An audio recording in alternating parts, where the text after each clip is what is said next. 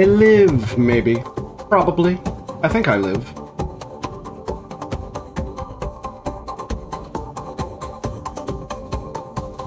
Ow! We are getting underway for another Ur-Quan Masters stream. Though really, the way I've been playing, perhaps it should be the Empire of Tenko. The Heavenly Empire of the Heavenly Foxes. Because of course. Also, as an aside, I've been going a little bit crazy lately. Because due to my foxiness, the algorithms tend to keep on sending me other VTubers who are foxes, and several other animalian sorts of VTubers, and a trend I've noticed is that a zillion of them have ginormous tails that make mine look dwarf-like by comparison. How do I compete with that? I think I'm getting tail envy. What do I do about this? Oh no. Oh no. Welcome aboard, Thinks Wicked. And thank you for the interesting emojis that you're posting. One day I will get affiliate and will be able to upload my own emojis. But unfortunately that day is not today. One day I will have channel points, and that will probably attract more people to me just by having channel points. So they can harass me into drinking 90 bottles of water at once. But unfortunately that day is not today. It will be eventually, though. If I keep at it. It's a trap. It's a trap, you say? Wait, am I a trap? I am not presently wearing the maid outfit, so I don't think I count as a trap. Did I ever tell you about that time when the core of Midas arm twisted me into wearing the maid outfit? She is a force of chaos. Absolute force of chaos. She just sort of randomly appears in people's streams when they're just starting out and goes, hello, and then you freak out because it's like, relatively well-known person. Oh boy. Truth be told, I don't even understand how she managed to get so popular so quickly. But whatever. I don't, what's the word I'm looking for? I can't remember the word I'm looking for, but it's like, I don't falter for getting popular quickly. It's just, dang, the dice rolled in your favor. Anyway, I should probably get on with the game, or I'm going to ramble all day, and I don't think I'm currently set for rambling in Twitch. They might get mad at me because I'm marked as playing the Ur-Quan Masters and not just chatting. Alright, let's go. Alright. BGM off, swapping to the game scene. Which of course requires me to actually turn the game on. Game, where are you, game? Damn. I started simulcasting to YouTube, but I'm not sure how useful that is.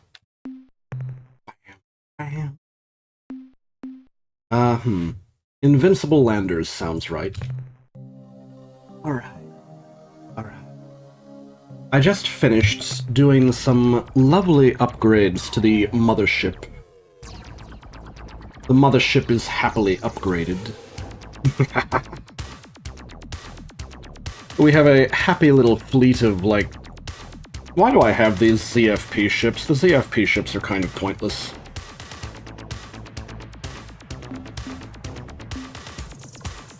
Yeah, the ZFP ships are pointless. I should really get rid of them. The Arilou ships might be okay. My favorite, though, is that Spothy Eluder. That's the one that looks like a bunch of multicolored balls attached to each other. Because the best weapon of the Spothy Eluder is its rearward-pointing torpedo launcher, because Spothy are just such cowards that their primary weapons are always behind them because they're running the hell away. Ah well, I should probably just go ahead and get this done. Now that my landers are superpowered, I can just zip off to Venus.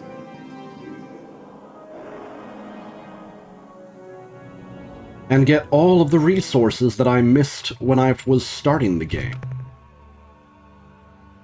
Which, honestly, is not a lot of resources, but why not? May as well. May as well get all the resources. I am absolutely amazed at how effective these damn shields are. All that, and we only got nailed for one. Now, since I think I want my cargo bays to be fully unloaded before I go on another expedition, we're going to head back to the space station, unload real quick. I am at your disposal, Captain. Minerals to offload. Yes, I know it's a, this time, Captain. Yeah. We were just going to Venus real quick. Goodbye, Captain. I used to have a model that had that uniform on, but that was for a separate character. And I didn't even realize I was imitating his uniform until I tried playing Star Control 2. Alright. Have I mentioned the insane history of the IP battles over this game? It's ridiculous. Where was I? Let's go ahead and refill top off the tank real quick. Alright, that'll do. Now that we have all of the defenses in the universe, we can head over to Alpha Centauri and get some of the resources that I omitted getting a while ago. Up. Oh boy. The real problem as far as Twitch growth is concerned is I specialize a bit too much on ancient games. I should probably start playing more new games. But the new games I want to play are kind of obscure at the moment, so it's like, well dang, what am I going to do with myself? Maybe the problem is I have too many old games queued up at the moment. Alright, did I clear this planet already? I don't remember. I think I did some of the outer planets in Alpha Centauri because I was, yeah, I definitely cleared this one. This is one that I saw it was a ruby world and was like, I can get the very important materials easily here.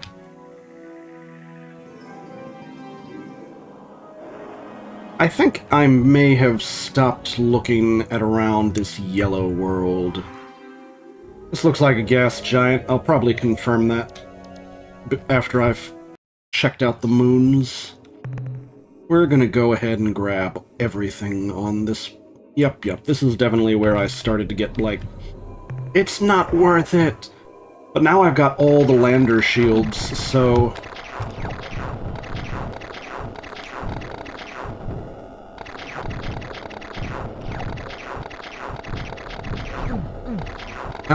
boy. Even with all the lander shields, we still lose people. It's kind of annoying.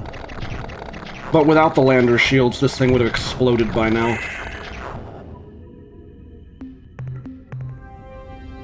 Oh yeah, this game is a little macabre because crew are treated as hit points. I know I've mentioned that before, but I think there's some new people watching, so I'll mention it again. Your hit points are your crew. Yeah, this is about as dangerous as Venus was. I don't know what the deal is with all of these Alpha Centauri planets being so ridiculously hostile. Oh, and I'm already out of, okay. The completionist in me will go back down for that last little bit. Okay. Now, I'm pretty sure this is a gas giant with nothing interesting. Yeah, it's a gas giant. We're leaving. Alright, done with Alpha Centauri 7. Now, this place is relatively safe The only aliens that hang out here are the Melnorme, and they are just traders that want to sell me new high-tech material. But the only thing they want to buy is bio data about animals from random planets, so just gotta go and collect all the biologics. I got no idea what they're hanging around in Alpha Centauri for. Maybe this ship really is just here to trade with me. And just travels to different planets in the system to kill time.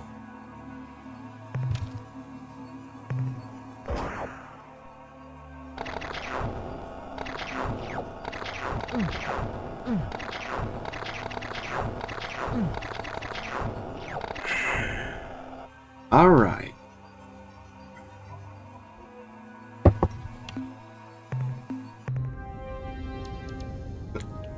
Onward, Alpha Centauri 5. When I'm done here, I should probably test out that portal generator a bit more. A noble world. I mean, the noble gases are worth more than the base metals, so I'll take it.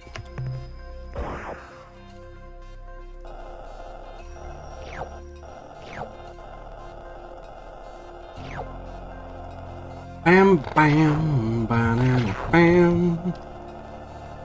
Though there actually are 2 materials that are worth less than the base metals, which I can never remember what they are. I know one of them is like common materials. I think the other one might be corrosives. I can look it up on the manifest.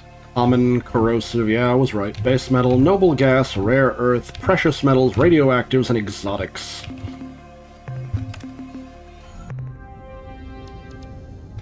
So the exotics and the radioactives are the best materials. Alright, what do we have here? Next up is this place. It looks... Yep, there's the Melnorme ship. They're just zipping around from planet to planet. I don't have anything to sell them right now. I'm just here to pick up the normal resources, since I finally have landers that can do it. Is this a gas giant? This is a gas giant. So, no.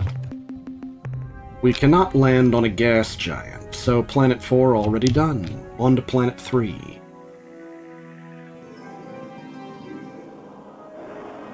It's kind of weird to me that the closest thing to a game like this, and aside from Star Control Origins in the modern gaming, is flippin' Mass Effect. Which plays very differently from this. Oh good, another Ruby world. This is worth the price of admission. We've got the exotic materials. So, crystals. Thank you for lurking, Tora.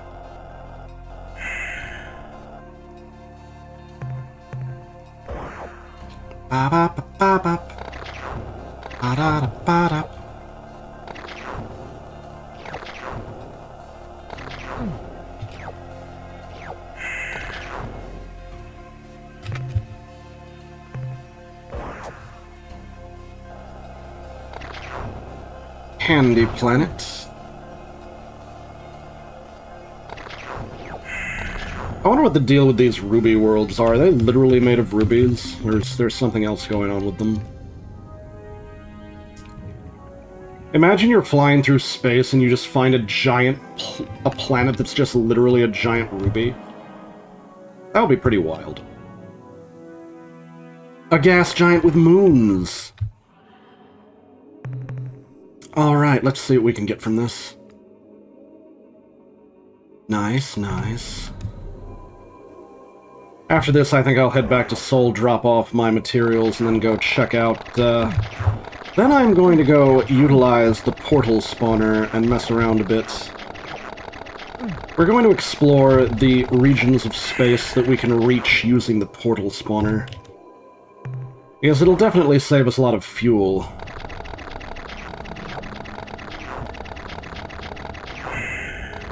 Alright, that does it for this moon. On to the next one.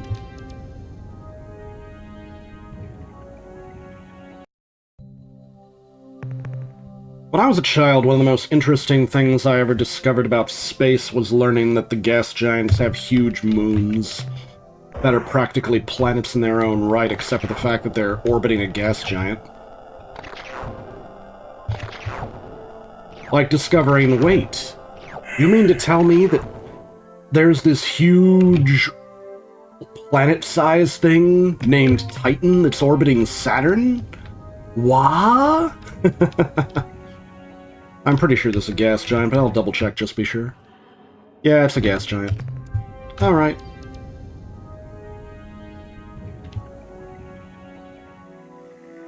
What was that? Planet 2, I think? Alright, so there's only Planet 1 left. Let's go. I gotta remind myself to check the chat, because now I've got a YouTube chat and a Twitch chat. Though, the YouTube chat's pretty, blank. I may be able to multicast, but can I actually advertise? That is the real question. I am bad at this. Oh, well. I should probably pick up this exotic material first. Magnetic monopoles, there we go. That reminds me of something from robotics notes. You remember robotics notes, Tora? Those damn monopoles. Alright, I think we're done in Alpha Centauri, so I'm going to set course back to Sol to drop off the goods. We actually did mine out the other Centauris earlier. At this point, I'm just trying to get minor upgrades for the primary starship. Like, let's see, maybe what I want is that device that I was told about. Like, maybe I want the point defense... Oh, goodness gracious, not this. Ah, it appears that, due to the way I have Tora, can you take care of the spammer, please? Like, that particular type of spam requires a ban.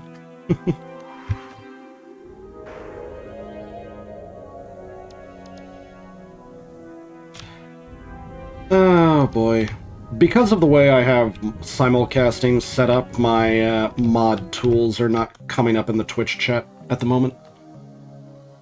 Kind of annoying.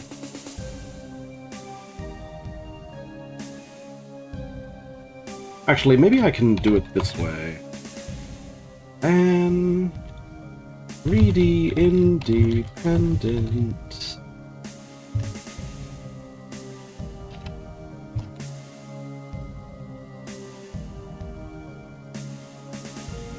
Pop. Ah, it worked. I can do it, it just requires me to use more text. It's good to see you again, Captain. Yeah, we just mined out Alpha Centauri. That's a lot of RU. More fuel for the fire, eh, Captain? That last load should keep it blazing. Nice.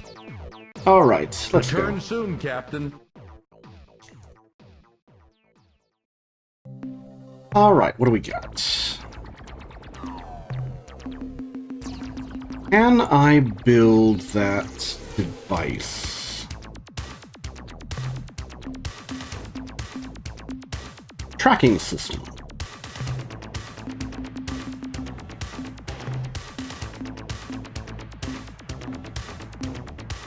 Fusion blaster.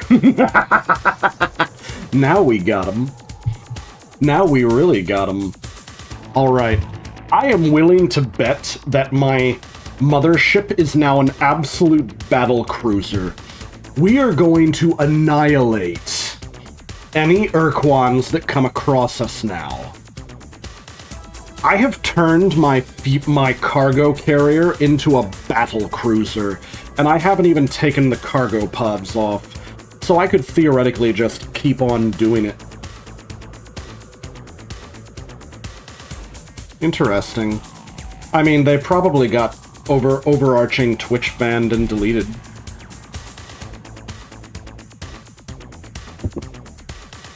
Alright, let's see. Ah, I forgot. Can I make a point defense over here? No. Oh, there I can. Good. But it costs too much money, so I guess I'll have to ignore point defense for now. Maybe later. Save game. Alright. Portal tests. We are about to go portal testing now as soon as I've refueled the ship. Fueled to max. Now we gotta replace the idiots that stuck their arms out the lander window. Alright. We're doing pretty good so far, I think. Mostly thanks to the Melnormies selling us all that handy-dandy weaponry and lander defenses. Now, I'll move a short way away, and then I will go Devices, Quasi-Portal. Ooh, nice. Now, let's decide where we want to go first. We determined that this one basically takes us home, so... Now, where did I put my pencil so I can record the coordinates that the rest of them send me to? Let's see. I guess I'll do this in the order that I wrote them down. So first we'll go to this one. Wait, yeah, it is that one. Okay.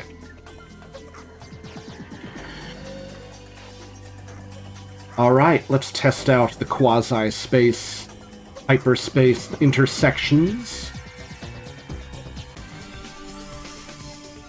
So where am I? 587 by 623.2. Alright. 587.0 by 623.2 hyper. Okay, so where exactly is that in the map? Oh no, I'm in the middle of the Korra Ur-Quan nonsense. Wait a second.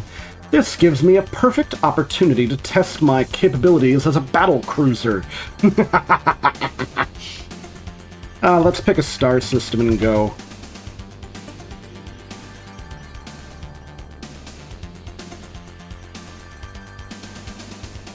Come to think of it, where is the Traitorous? Interesting. Alpha Maxuto. Maxutov? Maxuto? I'm not sure. What about this? Is this the Cup Cancri? Maybe that is the Cup constellation. I'm trying to figure that out. Delta Crucis. Interesting. Wait, the Southern Cross. Why don't we go visit the Southern Cross? Let's go for it. I don't care if I run into any Ur-Quans, I'll just annihilate them with my, superpowers. Alright, since I'm in the area, may as well grab more material. I'm probably gonna need it if I ever want to upgrade to the Hellbore cannon. Alpha Cruci 6. It would also be nice if we tripped over a rainbow planet. Xenolithic, okay. No bios, but oh look, there's precious metals.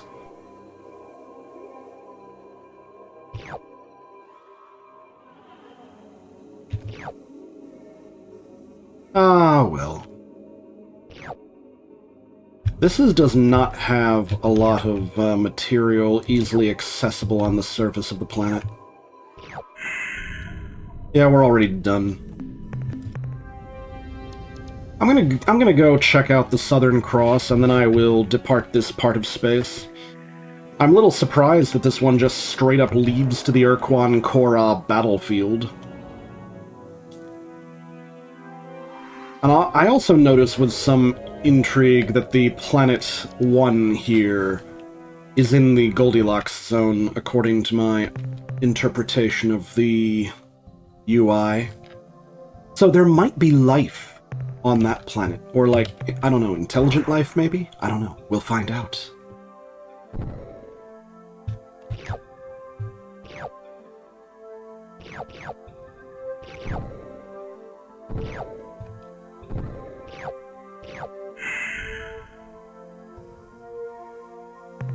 Alright. I should try to load up on the precious materials first.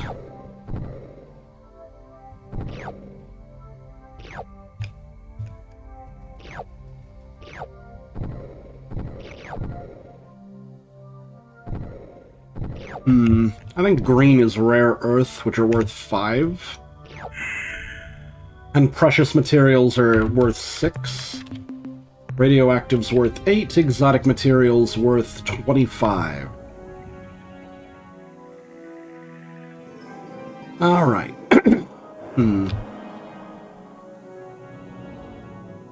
I'm just going to go ahead and continue to fill up my cargo hold. At some stage, I may decide that I have plenty of RUs and no longer need the cargo hold. Though, come to think of it, there is one thing which is a bit of an oversight by the game developers. If you destroy enemy ships, it awards you RU just as RU. But presumably that's because of the value of the scrap you receive from the destroyed vessel. But if it's from scrap you receive from the destroyed vessel, wouldn't you need to be able to store the scrap? Also, I am rather excited for the new Free Stars game they're making. What was it called? Free Stars Children of the Infinite or something? Something like that.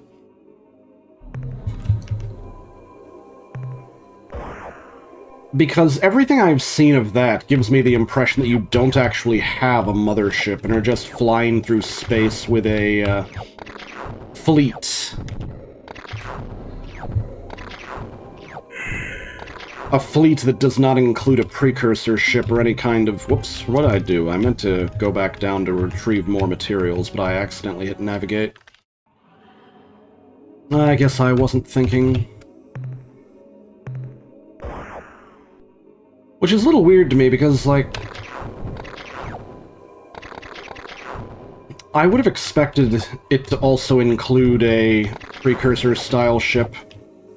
Or some other modular vessel. Star Control Origins is a little weird in that respect, because they make a modular vessel, but they make it a ship of explicitly Earth-based construction rather than some kind of precursor ship. Though that's made by a different group entirely, so... Shenanigans, I guess.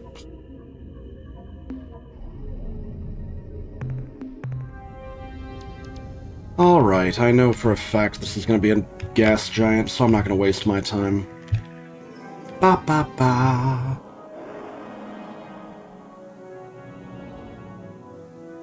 I'm not sure, Tora, but I think that I got called a trap today. I'm not even in the maid outfit. Ah, an auric world. I love these. They give me gold. What? And there is one bio sign? What? What is that? One whole bio sign. Well, we took the bio sign.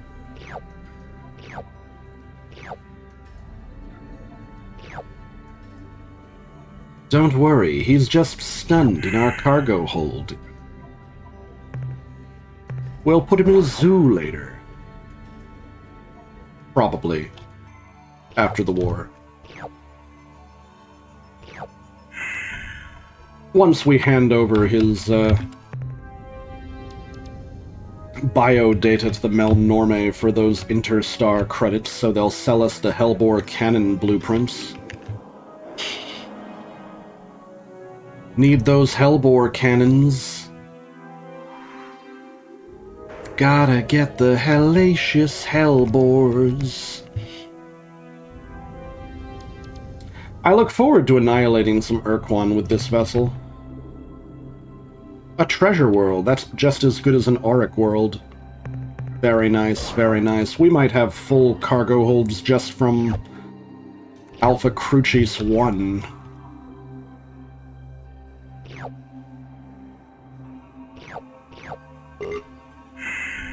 Fuel for the fire, indeed.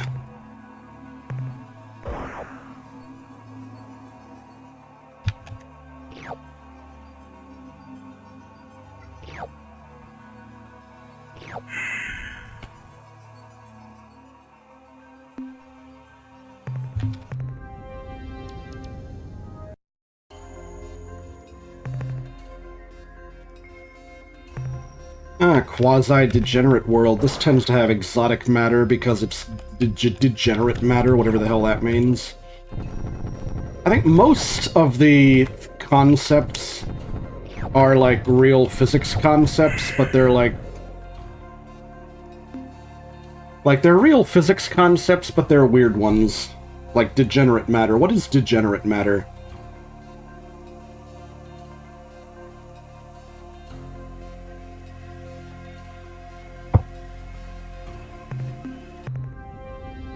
Though I just find it funny that the lander can just pick up antimatter and it's just good to go. No discussion about proper containment or anything, just we picked up the antimatter. So what do we got? What do we got?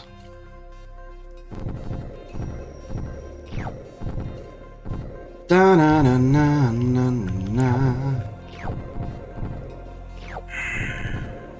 What does it mean? Where am I going, anyway? I'm going somewhere, maybe. Up, up, up.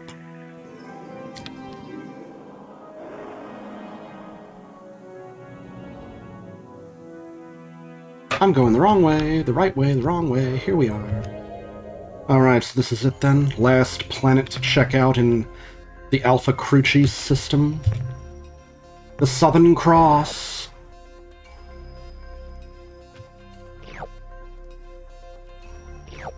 I find it funny that the Southern Cross constellation is just in the middle of the dang doctrinal battlefield. Between the Ur-Quan Xerza and the Ur-Quan Kor-A.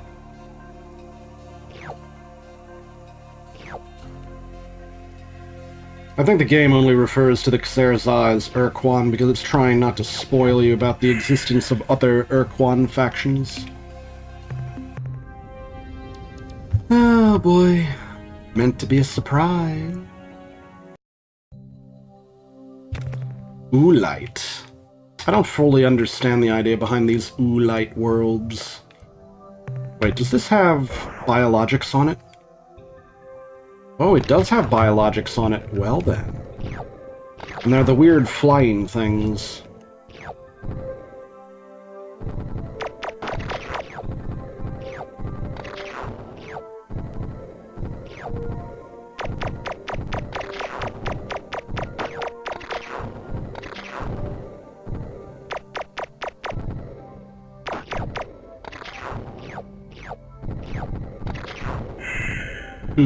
These are not giving a lot of biodata, but oh well.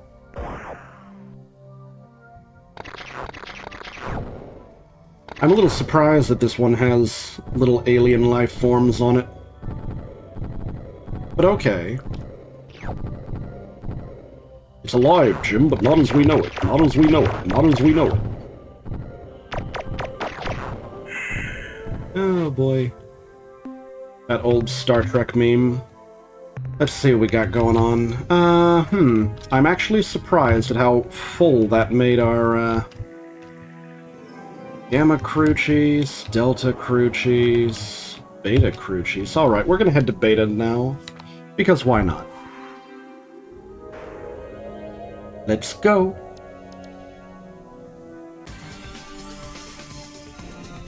And we've been caught up with by whoever was trying to intercept us.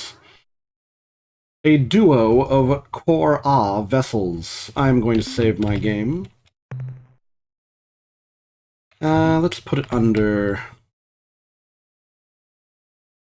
Testing the battle cruiser. Converse. We are the Ur-Quan Kor-A. You have evaded our attempts to cleanse. You are no longer filth. You are a threat. Threats deserve greater attention than filth. That's interesting. What is, this? Hold, what you are doing is raw to us is wrong. Why do you do this thing? Didn't the Pakunk say something about that yesterday? They saw something like that in a dream? The words. The words. The words. Alien, you have spoken the words. You have spoken them rightly. We will explain to you about the Dinyari, our slave masters. The Taelo, our only friends, whom we exterminated, and our reasons why we cleanse the galaxy of all other sentient life. Well We have then. explained this before, over 20,000 years ago. Your words, why do you do this thing, echo that ancient plea. You see, alien, we were a proud and mighty race, who were cruelly enslaved. For thousands of years we had no free will. We were nothing more than tools. Never again will anyone enslave our people. We cleanse the galaxy of such threats.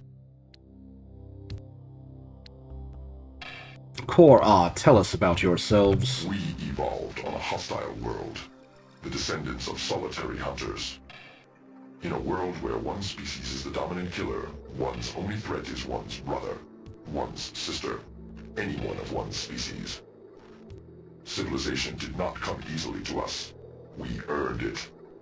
We mastered our hatreds and murderous desires to form a mighty culture. In those ancient days, there was no Kor-Ah or Kazertza, only the Ur-Quan. We explored our world, and then the space beyond. Here we met the 6 races of the sentient milieu. Here we met the Taelo, the only species we ever called friend. Our association with the Taelo and the milieu lasted for 3,000 years. We, the Ur-Quan, who could not tolerate the presence of others, became the milieu's scouts, their solitary explorers. Who were the Taelo? Of all the species we have met, only the Taelo did not trigger our instinctive territoriality. They were the only people we could stand with, or talk to, without the hunter inside us screaming, "Kill the interloper, rip out its life." Edgy. We believe that the same factors that made the Taelo non-threatening to us, their unusual rock-like biology, also gave the Taelo natural immunity to the Dinyari's psychic compulsion. The Dinyari would not permit this. After they had conquered all 6 of the other races in the milieu, they commanded us to attack the Taelo, and we did. The Taelo would not fight back. They died. Who or what are the Dinyari? It was on a routine planetfall that one of our milieu scout ships first met the Dinyari, the creatures you know as our talking pets. Uh-oh. But the Dinyari were different then. They were evilly intelligent and wielded psychic powers to control the minds of others. They wanted to rule the universe. We had no choice but to give it to them. Oh no. Our Ur-Quan scout ships transported the Dinyari through the milieu. The war for dominance, such as it was quick and bloodless. Within weeks, the Dinyari controlled all races but one, the Taelo. How did you defeat the Dinyari? For thousands of years, we were unthinking slaves. Thousands, to the Dinyari. damn. Like the 5 other surviving races of the old milieu, we had no choice. The Dinyari's compulsion was too strong to resist. But the Dinyari were not satisfied with their slave races. The Yuli and the Drawl were inferior, they decided, and so they instructed us to incinerate their worlds, and we did. The Dinyari had a special liking for us, Ur-Quan, so they began to tinker with our genes, to improve us, their favored slaves. Well Their then. efforts to split the Ur-Quan into 2 sub-races, the Green Ur-Quan, Effet scientists and bureaucrats, and the Black Ur-Quan, their effectuators, the builders, the fighters, the doers. The Kor-Ah are the Black Ur-Quan, the Kazertza are the Green. I grow tired of talking, alien, and your time grows short. I will continue for but a moment longer. When we discovered that intense pain could block the Jinyari's mental powers, we were able to destroy them, but it took years. Can you imagine, alien, what it must have been like to wear an excruciator? Well then. To live in endless screaming pain for months on end? No, you cannot. These guys are edgy. Painkiller, welcome aboard. We are currently talking with the Core Ah because we discovered that if you utter the words that Pakunk heard in their dream to the Ur-Quan, they feel a compulsion to tell you the history of their species. But, apparently the green Ur-Quan want to enslave everybody, but the black Ur-Quan want to exterminate everybody, so, oh dear. No, it is not. There is more you must hear. When the war was over, the great Core Ah rose from our ranks and declared the path of now and forever. We would cleanse the galaxy. No one would ever threaten the Ur-Quan this way again. We had cleansed one of the three remaining... The thing in the lower left is its talking pet, which it uses for translation. Home world. From the surface came a plea, identical to the words you spoke a few moments ago. The one-eyed creatures, the male Num, asked so simply, so clearly, that we felt compelled to explain. While we did so, the Xertza appeared. They would not permit us to destroy, they said. Enslave, yes. Imprison, yes. But never destroy. The moment was tense. Someone opened fire. The first doctrinal war had begun. While we fought, the male Num escaped. We never found them again. When our battle was done, we, the Core Ah, were defeated. However, the Xertza let us go. We were exiled. We traveled through space, rebuilt the strength of our battle fleets, and continued our plan to cleanse threats from the galaxy for all Ur-Quan. You have heard our words, and perhaps you understand us a bit better. But now, it is time for us to cleanse you. Maybe so, Core Ah, but we will see who actually gets cleansed. We are now going to test the effectiveness of our battleship.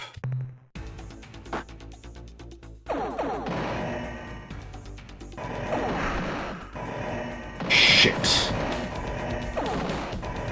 I need to build more dynamos. These things kill my...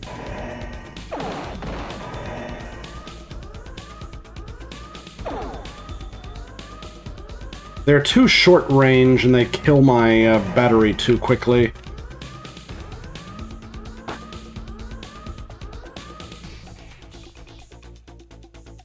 Ah, for F's sake, that stupid planet BS.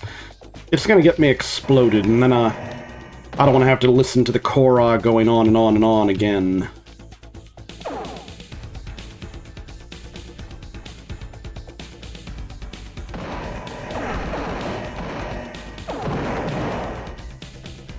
Jeez. I'll win this, but it's gonna be close, and irritatingly so. Or maybe I should give up and just escape.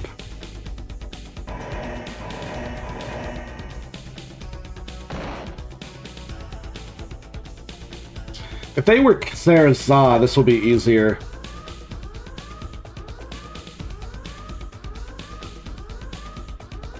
Maybe, but the escape requires me to be immobilized for a certain amount of time.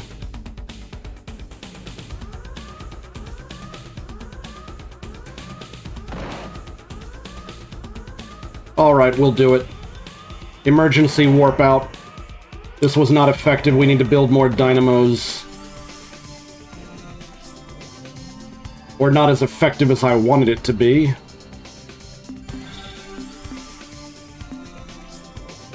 Manifest, devices, let's get the hell out of here. Escape to quasi-space. Alright, that was disappointing. We're gonna head back to the Sol system now.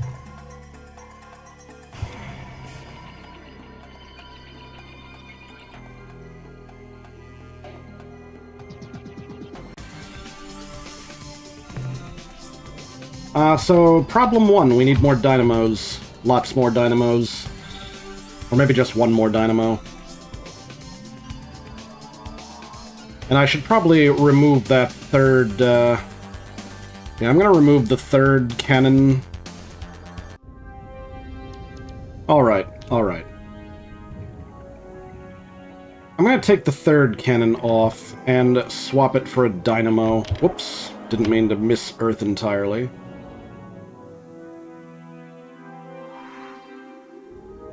Ah, how very annoying. Welcome back, Captain. We're gonna offload our minerals first. More fuel for the fire, eh, Captain? That last load should keep it blazing. I am so disappointed. Farewell, Captain. So disappointed. Alright, first things first, we always want to get our fuel back full. What's full? 210, I think? Yeah. Now, replenish our crew complement.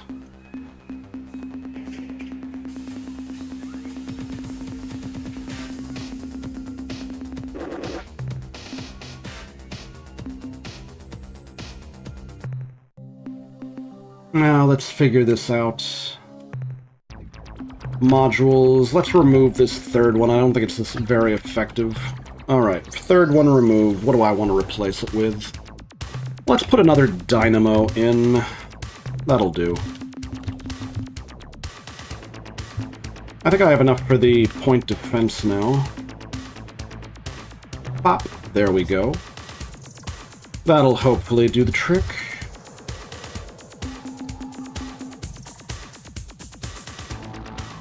Tempted to remove a cargo bay on the grounds that we now have plenty of RUs. Or maybe I should spend some of these RUs on additional escort ships. But we don't really have very many... There aren't a lot of ship designs that are worth it, though. Maybe what I need to do now is acquire enough bio data to sell to the Malnorme to get the Hellbore cannons. The Hellbores will make us a proper battleship, I'm willing to bet. I mean, we did decent against the singular Core A. We just didn't do decent enough. Though with the additional dynamo swapped out for the, you know, with one of the fusion blasters swapped out for an extra dynamo, we might do significantly better, but I don't know for sure. I really don't know for sure. And suppressed Matador TOS violating spam.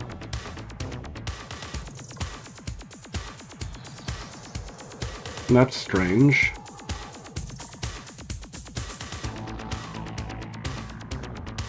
Likely ban evader, it says.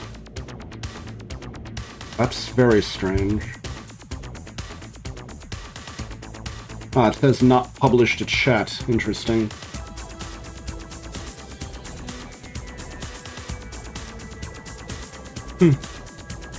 How very interesting. I am very tired of these damn spammers posting their BS.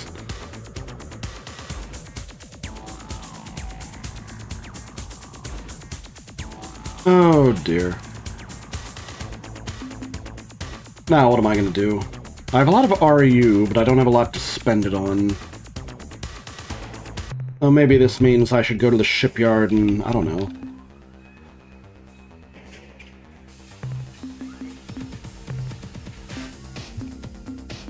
All I can build are ZFP ships or the Terran cruiser. The ZFP Stinger or the Ethylene cruiser. Well, damn. The hell with it, we'll build a few Terrans. That works. Alright, why do I get indicators of... Alright. That's fine, that's fine. I guess I'll leave the starbase for now. I think it's time to go back to quasi-space and check out another... Zipping right along.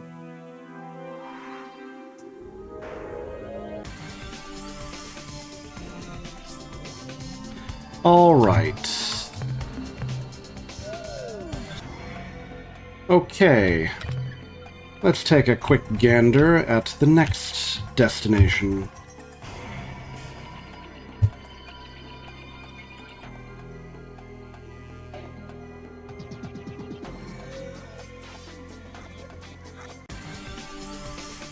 So where are we? 972.9 by 314.9 hyper. Okay. So what is in this area? Oh, we're way over here. The nearest stars are kind of distant. Delta Pictoris or Zeta Persei.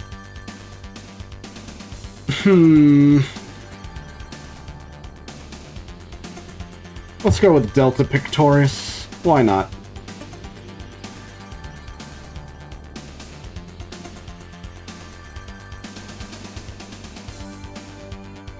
Do. So what do we have? Actually, maybe I should start with the... Maybe I should start with the innermost planet, because in the habitable area, they might be intelligent life. There are no starships here, though, so maybe not. Yeah, I'm wrong. It's just... what, a plutonic world? What even is a plutonic world? Ooh, it's got a lot of, it does have life forms, so that'll give us... Alright. This is nice. Maybe this will give us enough bio data to pay the Melnorme for the Hellbore cannons. That'll be nice.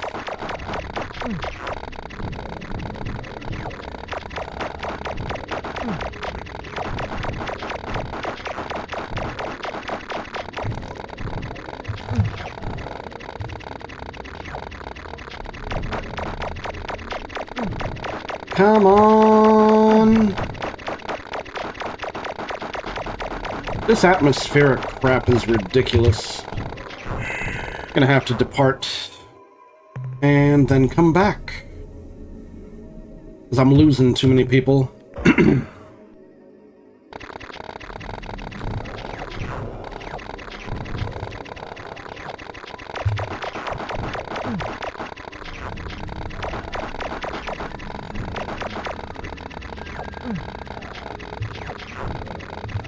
Would my people stop holding their arms outside of the lander?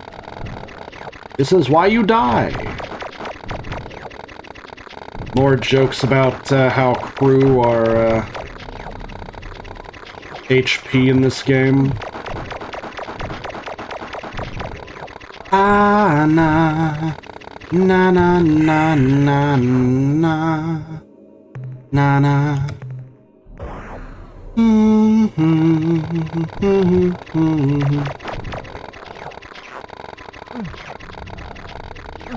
I think we've gotten plenty of bio data from this planet. That's nice. Would the hazards quit killing people? Okay. Too many people have died. I gotta retreat. But I want that bio data.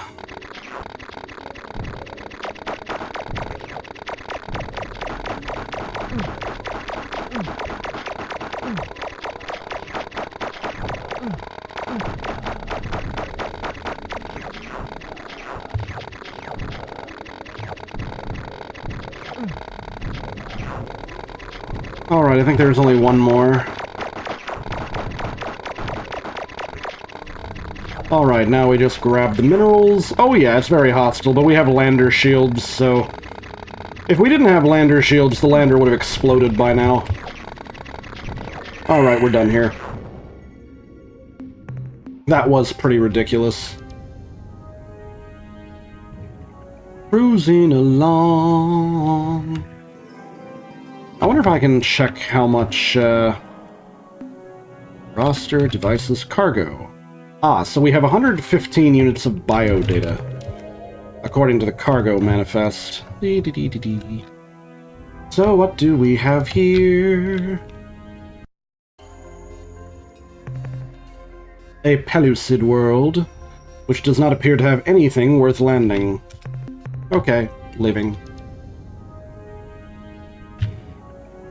In fact, quite frankly, that was enough bio data that I got half a mind to port out and go visit the Mel Norme at Alpha Centauri again. What is this? Looks like a chlorine world, goodness. If there's life here, I'll be surprised. Chlorine is typically rather anti-life. Hydrochloric acid. Zinc! Wow, there is zinc down here. Yep, this is definitely a chlorine world. Why did I come back up? Ah, it doesn't matter. Let's just leave. Alrighty, alrighty. Wait, did I miss the blue planet over here? I'm confused. I'm gonna think of it, I may have missed this purple one. No, wait, no, did I? Yeah, I think I saw the purple planet. It was the blue planet that I missed. But after we're done checking out this system, I'm heading back to get the Hellbore cannons from the Mel Norme. I don't know if I'll have the resource units to build them, but we'll see. We might easily have the resource units to build them. Are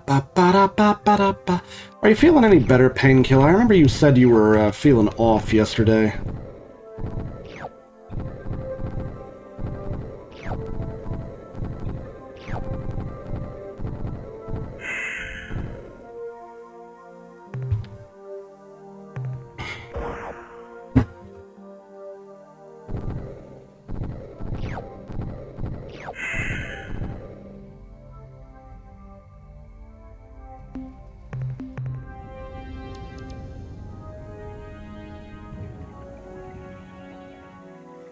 Random thought comes to my brain, unbidden. Some idiot said recently, men should feel ashamed to take sick days. And all I could think was, found the Nurgle worshipper. Oh wait, haven't I been here already? Yeah, I have. Okay, I'm leaving. I feel dumb now. I've already checked this planet out. Let's leave. Feeling a little bit dumb. Yes, I'll check out this green one next. Oh, it's got 2 moons. It's like 3 planets for the price of 1. I've got 1 cargo bay fully loaded. Oh, a Selenic world? Those are usually kind of a waste of lander fuel, but oh well. Calcium. Iron. Do Selenic worlds really have calcium? My understanding is that a Selenic world is supposed to be like, this planet is basically just Earth's moon, but somewhere else. On that note, one of the silliest things I ever saw in X-Wing Alliance was when there's just straight up a planet or a moon, and they're just using images of Earth's moon for the world in question, and I'm like, really? You couldn't come up with a unique world, you just reused images of Earth's moon for this. Okay. Of course, that was an X-Wing Alliance, which is a more advanced game than the X-Wing I've been streaming recently. We'll get to X-Wing Alliance eventually. It'll probably be the game I play when I finish TIE Fighter. But I'm not playing TIE Fighter until I finish X-Wing, and I think X-Wing has at least 3 more streams in it before it's done. 1 stream to finish the Imperial Pursuit campaign, and then probably 2 streams, maybe 3, to finish the B-Wing campaign. The B-Wing starfighter's pretty cool, but it's also probably the most alien starfighter in Star Wars. Though the TIE Defender is also up there in terms of alien ship designs. Let's see, I think did I check out the pink planet yet? I don't think I have.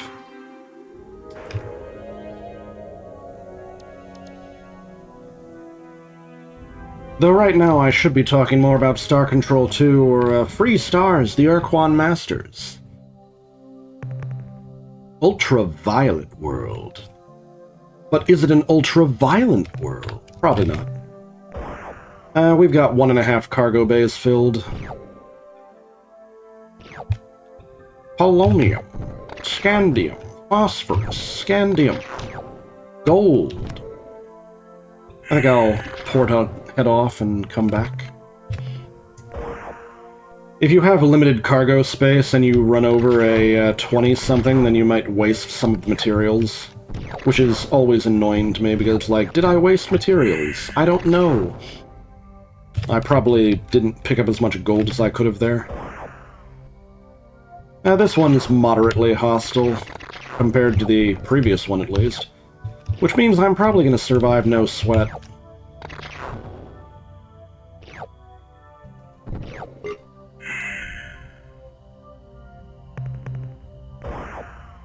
I think we've filled up the second cargo hold. When I'm done in this solar system, I'm porting back to home. Because I think I have enough bio data to buy the Hellbore cannons now. I hope I do anyway.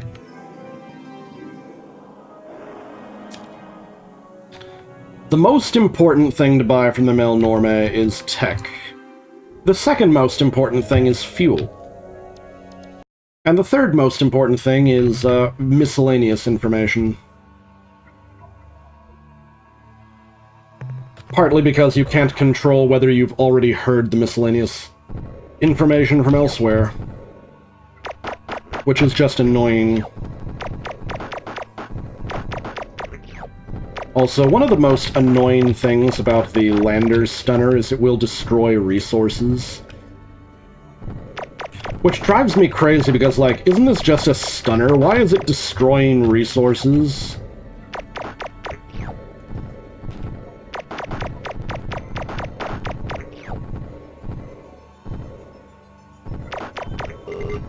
Oh, I'm already maxed out in biodata? Okay, guess I gotta come back up. If the Lander's getting maxed out in biodata, we're gonna hit bank when we sell this to the Mel Norme.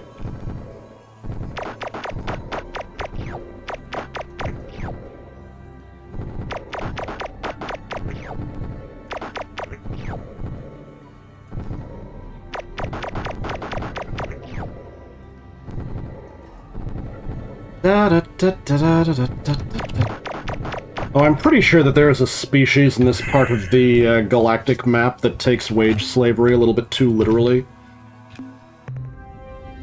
Alright, are we done in this system? I think I might return to base immediately. Yes, I think we're done in this system.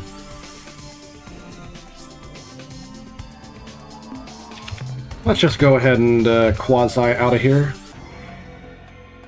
Now, star map, we're heading home, so... Alright, first things first, we're gonna go to the Mel Norme in Alpha Centauri and try to buy the Hellbore cannon designs. Let's see, yep, I'm back over here now. So we're gonna go buy the Hellbore cannons from the Mel Norme, get those loaded up. Ah, there you are, Mel Normie. Come over here. Come on, Mel Normie. Your arrival was predicted by our soul crystal's vibrations. Okay. We already know why you are here and what you need from us. However, etiquette requires that we act as though we are ignorant of your desires. Right. Now, what can we do for you today? Okay. What would you like to sell, Captain? The 215 units of biological data We download it from your ship. Earn you 430 credits. Indeed. What trade items would you like to buy today? Really? You think the Melnorme are the most evil? Oh, believe me, if you think the Melnorme are the most evil, no. It's the people that I haven't met yet that are on the far right side of the galactic map. They're the most evil. The technology we are now offering is plans for building Hellbore cannons, a weapon much more destructive than a simple blaster. Alright. Captain, just a suggestion. Hellbore cannons are energy gulpers, so unless you want to have a long delay between shots, I would suggest you add dynamos, or even Shiva furnaces. Shiva furnaces? The technology we are now offering includes details on how to develop Shiva furnace modules, which generate energy for your combat batteries twice as fast as your standard. Oh, this guy's good at convincing you need more technology. I am certain you will appreciate this new module, Captain. With it, you should be able to destroy and devastate twice as fast as before. Commander, that is the limit of the new technology we can offer you. If I may say so, you have been an excellent customer. Thank you. Well, in that case, go ahead and fill my tank up. Do you wish to purchase? Top off my fuel tank. Fuel transferred to your vessel. Thank you. Now let's buy information. As you know, in our many centuries of star They might trading, give me something that I've forgotten. have come to learn much about what happens in our galaxy, both now and in the ancient past. We have also kept records on the diverse alien races in your region of space. We will share this crucial knowledge Excellent. with you for a fee of 75 credits per informative fact. No refunds. Alright. What do you think? Information about current events, useful data on alien races, or historical information? Somehow I feel like current events and useful data on alien races may be the most useful, or best. But I am concerned that the first few information tidbits will probably just tell me things I already know. Oh well. I guess I'll give a short delay. I'll assume a short delay for anyone from chat to tell me their opinion. But if nobody responds soon, I'll probably just buy information about current events.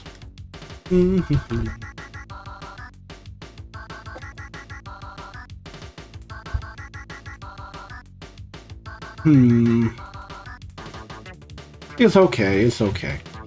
Current events it You is. probably believe that the Shofixi are extinct, having caused their sun to flare with a device identical to the Utwig superbomb. Really? The truth is not so simple. There yet exists a chance to resuscitate this meta-marsupial species, though it will not be easy. Really? The problem at hand seems simple. Bring together two Shofixi of different sexes, and the carnal gymnastics proceed. Given the short gestation and maturation time of the Shofixi, you will have thousands of the creatures in 10 years. Oh and goodness. in 20. They breed like rabbits. Finding a male of the species is easier than fluff. Is it now? Simply visit the Shofixi's blasted star system at Delta Gorno. Delta Gorno. Tanaka, or its sibling, Katana, shall greet you on your arrival. A warning. These warriors are old and fly in barely functional ships, if They mistakenly identify you as the enemy. Do not return fire. Retreat and try to talk with them on their own level. The females of the species will be more difficult to obtain. The only supply of such remaining in the galaxy is at Alpha Cherenkov 1, included as part of General Zex's bizarre and beloved menagerie. Fortunately for you, Captain, Zex is considered, well, perverse by his fellow bucks. This is because Zex actually enjoys the presence of human beings. Well then. To acquire the Shofixi females, you will have to appease Zex. Or kill him. Well then. That was actually more useful information than I expected. And it told me things that I did not clearly remember. I mean, I remember the plot point about the rejuvenating the Shofixi species, but I didn't remember what star systems you had to visit for it. So that was actually useful information, since I'm only going on memory and what I can relearn while playing the game. I don't want to look at any wikis. Looking at the wiki would just be like a little bit too easy mode. I've already played this game before, so I can go based on memory. But I don't have a encyclopedic memory of the game. So it's more fun to relearn things as I go along. So, to acquire the Shofixi male, I must go to Delta Gorno. To acquire Shofixi females, I must go to Alpha Cherenkov 1. It occurs to me that the male Shofixi are going to feel like they have a veritable harem, and have been ordered to replenish their species. There's definitely an H novel in here somewhere. Moving on. Let's see. I've got enough Interstar credits to buy one more piece of information, so maybe... useful data on alien races? The Zakvatik are a friendly co-op. Oh, damn. Alien species, all native to the same world. Okay, this is a lot less useful. Severe collateral damage from the ritual combat between the Ur-Quan and the Korah. While this is unfortunate for the Zakvatik, they have been forced to abandon many of their worlds. This close proximity to the Inter-Ur-Quan War will give them insights into the conflict, which will be of great use to you. In addition, the Zakvatik met the Chenjesu early on in the war, and are eager to make allies who can protect them from their enemies. In case you are interested, the Zakvatik homeworld is at coordinates 400.0 by 543.7, Planet 1. We have already heard of the Zakvatik. I call them the ZFP for short. But, according to my understanding, Painkiller, is that these guys are the Melnorme, and the Ur-Quan almost killed the Malnoom, although there is a fan theory that the Malnoom turned into Melnorme later. It's hard to tell. It's hard to tell if they actually did or if something else happened. Well, I'm now out of credits, so I guess I have to leave. We're leaving. Yep, I hear you, Melnorme. We're leaving now, we're leaving. Time to go back to the Sol system.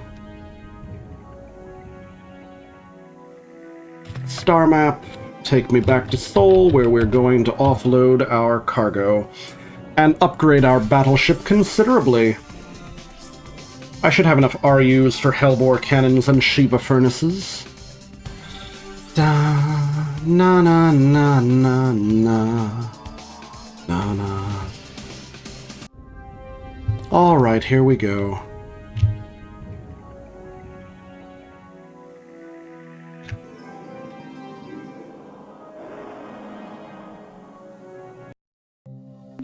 Now... Ah, Captain, I'm glad you're back. Alright, let's go. More fuel for the fire. Indeed. Goodbye, Captain. Now, let's get the rest of this on the road. So it takes 5 fuel units to get from Alpha Centauri to, home? Okay. Now, we are swapping the fusion blasters out for Hellbore cannons, baby.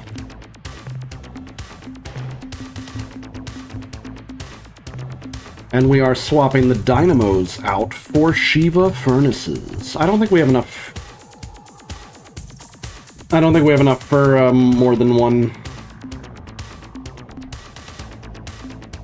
Oh, maybe we do. Maybe we do. Ah, we do have enough.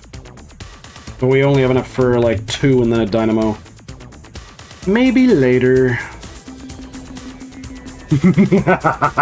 Unlimited power!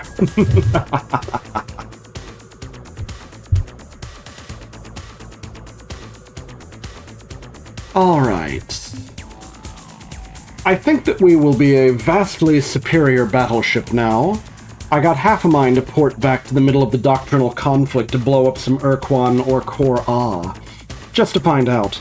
But I still have many quasi-space portals that are unchecked. We'll save here for more portal testing. Crew. Lander people keep on dying on me, drives me crazy. Yes, we have more portal tests. Oh no. Why are you joking about the portal game?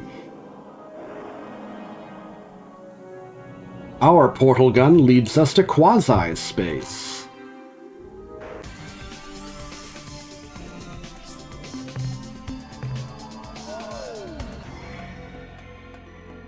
Alright, now where should I go next? I think this is the next one I want to visit.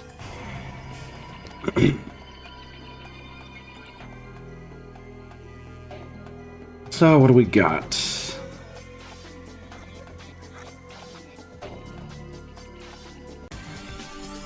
So where did this lead me to? This led me to coordinates 035.2 by 632.0 in hyperspace. Where am I? I am near the Arilou controlled area. How weird. I've been here already, so this kind of just makes me want to port back to, Yeah, this just kind of makes me want to head back to quasi-space, because this feels too... I guess this is... I don't know what to make of this. But whatever, this feels too... Like, I've been here already, I don't feel a need to explore here any further. Alright.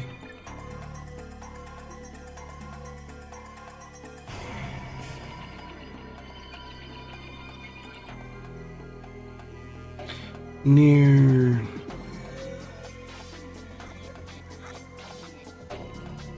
Okay, so next should be, what, this one? The 530 by 528 one? Let's go. Neverus! Hey, everyone else was yelling, so I thought I would too! How you doing, Neverus?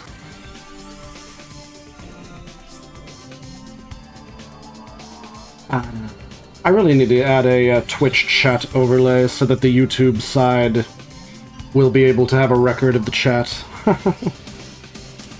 So where am I now? I am at 773.7 by 892.0.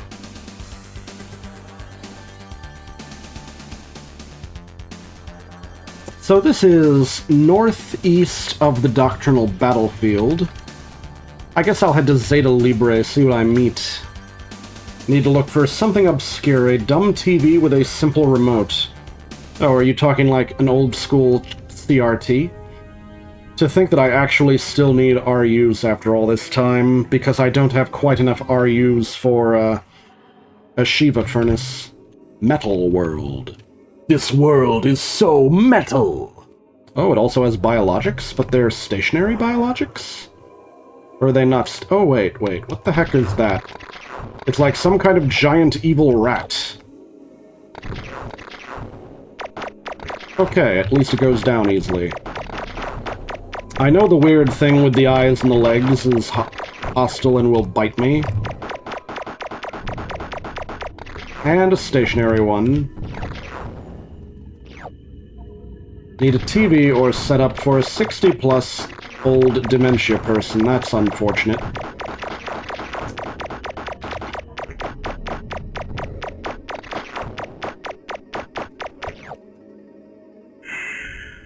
What you really need is a VCR. And a collection of old tapes. So they can just watch westerns forever. Or whatever they liked when they were younger.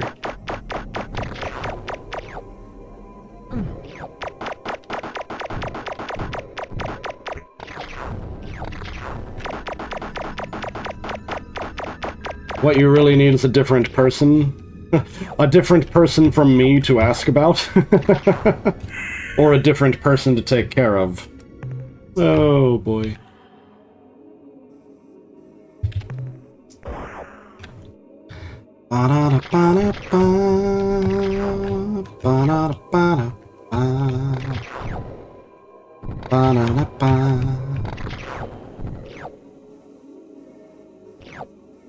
Though it is kind of funny, I've exhausted all of the tech that the Melnorme are willing to sell me.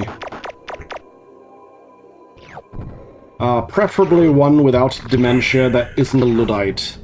Oh, I figured that the reason why you were talking about their dementia is because they cannot remember how to learn new tech in the first place. I have family that are, they don't have dementia exactly, but they do have, a distrust of the newer technology. And to be honest, to some extent I can't blame them. I don't trust computers in cars. After all, if the computer is enough for the manufacturer to send a weird update that changes how the fuel injection works, then it's enough for a hacker to send a weird update that bricks your engine.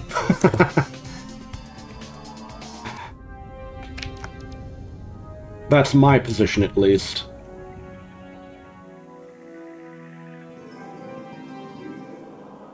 Oh, boy. Oh, I know what a Luddite is. Oh no, another Uria world. I ignore Uria worlds, but wait, what's this? It has green crap on it?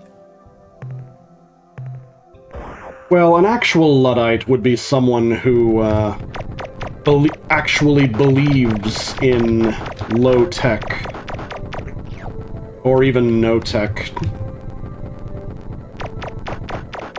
I am merely distrustful of certain implementations of tech, because sometimes they ask the question about, how can we do this cool new thing without asking, should we do this cool new thing? Oh my. Though I do know someone who despises computers. Though most of the reason that for this despisal is the, they remember what it was like without computers. And they blame computers for why the computer enthusiast in their life decided to waste all their time tinkering with computers instead of, you know, doing literally anything else. Oh dear. I'm almost certain that there is some alien species in this part of space, but I don't actually know where they are.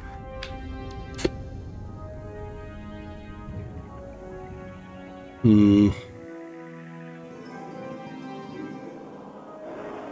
like to be able to control your TV computer from McDonald's, or on the... everywhere, able to control everything else from anywhere. I don't know why you would want to control your TV from a place where you can't see it, though. That's a little strange. That just sounds like you want to control your TV from a far, far away location, so you can play tricks on like the person who's actually using it at the time. Like, imagine that you are far away burglars. I mean, that would be more a security camera thing, don't you think? Like, being able to observe your security cameras from anywhere is something else entirely. From being able to control the TV.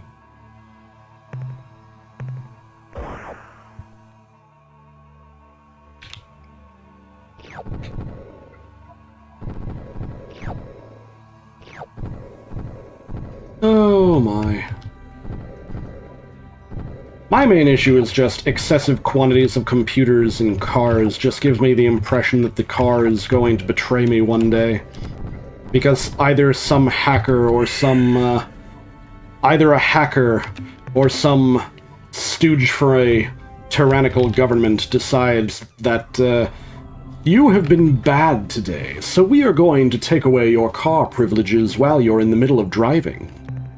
And all of a sudden, you come to a full and complete stop in the middle of the highway. I mean, haven't there already been cases where hackers basically hold your vehicle for ransom by locking you out of your vehicle? Because there's too damn many computers in the cars nowadays? It's ridiculous. If that's even possible, then there are too many computers in the car. I'm sorry. Oh, dear. The only computers you need in a car are for the entertainment system and maybe a GPS. If you would rather have a car-based GPS rather than just a mount for your smartphone. I'm perfectly content with a mount for my smartphone that runs GPS. But I can at least understand wanting a GPS in your car. What I can't understand is wanting your car to run on so much software that it needs updates from the manufacturer for some bizarre reason, which means that theoretically a hacker could push an update to your car, which bricks the engine. It's like, why? Why would you open yourself up to that vulnerability?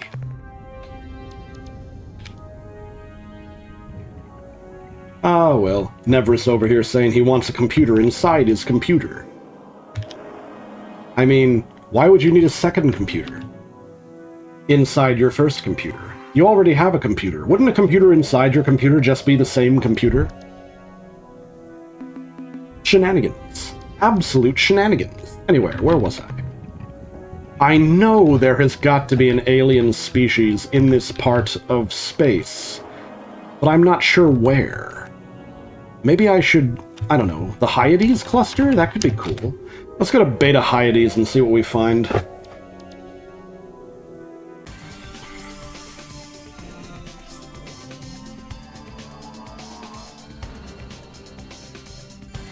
Oh, wait. Alright. There's someone here. I see them. I'm gonna go intercept this ship, which is coming to intercept me, and we're going to make first contact. I know there's an alien species here. Converse. I suppose, as a courtesy, I should extend an appropriate greeting. On behalf of the Utwig Proctors, I truly hope, for your sake, that your day has been better than ours, although this really isn't saying that much. I hate their voice, but okay.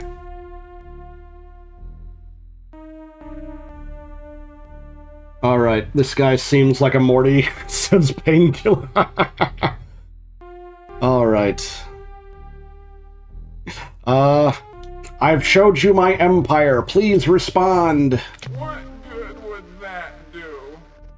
I mean, why should we? We agonized for hours, wondering if it was a cruel twist of fate or simply a serious case of butterfingery. the lifetimes that have been spent in the pursuit of the elusive answer to this deceptively simple question has driven many of us down the dark road of self-destruction. Indeed, even as these words strike the ears of any who care to listen, the real question is, does it matter? I cannot say. This guy seems to be depressed. Quandary, unable to determine what better atones for my part of the great sin. Should I engage in slow and painful self-termination? Should I commit myself to a long life of painful self-flagellation? Should I throw myself with enthusiastic verve at the problem of collective annihilation? I do not know. Even now, my mind writhes in anguish of indecision, lest the outcome be inadequate. I detect that recent events have not gone your way. Why don't you start at the beginning? All right, I'll try, but you know, it really doesn't matter. Doesn't even matter to me. Saying, when one loses the reason for existence, one tends to get less motivated. Oh no. This goes hand in hand with the painfully appropriate credo, we broke it, so we are paying for it. Oh no. Of course, this isn't really accurate. The situation is so much more hideous. Imagine, if you can, holding within your hands the answer, only to have it taunt you with its former potential. Ah, cruel irony. The loss of the Ultron grieves... They lost their Ultron!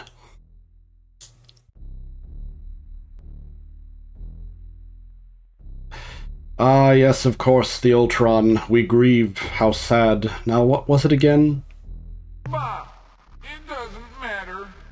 Besides being of no concern to you, I find discussion of this matter, well, distasteful. The Ultron was not the only thing which assures total and complete meaning of life for you and I. It is universal. I'm sure that you two are aware of this thing, if only in legend. It granted us all limitless power and knowledge. I think these people have done the equivalent of, I think these people have done the equivalent of accidentally dropping the Holy Grail into a dung heap. Except worse. Because it shattered on the impact! Oh dear.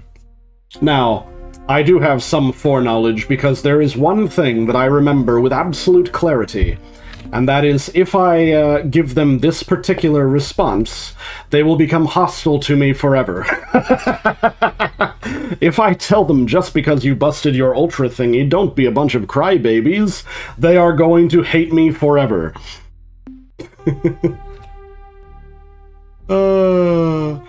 Sniff, that reminds me when my pet dog Splid ran in front of a rock chipper. Do you know anything about the enslaving Ur-Quan? We know nothing of this species that you mentioned. However, while we are on the subject of evil and powerful species, we have encountered a particularly gruesome race that seemed to come from the direction of Arcturus. Arcturus. When we hailed them, they responded with mighty weapons that sent our delegation to their deaths. Lucky fools. The aliens' dark, crusty battleship. Oh, I think they are referring to the core Ah. Into almost any location. And should an enemy get too close, a fiery corona emerges to inflict fearsome damage. In our skirmish, oh dear, the race who called themselves the Core Ah, we found that by using our own shielding capability, we could sweep through the mines, absorb the corona, and then get close enough to the dark ships to give a lick of our own. In truth, however, they are very powerful and ruthless. When the Core Ah started to press toward our home world, we thought that our deserved punishment was being administered. But then, a mystery? They suddenly became disinterested and veered away. Bah, confounding frustration. Yes, the gas race did release those probes, but I think they're in the process of fixing the problem. To have this quality torn from our grasp. I think you, though on previous occasions, Painkiller, I think you have confused the Core A with the Slylandro probes. I'm not quite sure how that confusion started. Serious contemplation of a quick end. Oh dear.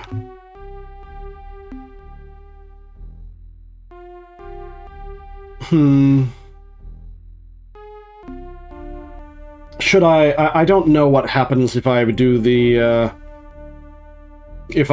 Let's Be a Sad Boy 2 conversation about von Neumann probe. Oh, because of my stream, you've had a conversation about von Neumann probes now, huh, Painkiller? Interesting. Yeah, the Slylandro probe problem is a definite reference to the von Neumann probe issue. Oh dear. I don't know what this will do, but I saved my game recently, so I'll cross my fingers that they are okay with this response. You are kind.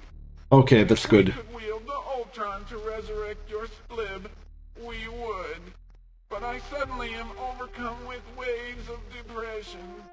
I must retire now to perform Rituals of anguish. Waves of trauma wash across my being even now. I must go. I do kind of wish they gave me the location of their homeworld so I could go and talk to them further. What do I do about this? Wait. Maybe I can go to their homeworld, acquire the broken Ultron, and find a way to repair it so that they are happier. Yes, the probes that attacked me were the electrical discharge device probes. The ships that launched the spinning mines are Core A battleships. If I remember the term correctly, I don't know what they're really called. Core A something or other.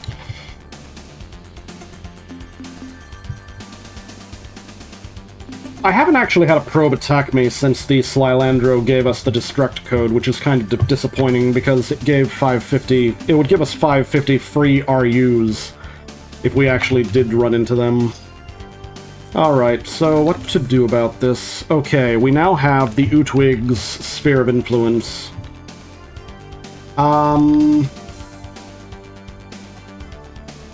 So I guess just look for the Utwig homeworld in one of these places? Maybe they're in the Aquari area. Whatever, let's go to Zeta Aquari, see if that gives us the Utwig.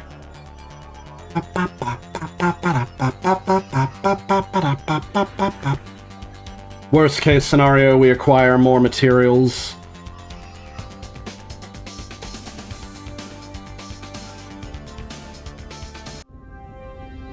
This is definitely an Utwig system of some kind, because there are a lot of Utwig ships hanging around here.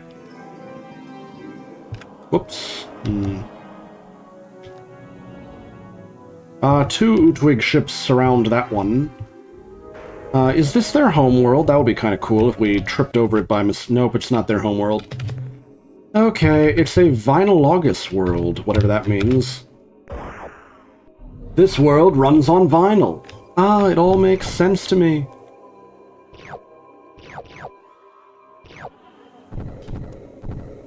But yeah, before my next stream, I really gotta go find a chat overlay so that the Twitch chat is preserved for all posterity on the YouTube side. Well, we'll probably have to chat with the Utwig again in a second. I hope that they do not become hostile to us for poking around. Just go away. Leave us to ponder our grief. Alright, we terminate communication in a civil yet efficient manner. Go now with neither malice nor joy. Ah, misery loves company, I guess.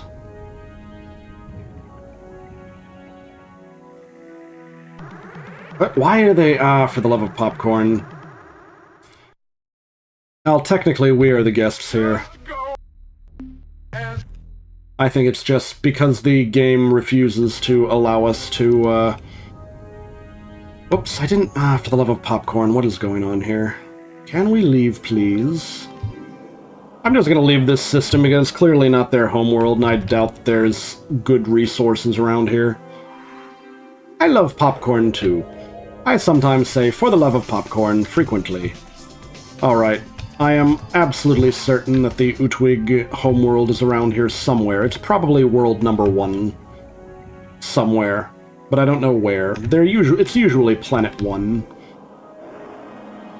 This is probably not it. Who am I kidding? A quasi-degenerate world. Well, that has some exotic matter, which is decent. Gives us a decent amount of RUs, so even though it's one blip, it's still worth sending the lander down.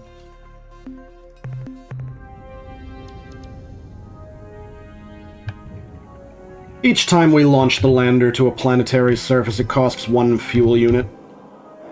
So, like, all the fuel units are used for is, planet landers and hyperspace fuel. Another vinyl world.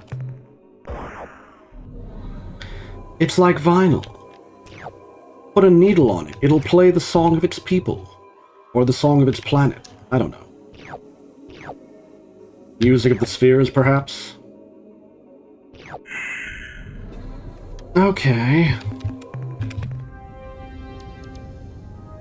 If someone tells you they've found the music of the spheres and it sounds suspiciously similar to Holst's The Planets, they're probably lying.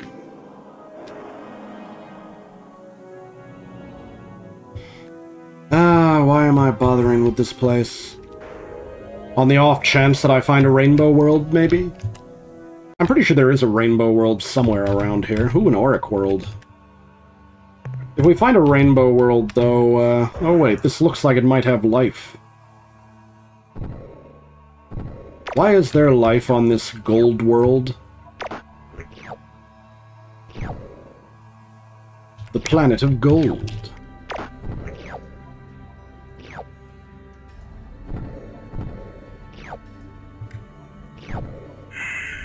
I do find it funny that there are planets in this game that are just straight up called treasure worlds. It's especially funny to me because this game predates the movie Treasure Planet.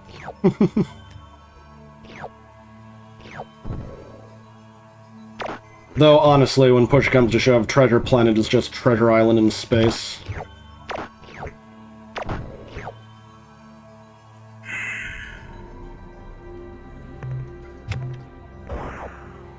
Which, to some extent, recycled story in space is pretty cool. But alas...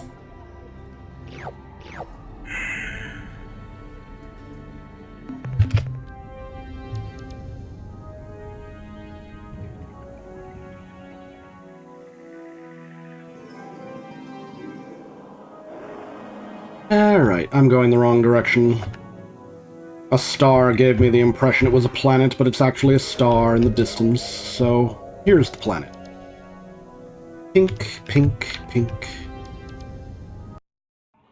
Maybe I flubbed up. Maybe their homeworld was the second world of that other system. Ooh, this one has a lot of bio... Alright. Oh, for the love of... the evil octopus thingies are chasing me. Yeah, they're trying to bite me.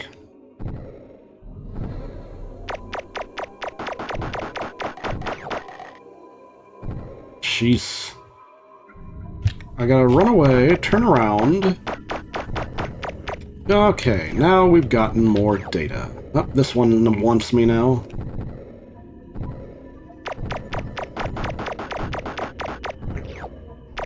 Alright, that'll probably be good for this current landing. The more biodata, the better. We'll get the Melnormies to tell us more about other things. In fact, we'll be able to use the Melnorme to refuel, so we save our use a little bit. Not that it matters much. I really could use some additional, I really could use some additional allies so we can make better escort vessels.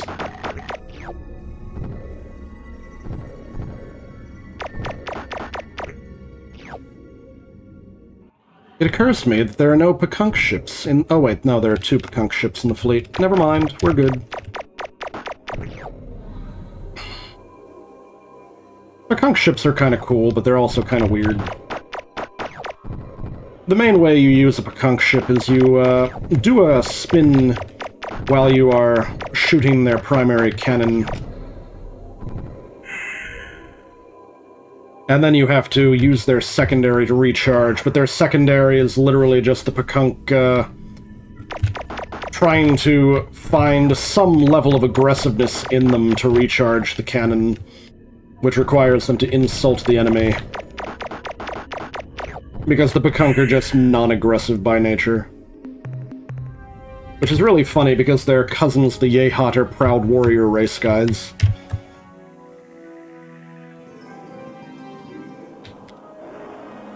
Which reminds me, I should really go figure out where the Yehat worlds are and go chat with them at some point.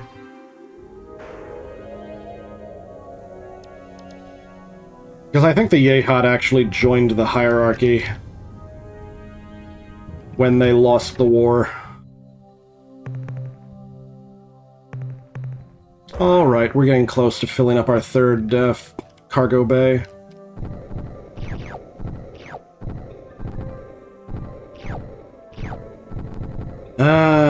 Truth be told, I think I kind of want to talk to the Utwig as little as possible.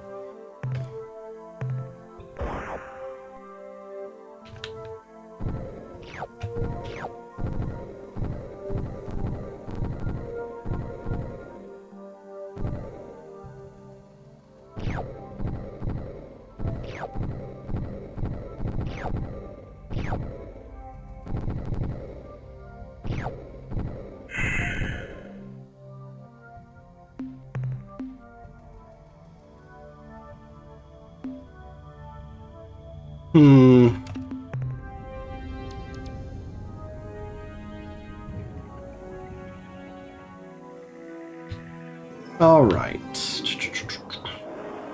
About halfway done filling up the 3rd cargo bay. Hopefully that'll be enough RUs to get more Hellbore going on.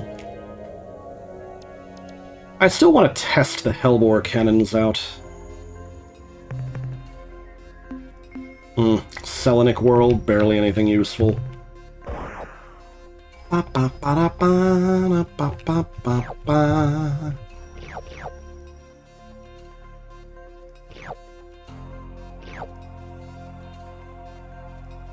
Alright, that'll do.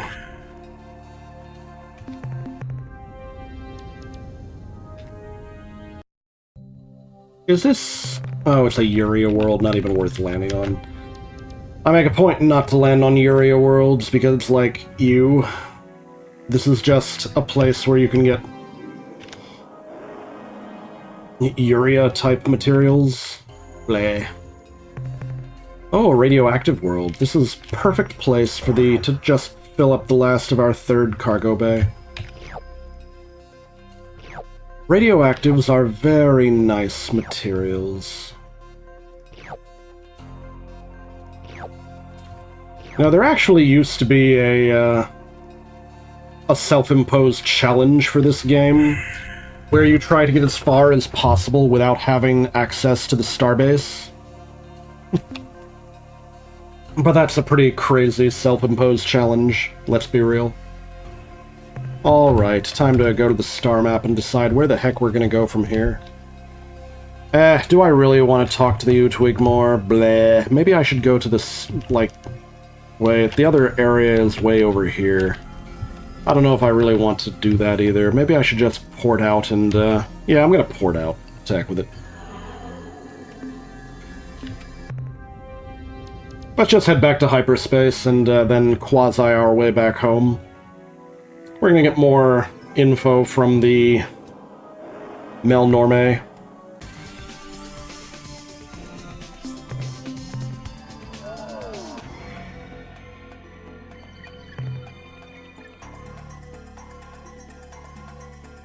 Alright, let's go.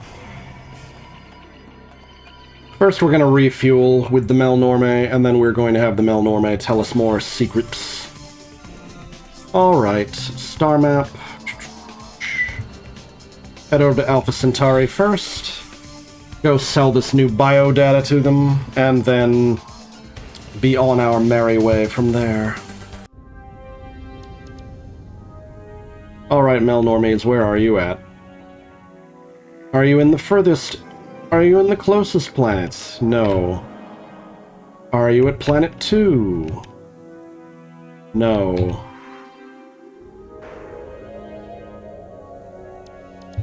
Maybe Planet 3? It'd be nice if I could fly this better. Ah, there they are. Okay. Alright, guys.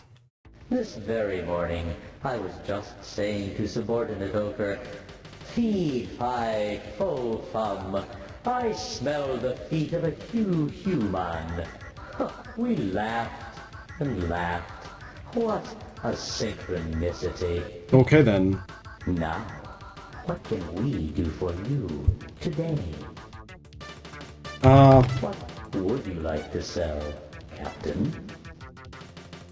The 242 units of biological data we downloaded from your ship earn you 484 credits. What? Right.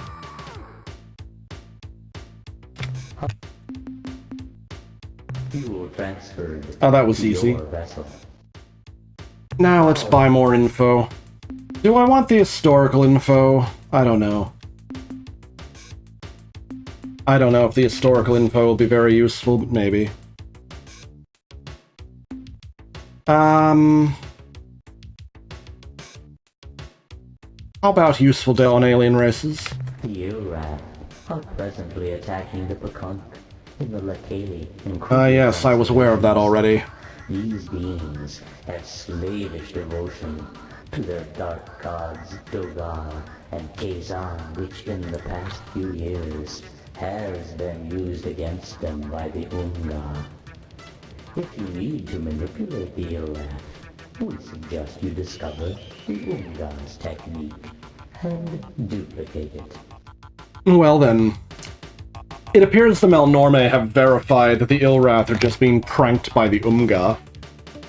But the Umga's idea of a joke is, hey, go beat up the Pekunk. Oh dear. How about info on current events? Maybe that'll be useful. Are presently at war with a race called the Korra. They are fighting within a large spherical region of space, centered around the Craterus star group. Although it is probably too early to tell, it would appear that the Korra are winning. Oh no. How about more current events? No doubt you are familiar with an alien race called the Unga, who live in the Orionis constellation. While they are renowned for their potent and often cruel sense of humor, they have outdone themselves in recent years. Specifically, they have used an unusual hyperwave caster to impersonate the Ur-Rat gods Dogar and Kazan. I begin to think that I should continue buying from one. To the voices of their gods on their hyperwave receivers. The priest caste was understandably skeptical and counseled their many followers to ignore the blasphemous signals. However, in a surprise move, the majority of the Ur-Rat then rose up and slaughtered the entire priest caste. The reasons for this ghastly move included overtaxation, lack of quality depth in ceremony, and the general feeling that the priests had made Dogar and Kazan's pronouncements overly complex. Oh dear. So, the Ilrath killed all of their priests because their priests didn't believe in the Umga's prank? Okay then. Alright, more info on current events? As you know, there are weaknesses. Wait a second. For example, however, there are one such port. Yes, we already know about that. That's kind of annoying. I hate it when he tells me things I already know, but it's... I know that he only says the same thing in a particular order.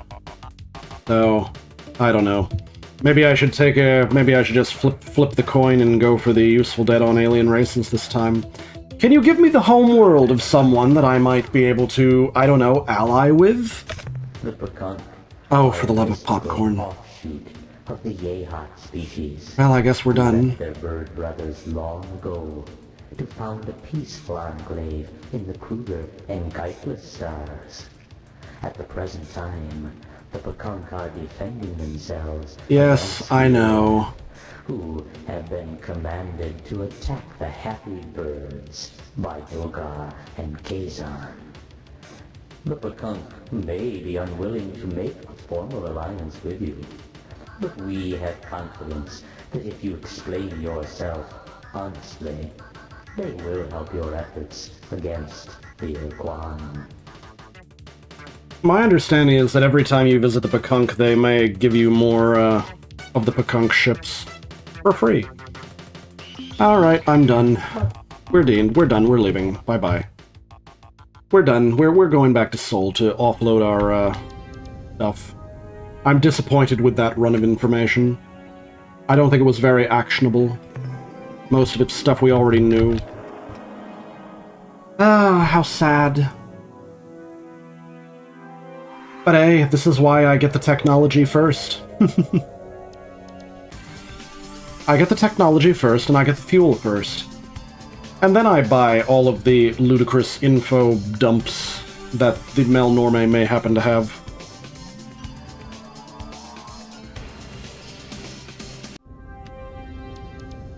One little detail. In video games, people tend to like info dumps more than they like them in places like movies and novels.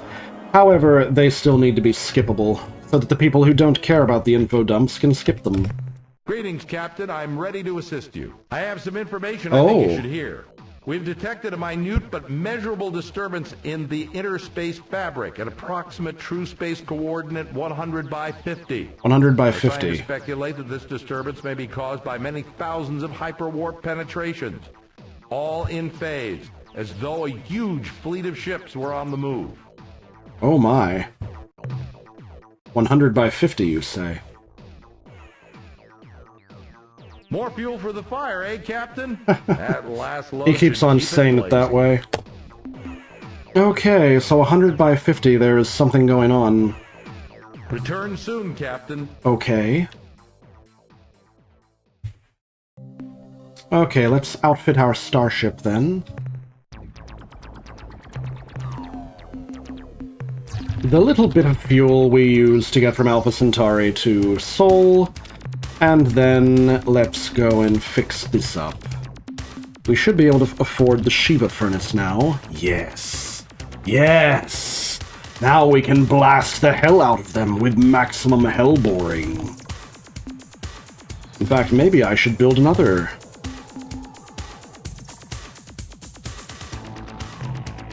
Let's build another tracking system. We are an absolute unit of a battleship now.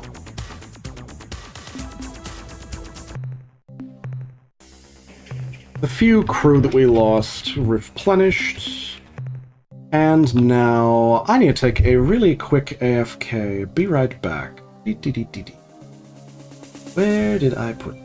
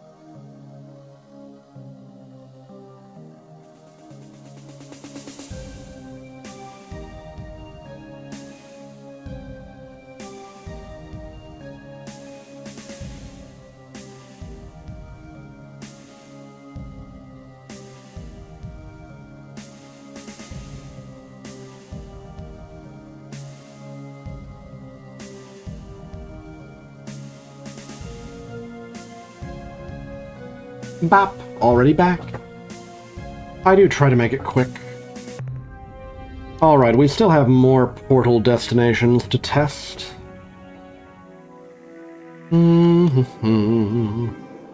So many more portal destinations to test.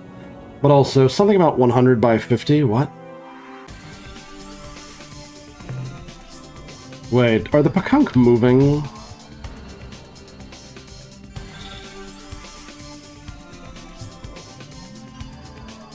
Yeah, it's the Pakunk. The Pakunk are moving.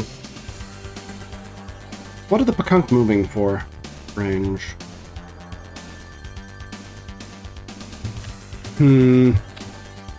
Well, I guess I'll just go back to my portal testing then.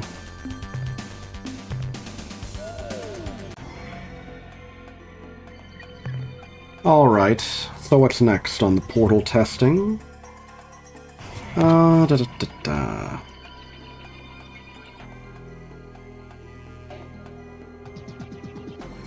So next should be...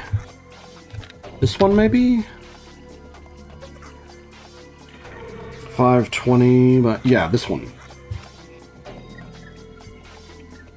Let's see what we got.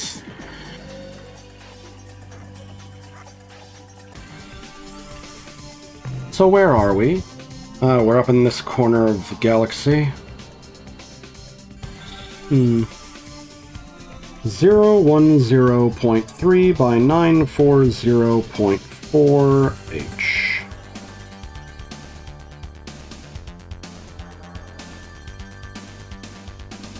Alright, I'm gonna go ahead and port out again.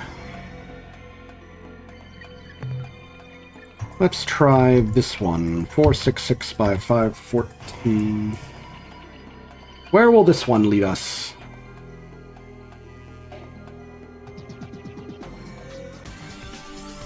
This one leads us to 230.3 by 398.6 hyper. Wait a second, this is near where the Spothy used to be, isn't it?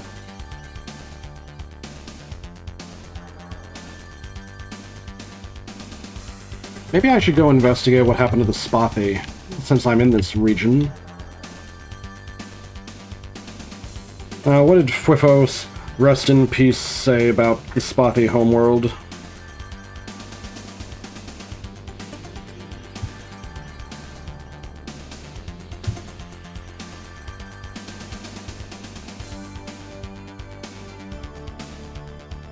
I think it was Epsilon Gruis, wasn't it?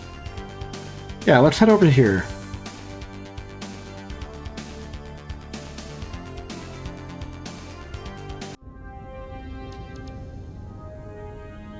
Is this where the Spothy homeworld was? Let's find out what happened to it.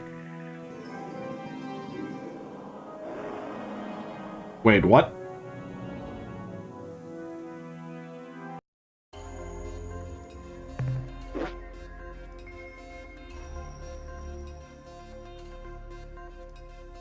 They did say that they wanted an impenetrable defense and to be forever encased under an impenetrable defense, didn't they?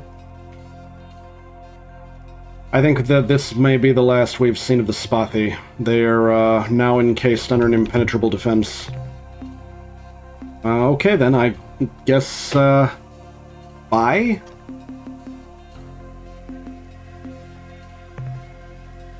Flipping Spothy.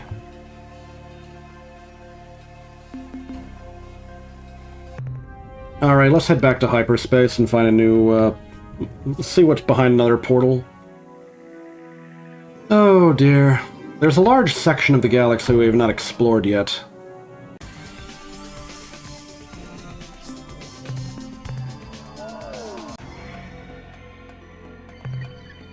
Alright, what's next? This area, perhaps? Yes, this one. 448 by 504. Where does this lead?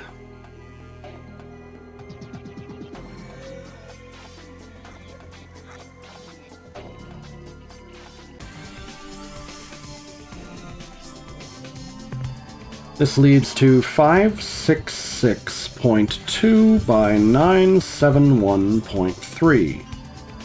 Alright, so I believe we are in the region of space that another race may be part of. Alpha Lynchis, where does this lead us? Well, maybe not. Though I do kinda want to go test if my mothership is capable of being a proper battleship now, again. What is this? An alkali world? Okay. We'll go grab this material for the hell of it.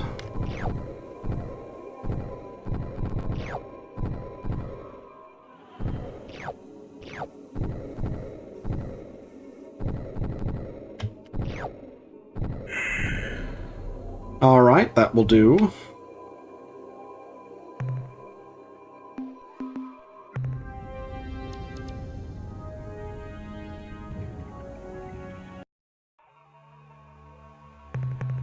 A magma world, whoa. So heavy tectonics, huh? Well, that's heavy tectonics, all right.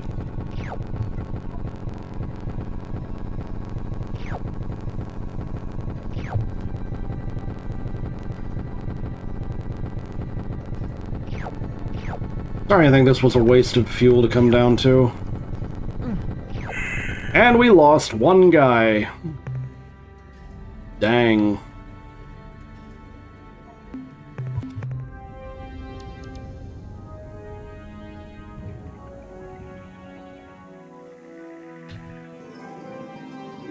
Wait, there's some purpley looking world over here.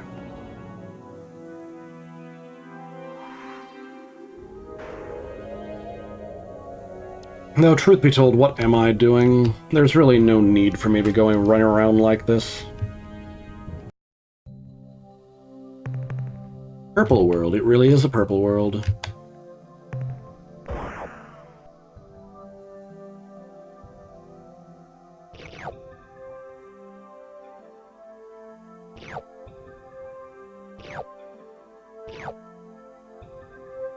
Dun dun dun.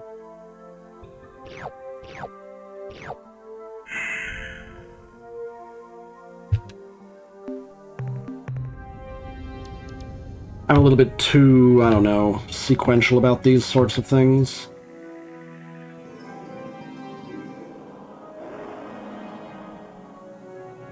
Oh dear.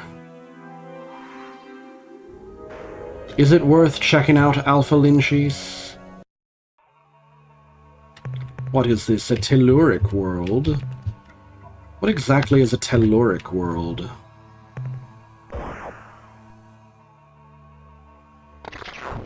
Oh, it has these things, whatever they are.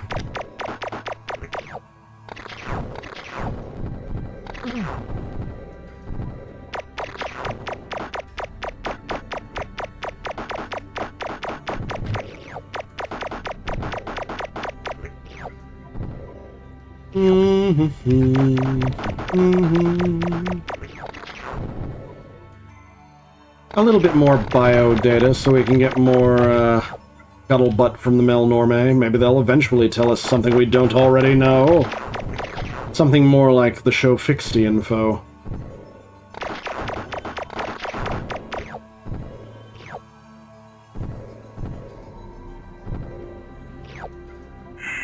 Oh, I missed one. How annoying.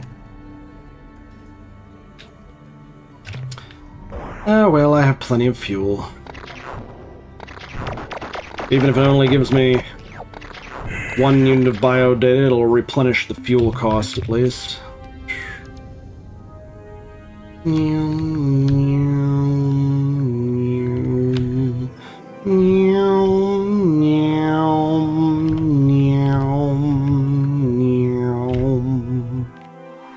What do? Another I'm not in the mood to go down to a magma world. I'm really not. I want to go locate the other... Like, I think there's a species in this part of space that actually produces a half-decent starship. Though maybe it doesn't matter that much. Acid World. I think these all just give me 1 unit.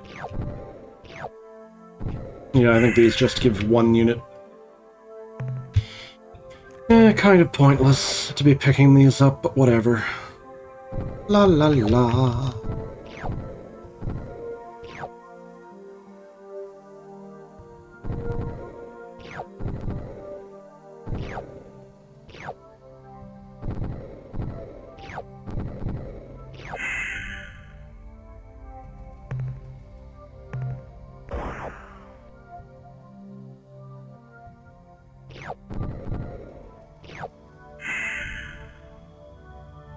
Alrighty.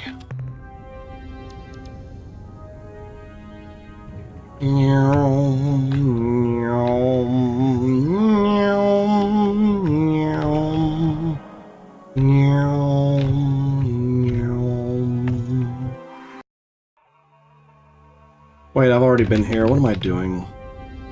Star map. Maybe Beta Lynchies has the homeworld. I know there's an alien race that lives around here. At least I think there is.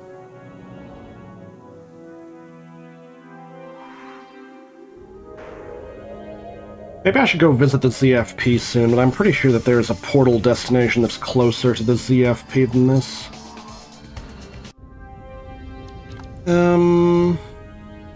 Hello?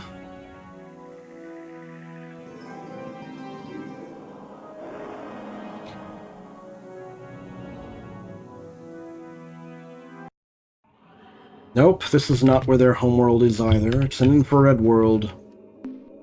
Just has a couple of base metals, not really interesting.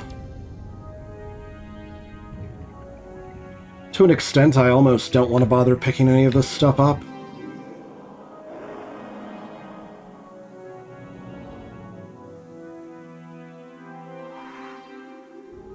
Red worlds, I wonder if any of them is ruby or radioactive. Infrared? No. Leave. What about this? Carbide. I'm not interested.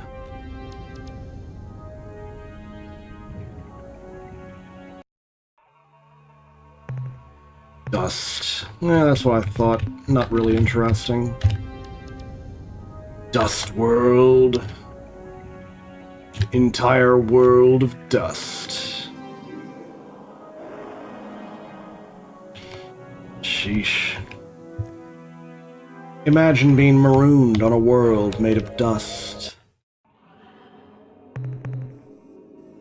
Nah, I don't feel like going to the Vinylog, and let's just go back to the star map and keep looking for... where could it be? Gamma Lynchies, maybe? I think it refers to the Lynx. A constellation of the Lynx. Something like that.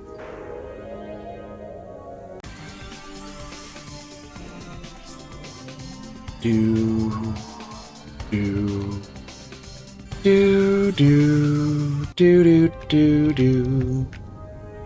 If there's a homeworld, it's usually Planet 1. Usually. I doubt that this is a homeworld, though. I would have expected to see more ships flying around. Definitely not. Crimson World. Well, there might be something good, but I can't tell, really. No, maybe not. But since I'm down here anyway, I may as well grab the materials, pay for the fuel to get down here.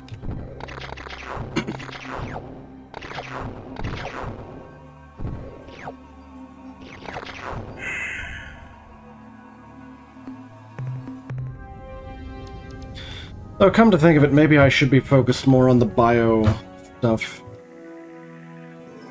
I can always just buy fuel from the Melnorme using that. Delta Lynchies next? Okay. Works for me. I know there's got to be an alien group around here somewhere. Ah, that's in the Goldilocks zone planet, and it's a Planet 1, which is usually where the homeworlds are. Is this the homeworld I'm looking for? Nope. It's just a water world. But it's got a lot of biologics, so I may as well go and grab them. The funky... Oh, holy shit, what is that?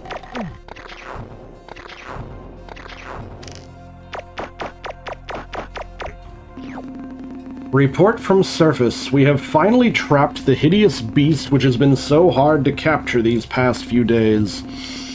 I swear, we emptied our stun batteries into that thing over a dozen times before it even slowed down. A few more shots to its barbed head and it went down, but we only had a few seconds to get it into the magnetic restraints before it started thrashing around again. Even as I make this report, that damn monster is shrieking like a steam engine and trying to tear its way free. I hope we know what we are doing, bringing that thing aboard. If it gets free inside the ship, Captain, well... ... I just don't want to think about it. Returning to ship... Okay. So we brought aboard a monstrous thing. Okay then. Alright. That tells me that I've, yeah.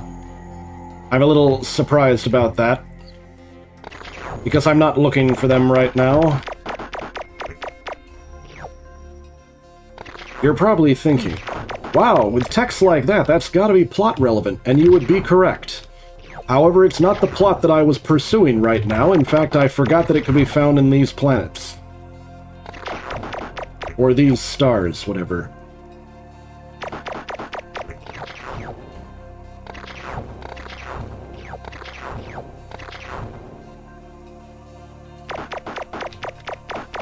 I found a great big monstrous thing and took it on board the ship.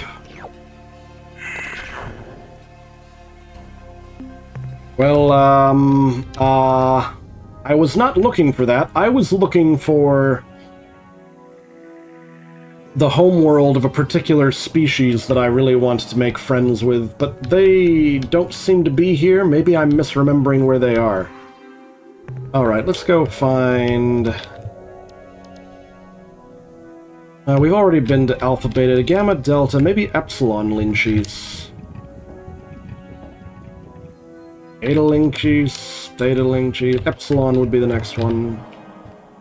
If I'm doing this in order by Greek letter, it goes Alpha, Beta, Gamma, Delta, Epsilon, Zeta, Eta, Theta, Iota, Kappa, Lambda, Mu, Nu, Xi, Omicron, Pi, Rho, Sigma, Tau, Upsilon, Phi, Chi, Psi, Omega.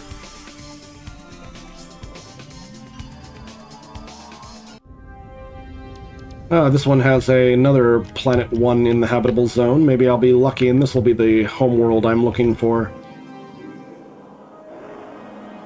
Though you typically see ships of these species flying around if that's actually the homeworld. No, this is just an acid world. But it has biologics down there and we can pick them up. Nice.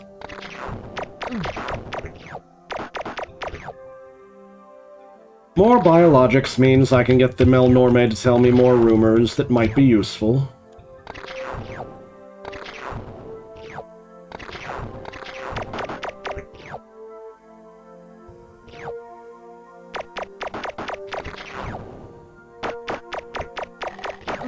Oh wow, those things actually do bite. The little wormies do bite.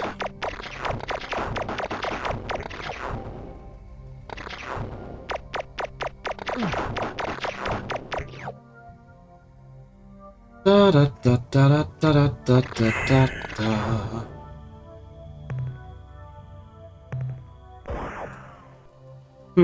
Shenaniganery, shenaniganery.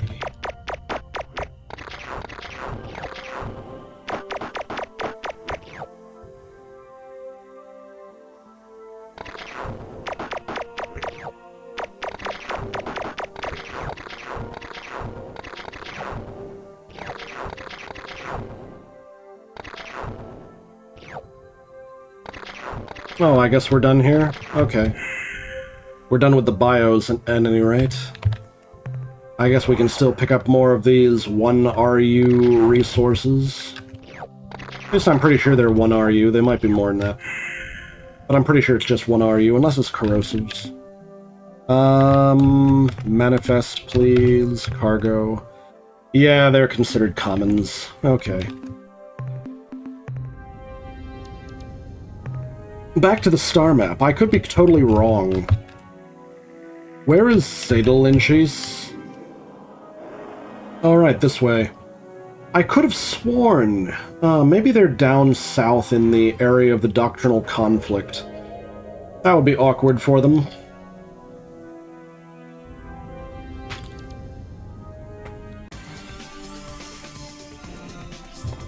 So it sounds like the Korra were getting ready to purge the Utwig, only for the Xerza to show up and distract the Korra from that with the second doctrinal conflict or something like that. That's what it sounds like.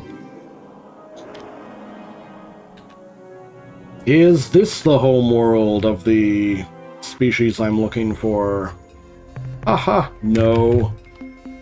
This world has nothing useful at all. Alright, I'm leaving. Star map, take me to... You know what, at this point I'm starting to think that maybe the species I'm looking for is down here. I cannot remember where in blazes they actually live. Maybe I'm wrong, maybe they're in the Leporus or something. Come to think of it, Leporus means... Doesn't Leporus mean rabbit? Maybe they're down there.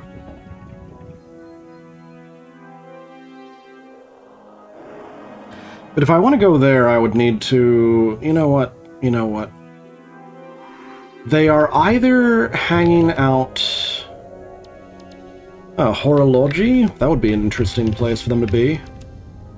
They're either hanging out in the doctrinal battlefield somewhere, or they are actually in this constellation and I'm just getting too... They might actually be here and I'm just getting too impatient to look for them. Let's head over to Ada then. I'm really surprised I haven't found any of their ships yet. Maybe my memory is bad. Maybe my memory is bad and they're not actually here.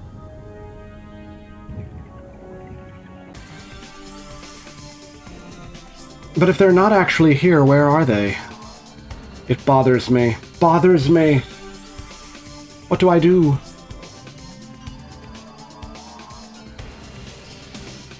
Bam bam bam bam bam bam bam bam bam bam bam bam bam bam bam. What do I do?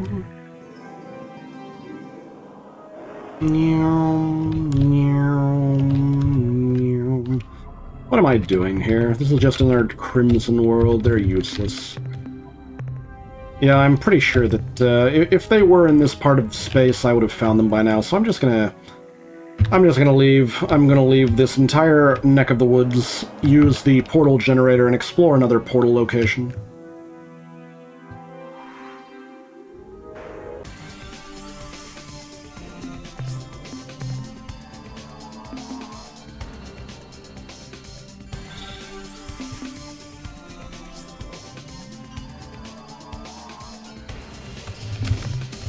Save game.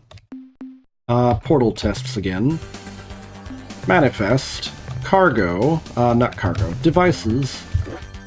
Ah, good. It does not let us do anything with the Vux Beast. Nor the Clear Spindle. Quasi-portal me, please. Alright, what have we not checked yet? 476. That's not it.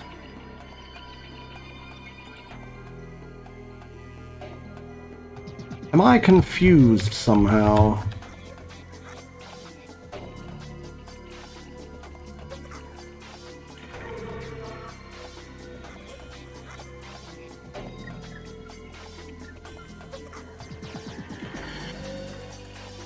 Maybe I'm confused. How would I be so confused, though?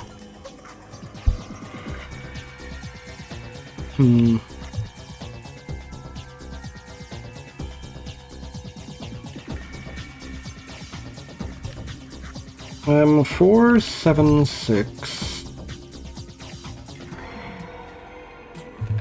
This one, okay. This is the next one on the list, I think.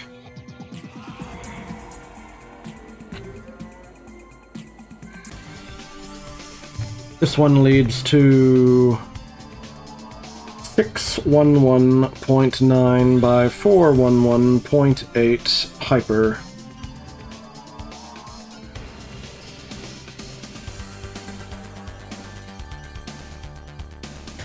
Now, where are we exactly? Ah, we're down here.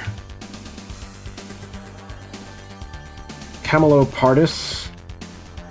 Alright, I got half a mind to stay here long enough to fight a Korra or an Ur-Quan, just to demonstrate how powerful our new ship is. Let's check out this star system. This is a hot one. The hot ones usually have good resources, though, so we might just fill up the third tank. What do we got? Ultramarine world. No relation to the actual Ultramarines. You feelin' hot, hot, hot. Hot, hot, hot. You feelin' hot, hot, hot.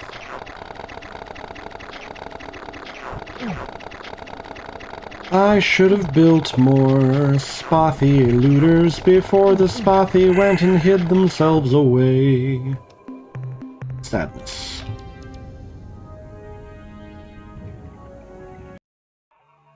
Here I go again. Opalescent world. What even is this? Is this something useful or is this something silly? Argon.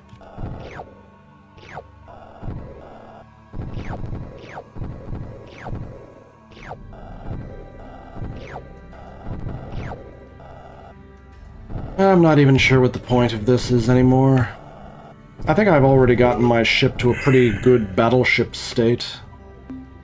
And no point in going back down there. If this is a purple world, I'm leaving.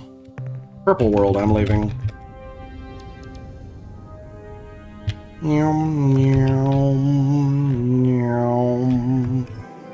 Is there a rainbow world here, maybe? That would be really helpful. Do the rainbow worlds look white from space, or do they look something else? Alkali world. Okay. I guess we can go pick up some metals. Whatever.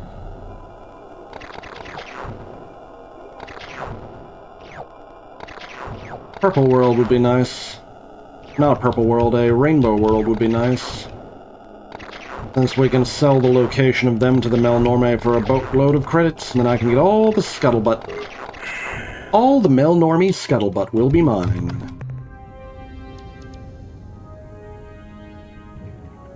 For the low, low price of all the Rainbow World locations, maybe. Cross your fingers. What about this planet? Anything good down there? Maybe some biodata? Well, I guess I should scan for biologics, whatever. There's nothing there. Nothing worth it. Urea planet. Literally the piss world. I can't even...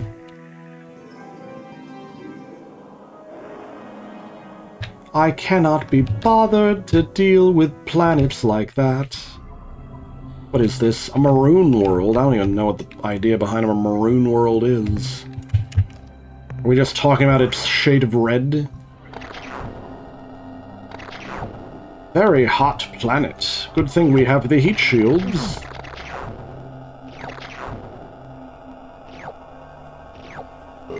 Alright, we're just gonna leave. Not really worth it, let's leave. Go to another planet. Another place entirely.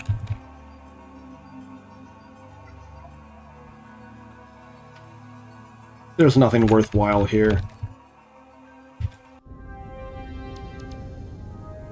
We've almost finished filling our tanks.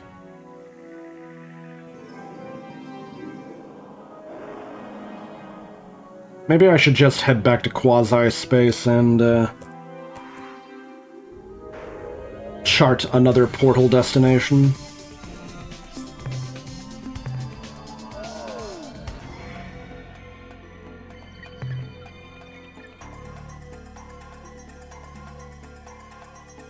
Uh, 492 by 492. Let's go with this one. This one is the center quasi-space portal. Where are we? We are in the middle of Ilrath territory. I think I'm leaving. Alright, this led to 006.2 by 165.1. Hyperspace. Ilrath territory.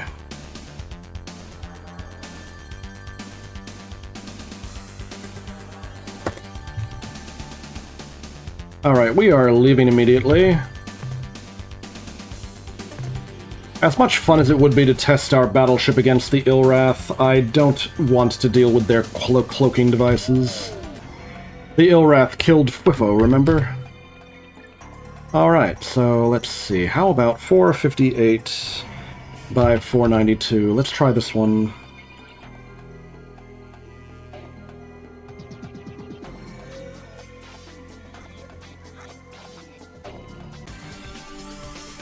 Where are we now? We are at coordinates 860.8 by 015.3. Where does this put us? This puts us in the southeast part of the map. Anything worthwhile down here? Not a lot. Maybe trianguli? What is here? The Ari constellations? We're awful far away for, I don't know what we would be getting here. Maybe I should go investigate the Trianguli planets. I have this weird feeling there might be a rainbow world in the Triangulus constellation. And if we find that, we can get a lot of scuttlebutt from the Malnormies now. So let's just check every planet, see if it's rainbow.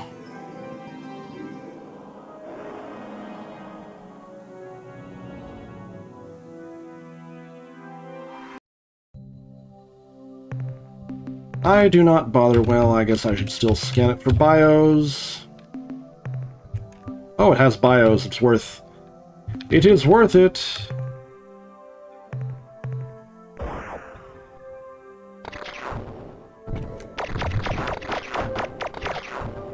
Ah, these things again.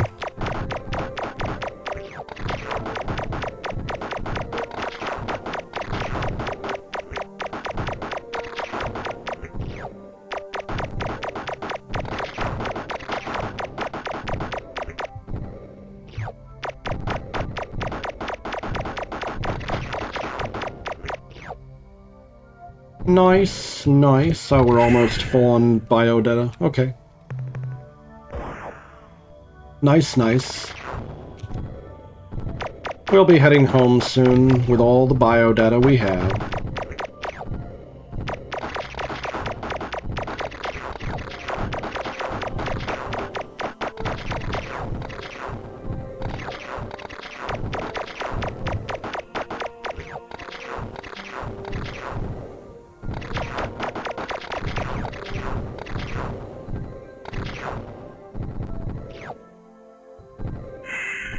Nice.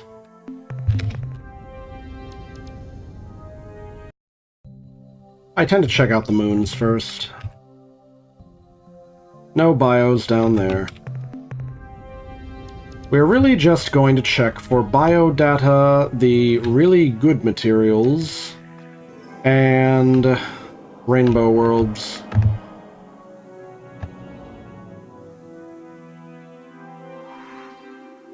Because that's all I'm really worried about now.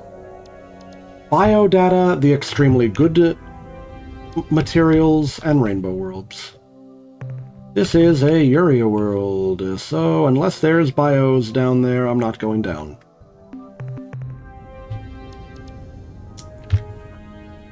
I'm almost certain there's a rainbow world in the Triangulus constellation, but I could be wrong. I could be misremembering something. Wouldn't it be cool if I was right?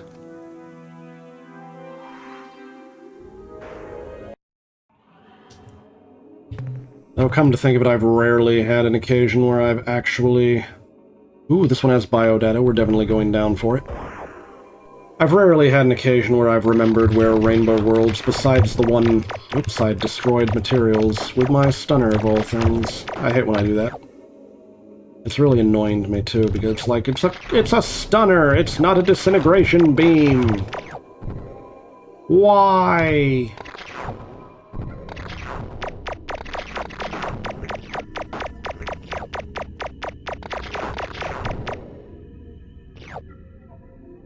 Oh well.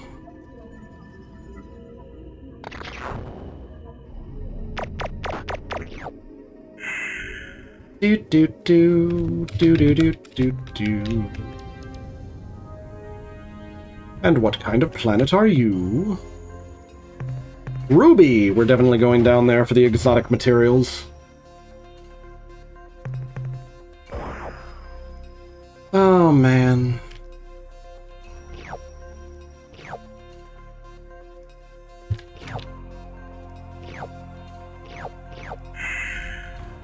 Meow, meow, meow, meow.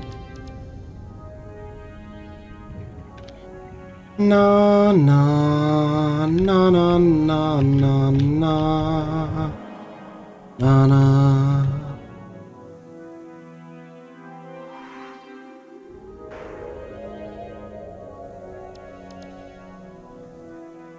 One of these could potentially be a rainbow world. But I won't know until I've scanned them. Pellucid. Is that a single piece of exotic material? It is.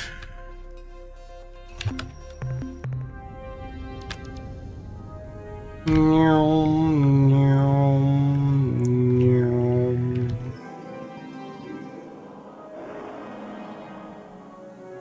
That crazy monster thing, goodness. I can't believe I picked that up. That's like sequence breaking. A Selenic world. Unless there's bios, I'm not going down. There are no bios, I'm not going down.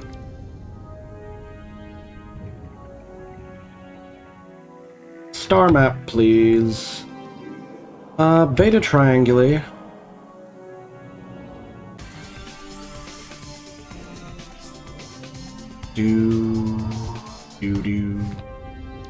What is this? Singular pink planet? What do we have? Hello, what are you? A Yitrick world? There is bios down there. Let's do it. Let's grab the bio data.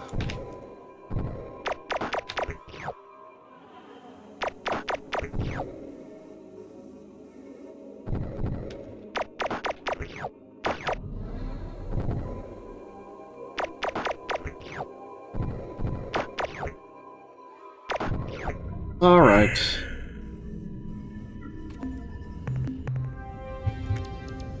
All that's left is Alpha Trianguli, and then I guess I'll just leave the area.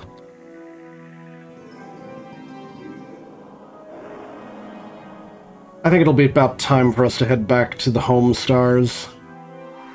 Head to Alpha Centauri to drop off the biodata with the Melnormies and hear their scuttlebutt, and then get all the...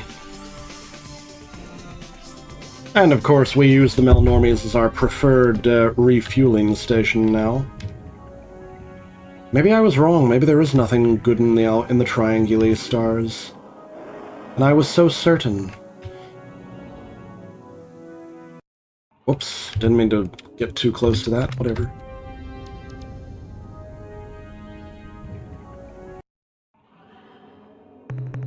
Alkali world, no biologics leaving.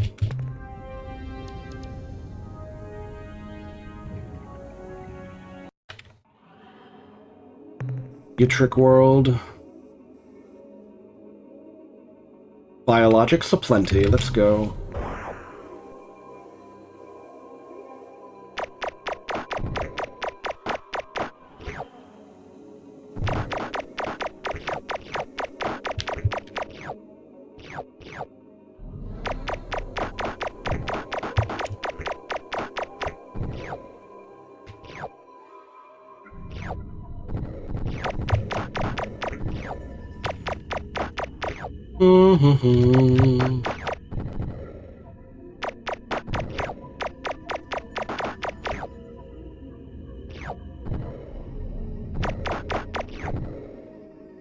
Na na na na na na na na na na na. Where am I going now? Quasi-degenerate world. There is literally nothing worth it down there. Another quasi-degenerate world. It looks like there's some exotic materials below, but we're also almost out of materials. Out of room.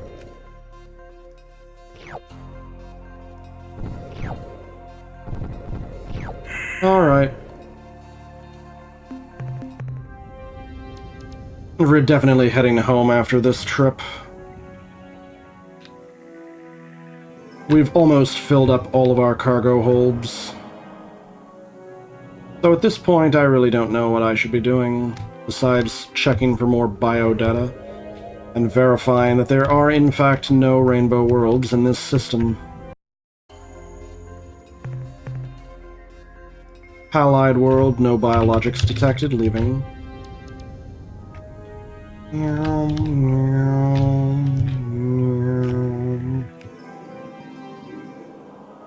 What is this yellow world over here?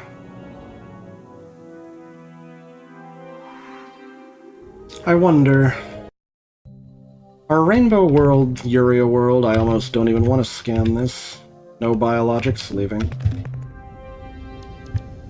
Are all the rainbow worlds going to be orbiting blue stars like that pair? Maybe I'm crazy. I somehow doubt a rainbow world would be a moon, but you never know. Carbide. No biologics, I'm leaving.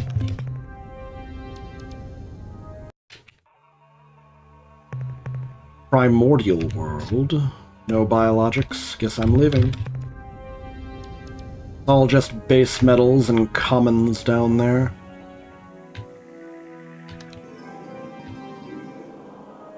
The commons are only worth 1 RU apiece, so not really a reason to bother with them.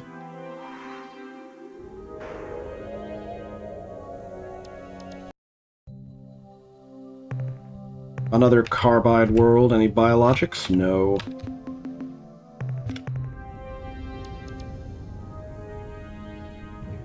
Ay, ay, ay, ay, ay, ay.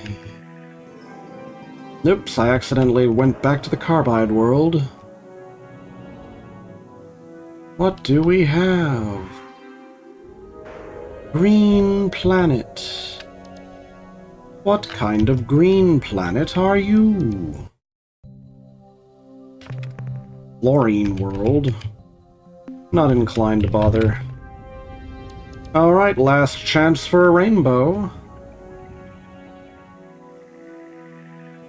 Are the blue world... Will this blue world turn out to be rainbow at closer examination, or is it just BS? A water world. Maybe it'll have biologics. Biologics aplenty. Let's go down for the biologics. Then it's high time that we get out of here.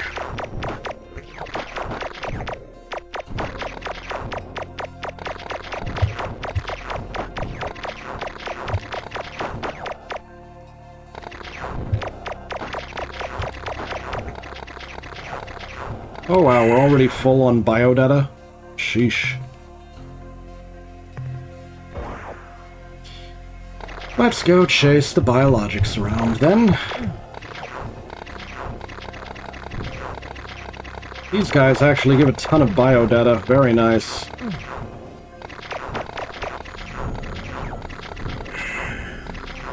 Three more to pick up, and then we're done with this planet, and done with this entire system. Then I'll just head down and port my way back to home.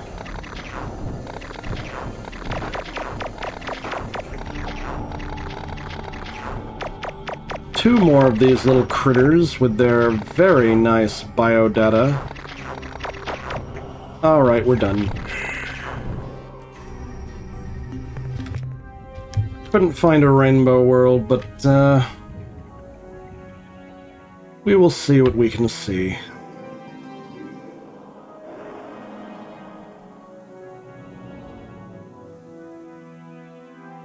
How very annoying. Did not mean to enter this planet's sphere of influence. We need to get away. I want to get away to Hyper. Here we go.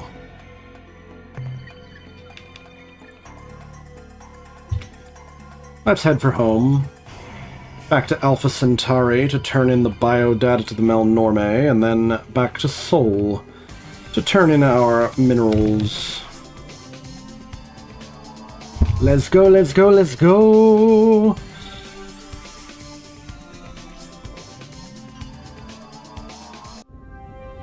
Alright, where are you at, Melnormes? Maybe this time I'll try... let's go with the middle section.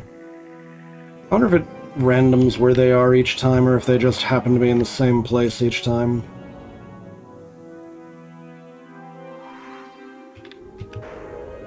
Maybe I'm totally off my rocker.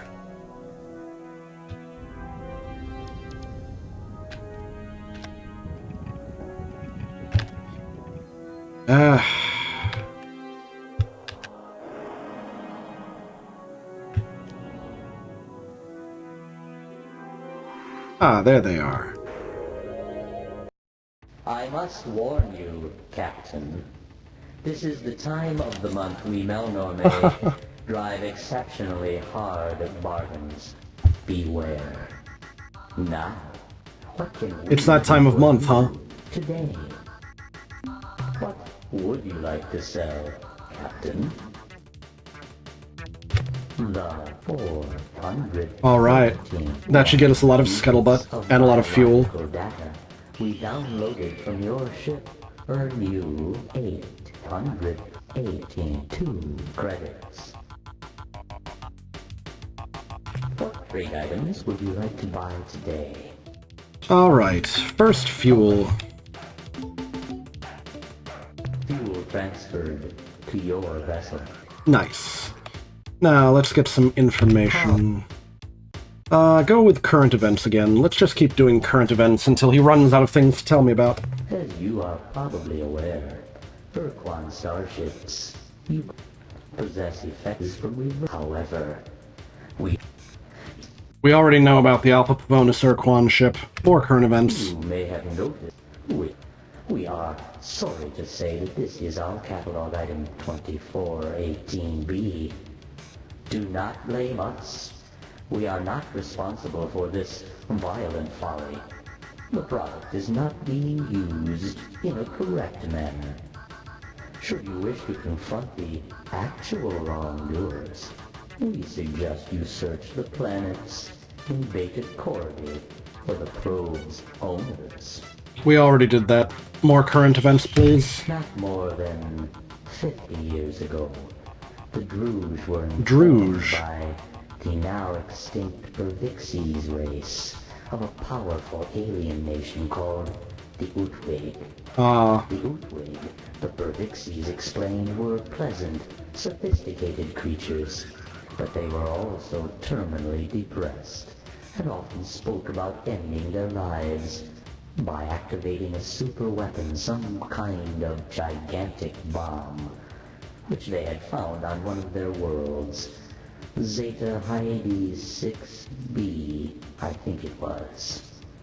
The Druge recognized the description of the bomb as a precursor planetary tool, which indeed was an explosive device of unrivaled power, and they set out to make it their own. Though the revolting, criminal, insidious Druge rarely leave their sphere of influence, it encompasses Algol, Almagest, and the Persei stars. They made a special trip on this occasion to the Aquarii constellation, where they made contact with the Utwig. There is a device commonly known as the Ur-Quan. Is it now in your possession? Ah, I see. The Druge sold this device No, it is not. to Ur-Quan, explaining that it was a precursor personal magnifier, which would enrich the lives of their entire culture in too many ways to describe specifically. The Ur-Quan, I am sorry to say, fell for the Druge's foul ruse and snapped up the Ultron immediately. Fortunately for us all, the Ur-Quan did not pay the Druge's requested price, the super bomb, and instead gave them a collection of historical oddments and genuine artifacts, which to this day the Druge are trying to unload on unwary buyers. Well then, how interesting. More current events, please. Ur-Quan, who live in the Aquarii constellation, have grown very... You mentioned that already. They accidentally brought yes. the supposed Ultron sold to them by the felonious Druge. As a consequence, they are morose and melancholic, and will probably be unwilling to help you fight the Ur-Quan. If you wish to gain them as allies, we recommend that you acquire the broken Ultron, as if it ever worked, and find some suitable replacement parts.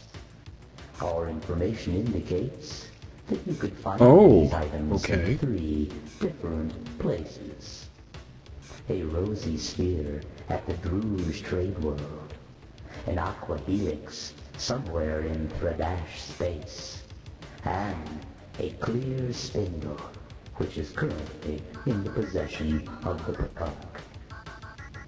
Captain, that was the last current event we have for... So we have 1/3 of the material needed to rebuild the Ultron already. And if we want the rest, we need the... To buy the rosy sphere from the Druge at their homeworld. I don't know what they use for trade. Maybe they use fuel units. So we need to buy a rosy sphere from the Druge, and we have to acquire an aqua helix from the Thredash, which we haven't met yet. Alright, so... The creatures presently fighting the Ur-Quan are called the Korra.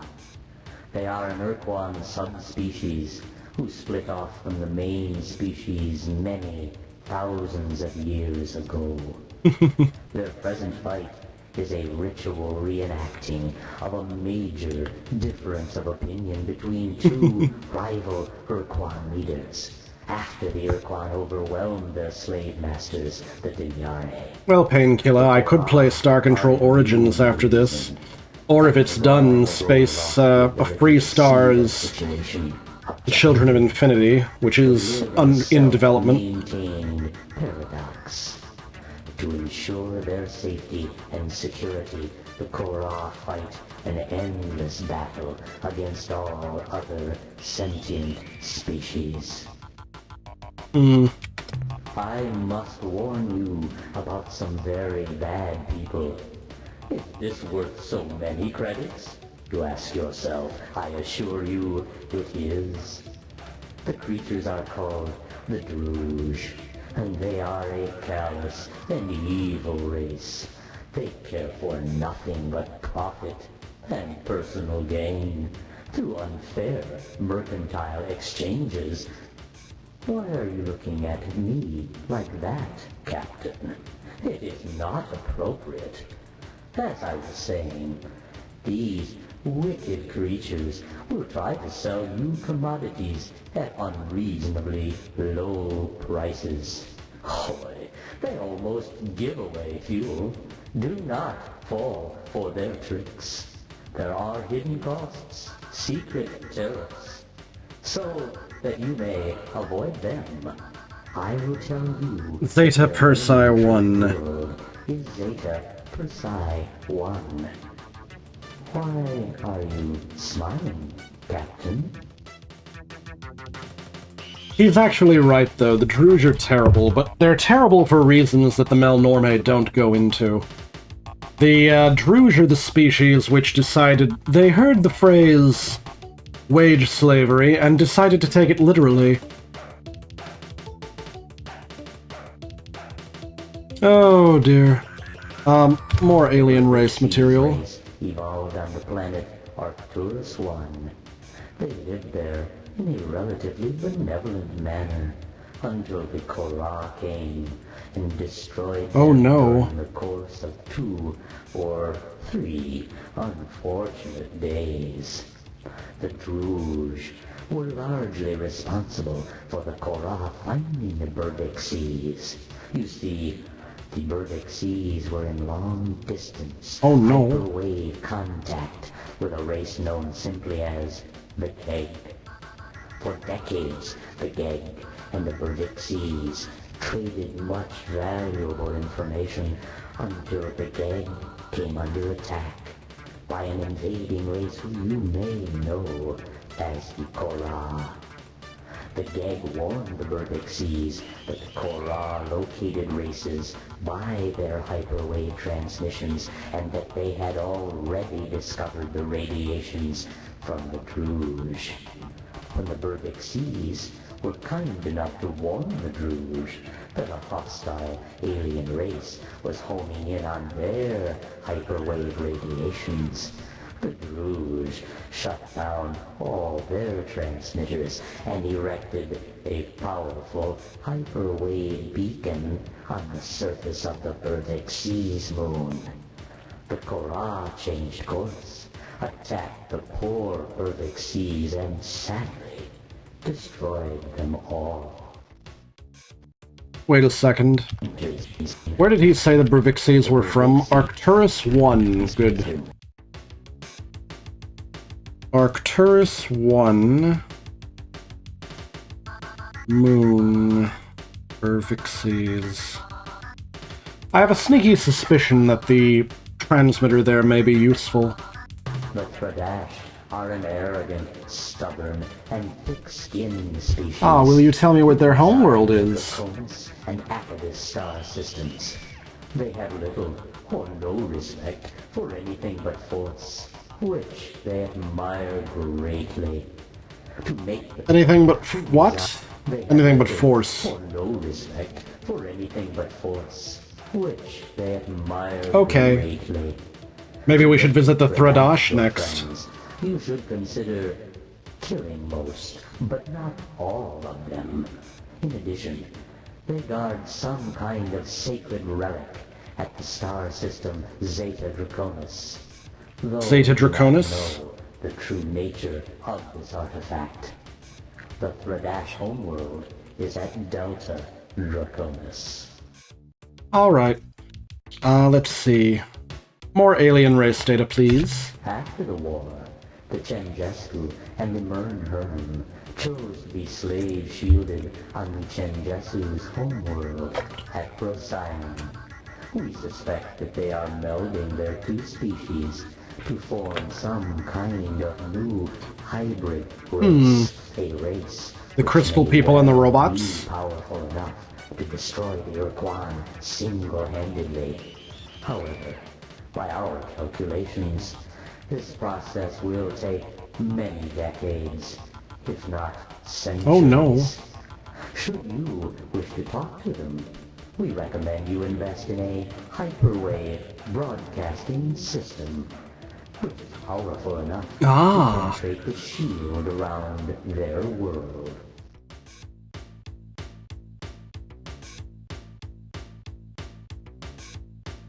Alright. I think we have enough credits for one more little piece of info. The Mycon are using this time, while the Ur-Quan have their attention elsewhere, to expand their sphere of influence as fast as possible. The Mycon colonize planets by launching tough spore pods from orbit and injecting them under the planet's surface. Months later, after the spores have grown hundreds of thick, fibrous tendrils under the planet's crust, the tendrils suddenly thrust up out of the planet and create huge calderas. Not incidentally, filling the planet's atmosphere with the Mycon's preferred gases. Clouds of superheated steam and sulfuric acid. Well, that's nice enough, but it's time for me to leave. It has been a pleasure dealing with you, Captain. We look forward to your next visit. Okay, bye-bye. Oh yes, there's a lot of lore in this game. Let's move. Our map, please. We're heading back home to the Sol system to offload our materials. And then we are going to... We've got 4 more quasi-space portals to catalog. And then I think I gotta figure something else out. Oh, by the way, I think there's a comedy moment coming up. A comedy moment is about to come up when we get back to Sol. Nee-dee-dee-dee-dee. La la la la la la la.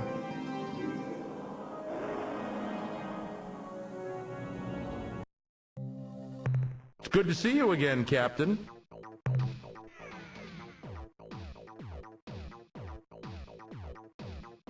More fuel for the... Yep. And the scientists analyze what I've acquired since my last visit. The analysis reads as follows. Subject, hostile alien creature. Data? This is newly promoted junior scientist Hawkins reporting. Dr. Chu, he's the leader of the section. He's still in sick bay. He's been there ever since that thing took a swipe at him and he got too close to the cage. I guess it's got like triple jointed arms or something with spikes and razor plates all over. Data? Oh yeah, right. The subject is a xenoteratomorph, a big honking one I might add. It eats everything: plants, animal tissue, wood, ceramics, plastic, asbestos fibers, several types of metal chairs, a desk, and about half of everything a security officer wears. What it doesn't eat, it chews. And what it doesn't chew, well, it breaks up into tiny little pieces. What? Summary? Oh yeah, summary. The sooner you get that thing off the starbase, the less likely it is that thing will get loose and kill us all. I guess that's it. That's the end of our scientist report. Yep, that sounds about right. Farewell, Captain. Alright, well, outfit starship. The 5 units of fuel.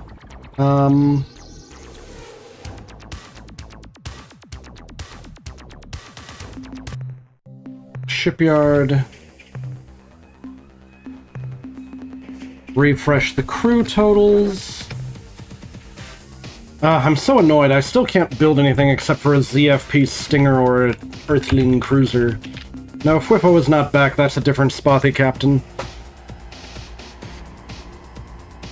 It's a different Spothy Captain, sorry to break it to you.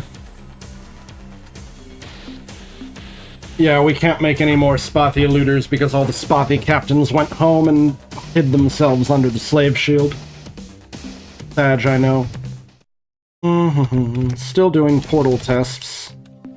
Hopefully one of these will take us to, Actually, let me verify something stupid. Where are the Vux systems? Vux. Do I need to ask about the Vux again? Because I know we have to go to the Vux about the female... I want to retrieve the female Shofixty before the male Shofixty because I want to dangle the harem in front of the male Shofixty to acquire their cooperation more easily. Let's see. Where are... Oh boy.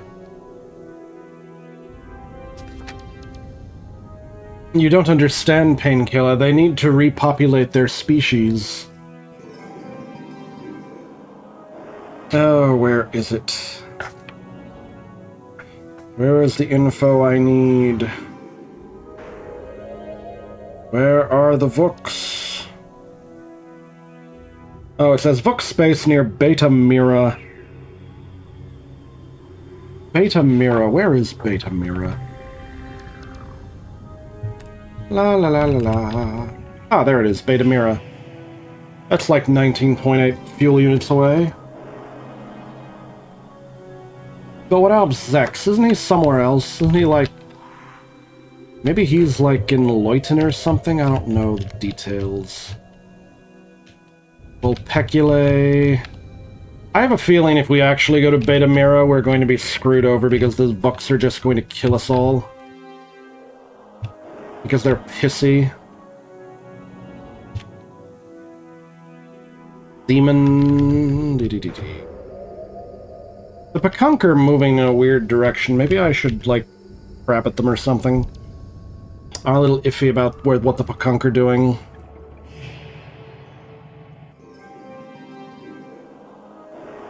If I wind up in the Pakunk's sphere of influence, I might tell them to go home.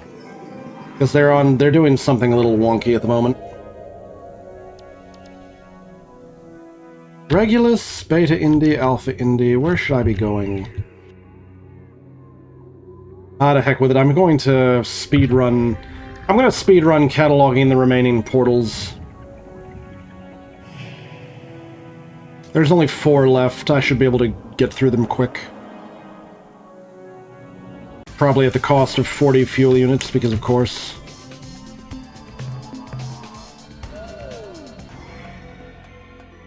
Alright, what am I looking at here? 516 by... Where is 516?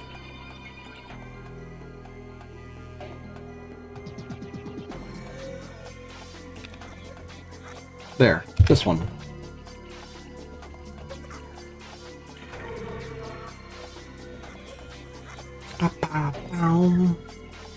Where in blazes is Admiral Zex? If I knew where Admiral Zex was, I'd be able to figure this out. So we are now in coordinates 566.2 by 121.1 hyper. So where am I exactly? I don't even know what this place is. This is a little weird. I don't know what's over here. Probably like Mycon space or something, but I'm gonna port out again. Manifest. Head back to quasi space, please. Star map. Let's try 468 by 468. What? No, by 464. Okay, this one.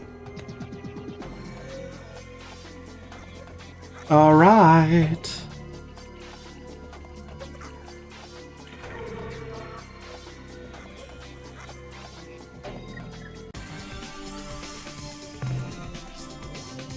Where am I? 923.1 by 610.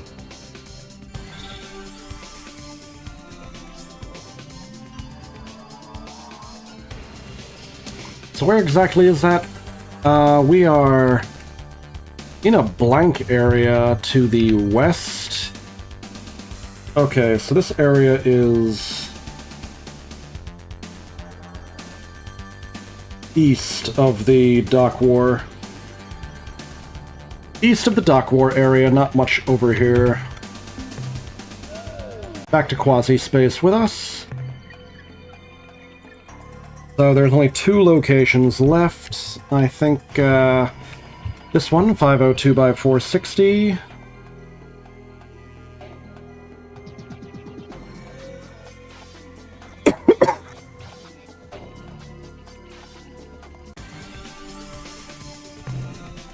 Alright, now we are at location 317.4 by 491.1. We are actually pretty close to the Zakfat area. Almost tempts me to go check out what they're cooking. But whatever. Manifest. Let's finish off our cataloging all the portal destinations. Only one left. I believe it's this. 476 by 458. Let's get our done!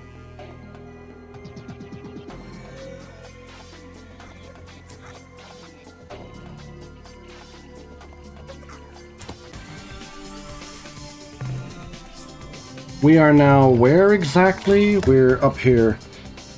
408.7 by 773.0. Now, for some reason, probably because of the direction the Pakunk are going in, I feel a sudden urge to go find the... I have to go get the, well, let's... I think we should go tell the Pakunk to go home. We should go tell the Pakunk to go home. There's something fishy going on here.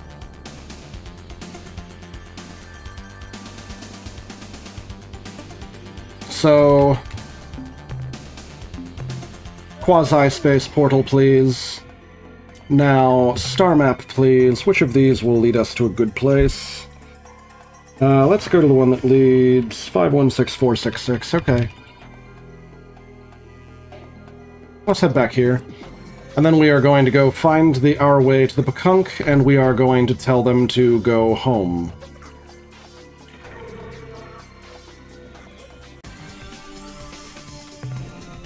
I'm in a slightly wrong place, but whatever.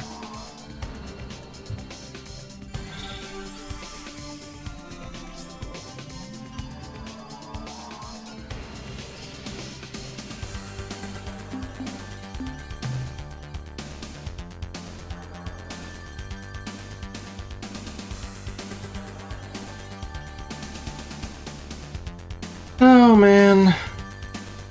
Pakunk, what are you doing?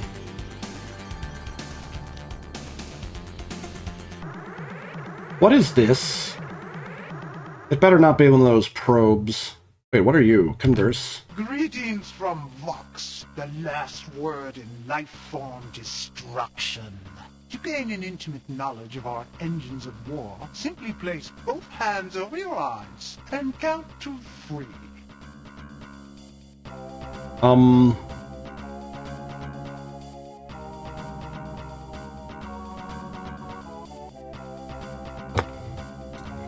Why are you so hostile toward our species? You are even uglier than I had thought possible. Can't you see you are making me sick? Please, foul creature, turn your head, or better yet, put a sack over it. Never mind. I have adjusted my display so it is dim enough to be tolerable. In answer to your question, our response is simple. We must attack you because our masters, the Ur-Quan, wish it so. Now, if you don't mind, stop nodding your head like that. We Vox do not share this range of motion, and it appears as though your neck is broken and you are a jabbering corpse. Ugh!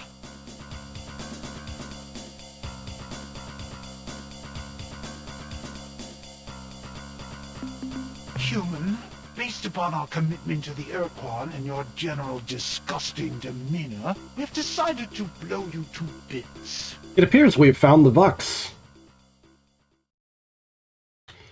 I'm going to demonstrate to them the power of this fully armed and operational battle station.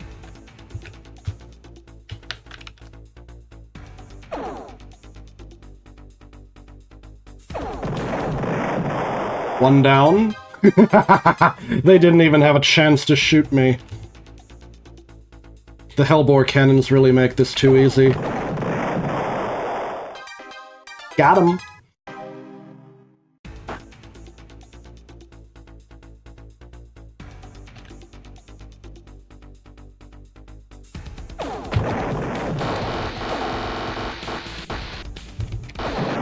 Wow, that one actually got in range to shoot me. It dealt pretty good damage, too, which is unfortunate. But I destroyed all of them anyway, so whatever. Where am I that I'm encountering Vux? Oh, okay, I found the Vux Sphere of Influence. Now let's resume course on our way to the Pakunk area. And hope that the Pakunk we encounter Pakunk instead. Because I would like to find the Pakunk before they do anything that we'll all regret. Is this Pakunk ship? Please be a Pakunk ship. We have decided that our hot siblings are in need of our love and good counsel. We have waited far too long to return home and heal the wound that has kept our race apart these many centuries. When we arrive in the Serpentis constellation, we will greet our hot brethren with warm hugs of affection, which, I am sure, shall be returned in kind. Turn back, our most mystical device, the Ouija board, gave a definite no when we asked about your trip.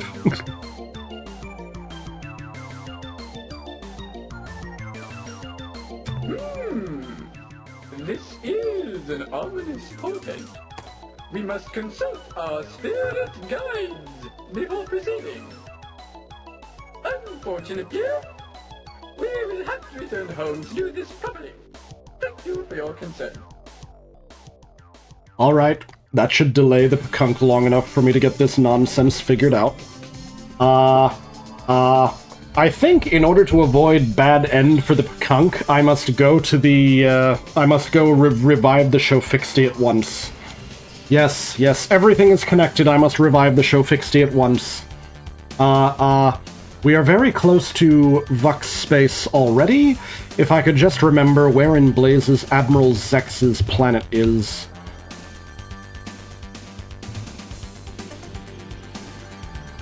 Okay. Which of these is Zex? Is it Leuten? I don't know. Alpha Leuten, maybe? Wait, Cherenkov sounds familiar. One of the Cherenkovs, maybe? Maybe it's Cherenkov. Let's go with Cherenkov and hope for the best. If we encounter any further Vux ships, we can simply annihilate them. As long as I avoid getting too close to their accursed laser thingies, the Hellbore cannons can do the rest.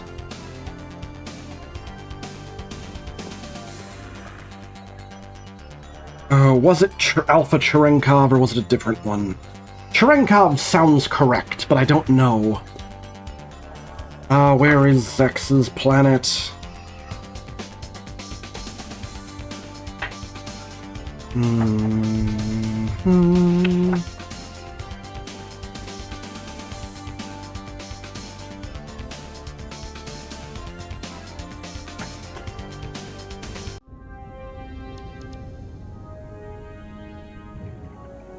There's a lot of, let's go check out this innermost planet and hope for the best.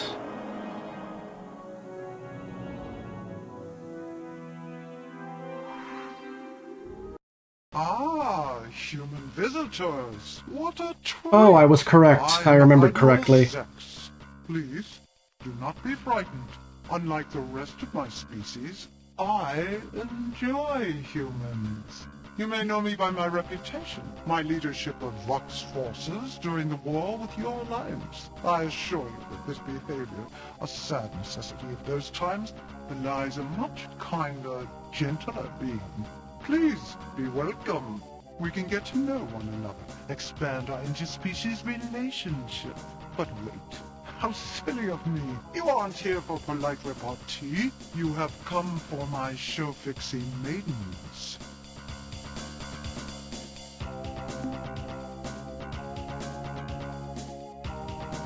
What are you doing here, Admiral Zex? Ah, such a good question. But you always were a grunt species. I will explain. After the Great War, in which I played some small part, the Vux High Council, in recognition for my services, granted me this planet, so that I might pursue my hobby without disturbing the general Vux pockets. I am a collector, you see. I have the finest menagerie of beautiful creatures in all space. A menagerie? Is this a collection of animals like a zoo? Animals? Oh no, Captain. Not mere animals. My menagerie contains only the most beautiful creatures in the galaxy. Each of my children, as I like to call them, has a wonderful set of traits which make them unique and special, especially to me. I have a complete variety of beasts from as far away as Procyon and Vega. No, this is not just some zoo. I have worked diligently for many years to craft my menagerie, to gradually improve it. Perhaps you can't tell, but I am rather proud of it. Alas, there's one creature, one gorgeous animal which I do not yet possess. I would give almost anything for that creature, Captain. If we went and got this little critter for you, would you give us the Shofixty maidens? What an interesting proposal. I never would have thought of such a wonderful idea myself. You are a genius, Captain. In answer to your question, yes, I accept your offer. Deliver the creature to me, and I shall give you the show-fixing maidens. I will even provide you with a clue to finding the creature's native planet. My source for this information is an ancient wildlife handbook written millennia ago by some unknown alien author. The pertinent passage goes as follows. Demise. It basks in yellow light within the constellation Lynch-Na-Plo. We have translated Lynch-Na-Plo to mean approximately the long, thin creature who has swallowed the huge beast. I am afraid this is all that I know. I see. It is sufficient. Admiral Zex, we have captured the hideous monster from Delta Lynchis. A most excellent piece of news. My chiton rasps and moistens with excitement. Moistens, he says. For so long. Oh no. My Oh no. stand ready to receive the beast from your ship, Captain. Effect its transfer, and then we shall give you the maidens you desire. Okay, the beast is all yours, but be careful, it's a killer. My new child is on board. Such a big one, isn't he? And so frisky. I am delighted beyond words that you have given me the beast, Captain. But I am afraid that there has been a slight change in our plans. Regrettable, but necessary. Oh, my beautiful, luscious human. I had thought that the hideous, violent monster you have given me would complete my collection of ugliness, my menagerie of monsters. I was wrong. You, my human love, are the most vile, the most fierce, and wretched. My collection could never be complete without you. I need you, Captain. But We're gonna blow this guy I up. fear you will not give your consent willingly. Am I right? Therefore, Sub-Commander Dax, terminate communications. Warm up my modified intruder. Engage the precursor warp nullifier. Prepare for battle. Sub-Commander, why has my main console become inoperative? The transmit mode is locked. What do you mean the central system computer is damaged? How? The beast escaped? No, Sub-Commander, this is impossible. It couldn't escape from our strongest containment system. It's what? Decks 5 and 6? 11 crewmen? Sound the alarms, you fool. Where is it now? Engineering report. Engineering. Sub-Commander, seal bulkhead. Sub-Commander, are you listening to me? What are you staring at? Pay attention, Sub-Commander. Give me a report on its position. What are you staring at? Behind me? What?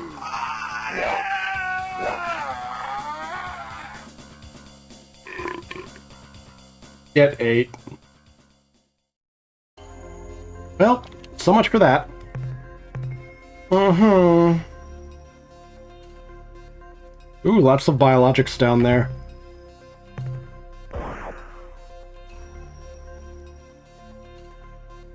I guess this is his menagerie. We may as well finish this off.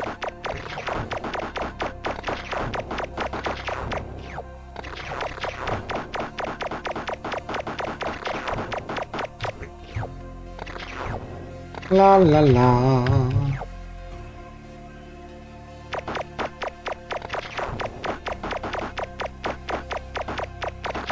Every little bit helps.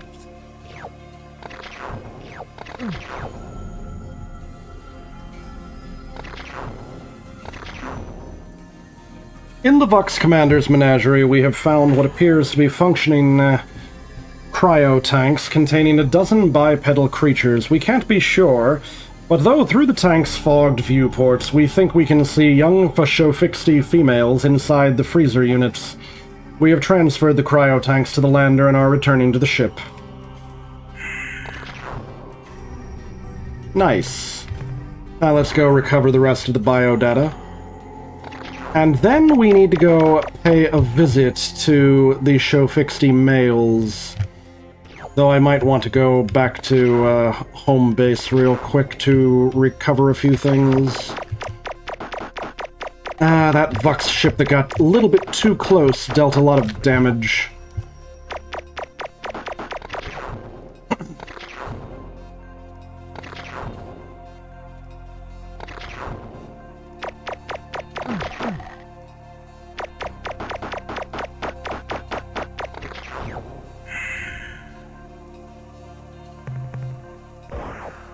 Oh my.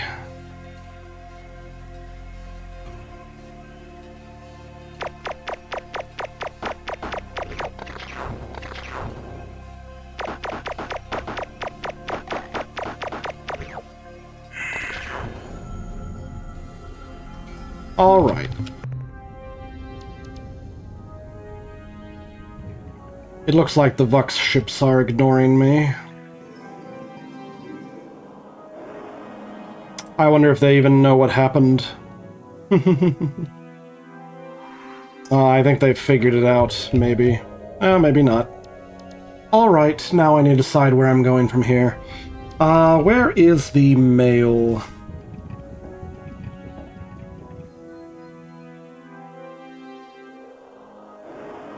Where did I write that down?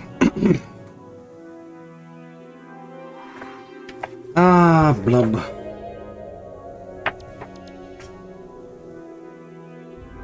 Delta Gorno is where the Shofixty mail is. Hello, Orso. Ranch Fox? Do I look like you dip potato chips in me? Goodness gracious. Ay. Oh, goodness gracious. What shall I do about this?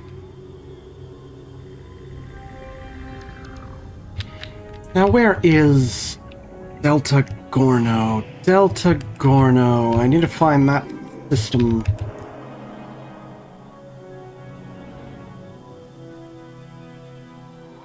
Oh no. I have become one with the nugget dip or something. I don't know.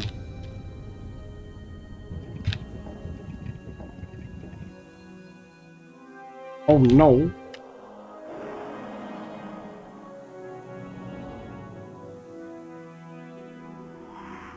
Where is Delta Gorno? Okay, I can use search because I somehow oh, it's over there? I guess that's not that far away.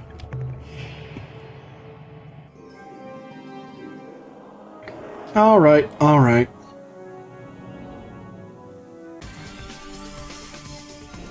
Just gonna go beeline to Delta Gorno and hope for the best. If we are intercepted by the Vux, I'll just blow them out of the sky. Doo-doo. Na-na-na-na-na-na-na-na-na-na. Na-na-na-na-na-na-na-na-na. Na-na-na-na-na-na-na-na-na-na. Na-na-na-na-na-na-na.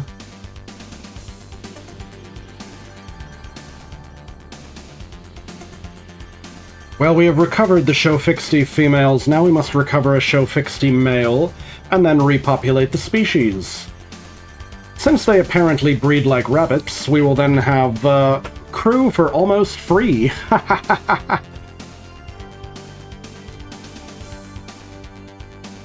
Doo-doo-doo. Is this the system?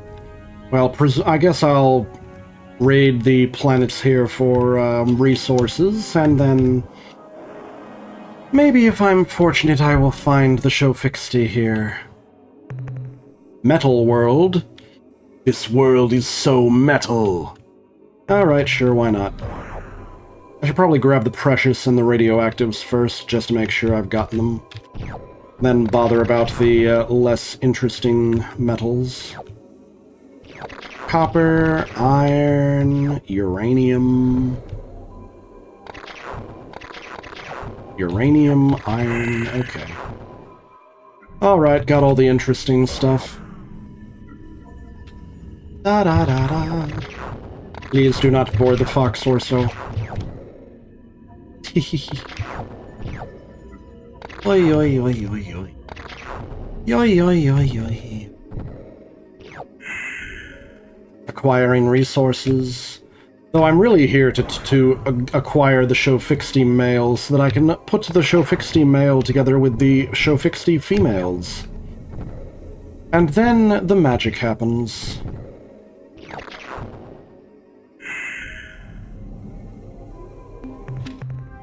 La la la la. La la la la la.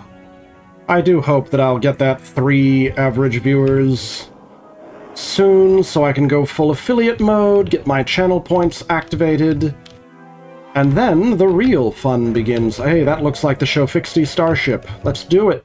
Attention, huge alien vessel.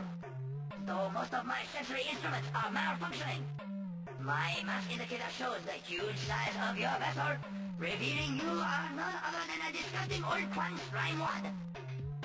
I am the glorious Shofixty warrior, Tanaka.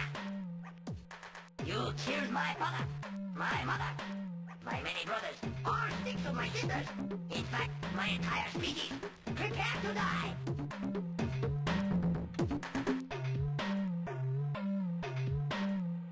No one insults us like that, you toothless, piebald, impotent roof rabbit!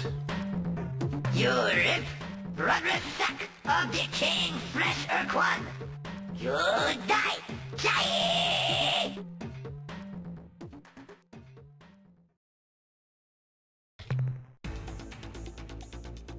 Alright, we have to use the escape system, because we do not want to harm him by mistake.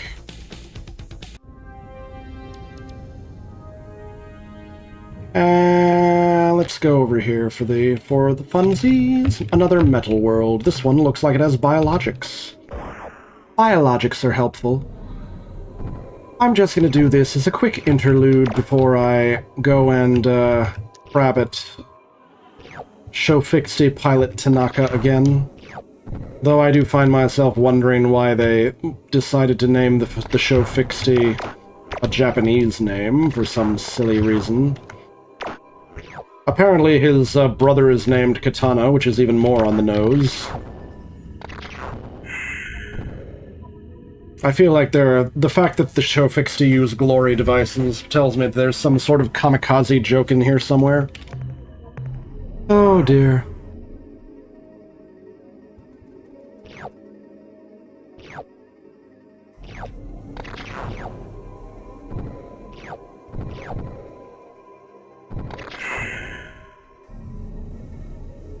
La la la la. And yes, my need to recover the Shofixty is related to the fact of why I told the Pakunk to go home. Shenanigans are involved. Alright, that's everything I'm gonna get from that planet, so time to... So, the cowardly slug spawn has returned. You were most fortunate last time, you hideous, toothless freak. But this time, I shall surely destroy your vessel. You slithering eater of putrid devils. Those are mighty words from a dripping, snout-rotted little furball. I will hang your withered reproductive organs from my posterior monitor. He's got some pretty good lines. Alright. It is necessary for us to run away once again, because we do not wish to accidentally kill our Shofixty male. Though he is a very excitable one. I'm just annoyed by how much hyperfuel I have to waste in this endeavor. Alright, now are you going to be proper? I see you're back for even more humiliation. You flatulent Ur-Quan puss-cup. Look, Donkey Breath, one more insult and it's Vapor City for you. Why, you wallowing, phlegm-filled, grunty belly licker, you... Hey, Ur-Quan never insulted me before. Who did you say you were? I am Captain Tenko of the Empire of Tenko, aboard the flagship Inari 1. Cease aggression immediately. Or maybe I should be, I am the nice, friendly ally who you've been trying to kill, you idiot moron rathead. Yikes! What a fool I am! When you failed to launch fightercraft, I should have guessed. Just one of those mistakes you make in war. Suddenly, your words ring in my ears. Captain, is this true? Have the Ur-Quan been destroyed? Has the ultimate sacrifice of my people resulted in freedom for the Alliance?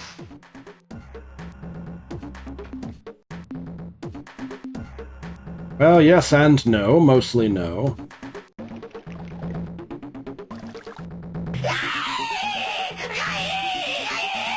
I am a defeated warrior! A worthless shell! I must die!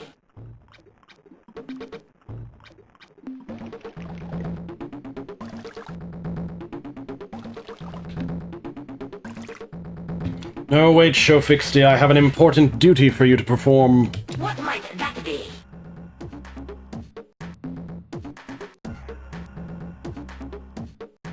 I can give you the opportunity to replenish your species. I am intrigued, Captain. But what are you talking about? We can make available a bevy of fecund Shofixty nubiles. Great results of happiness!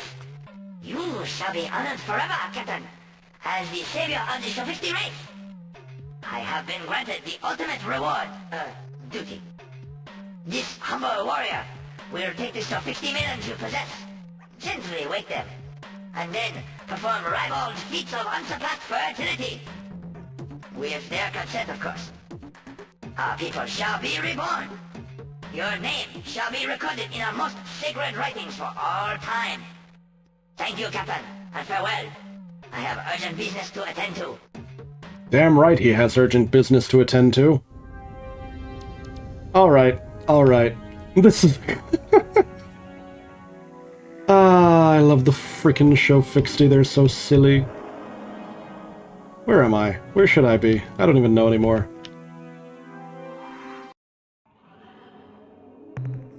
Oh wait, haven't I been to all the metal worlds by now? I'm a little confused. Where should I be going now? I've already lost my, I think I've lost my marbles a little bit. Let's take a look at Planet 1 around here. Ah, what is this world? Ah, a Selenic world. Not interesting. Let's leave. We're leaving. Bye.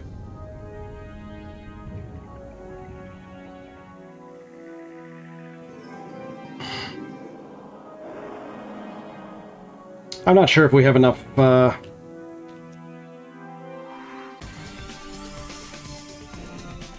Oh, are enemies approaching? No, we're in the Pekunk sphere of influence. Okay.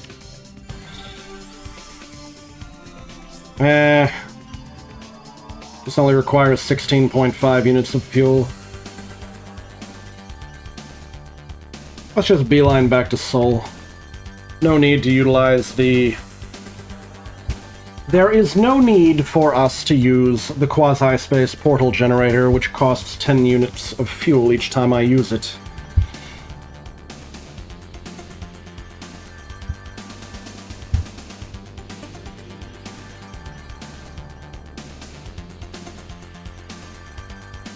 La la la.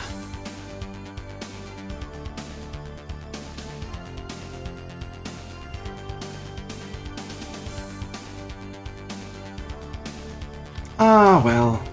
Soon, very soon indeed. Alright, here we are. La la la la.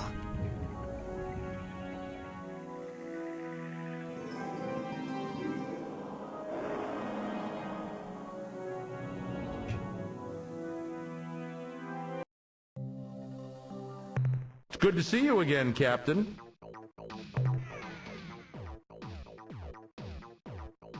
Thanks, Captain. All right. Return soon, Captain. How long is it going to take? I don't know. We need more fuel. I don't think I have enough, what's the word I'm looking for? I don't think I have enough, bio data to refuel fully from the Melnorme. So I'll just refuel from RU. Now, where do I want to be? I kind of wanted to go talk to a species that I have forgotten about. How annoying.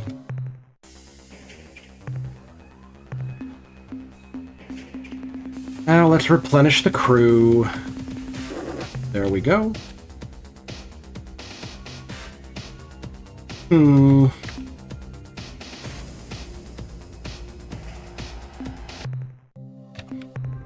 Let's see. Where should I be going next? I am starting to get a tiny bit tired, but I'll be fine. I'll be fine.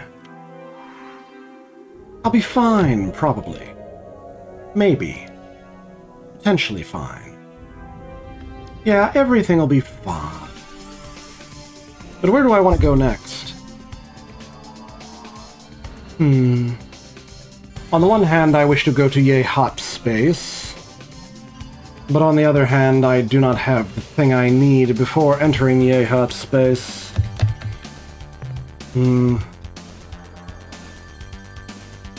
The Pekunk are heading home, so we'll probably be fine until the Pekunk get home.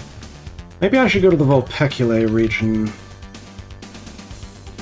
May as well head there from here.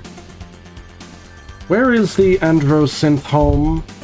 I think the Arilou said the Androsynth do not exist anymore, and they've been replaced. But I haven't actually investigated this yet.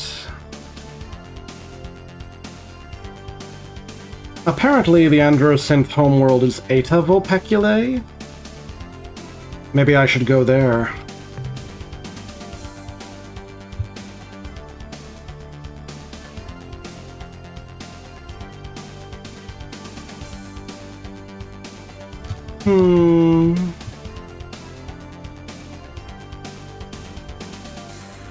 Well, this is Alpha Vulpeculae. Where is Eta Vulpeculae? Am I confused about something? Wait, apparently all the Vulpeculaes are right next to each other. How strange. Well, it's about time I went to the Vulpeculaes. I am quite Vulpus myself.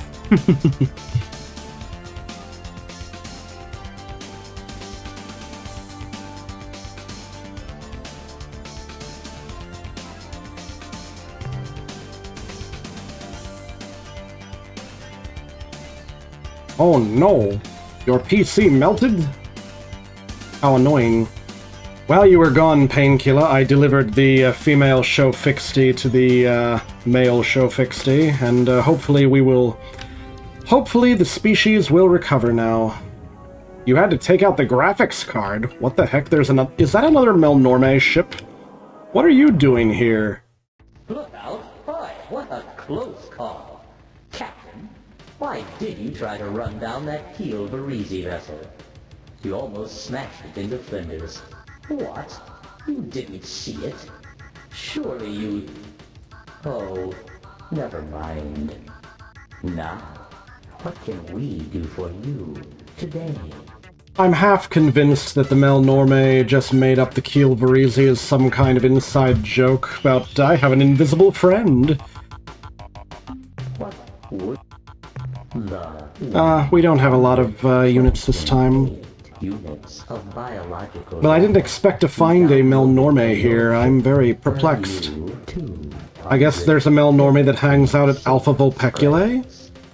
Okay. Okay, let's buy some more information then.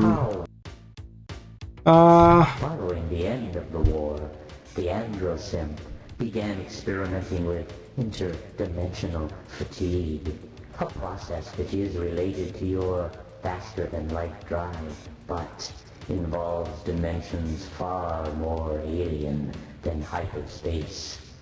They had just made a major breakthrough when they were suddenly wiped out by a race called the Ors, who appeared seemingly out of nowhere. Actually, we don't know what the Ors did to the Androsynth. They're just all gone. Well then. More useful data on alien races? Arilou are a mysterious race of IDF beings. IDF meaning interdimensional fatigue. They do not reside in this galaxy, or in fact, anywhere in this universe. While it is true that the Arilou are rarely seen far from the Colombo star group. They do make regular, secret visits to your world, and have done so for centuries. Ever since Earth was stayed shielded, they have focused their attention on the humans aboard the starbase, many of whom are now members of your crew. Though the Arilou always smile and are never overtly hostile, we believe that they have a secret agenda which somehow involves your planet Earth. These secret plans may or may not cause grief and woe to you Earthlings. More info on alien races? Just under 20 years ago, the brave and suicidal Shofixi annihilated their species by exploding a precursor device, some kind of bomb, in the interior of their sun. The resulting storm of solar flares cooked the life off the Shofixi homeworld and incinerated over 100 Ur-Quan dreadnoughts which had just entered the system to conquer the Shofixi. In actuality, there are still at least a dozen Shofixi left alive in the galaxy. Yes, we've already handled this. Delta Gorno, guarding the dead hulk of their once beautiful world. Others can be found in Vox space.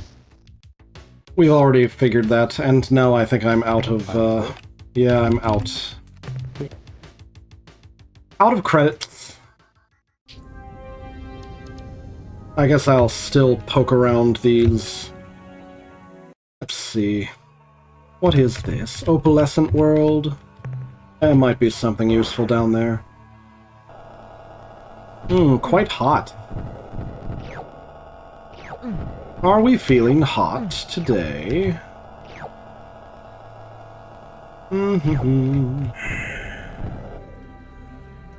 Not really sure that it's worth grabbing all these materials, but why not? What I should really be doing is looking for Eta Vulpeculae, which I think is in this star group.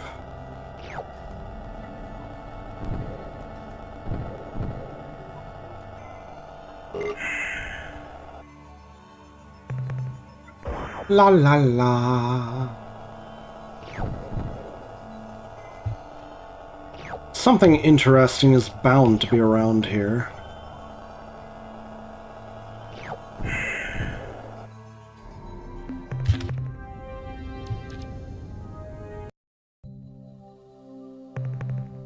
Iodine world, okay.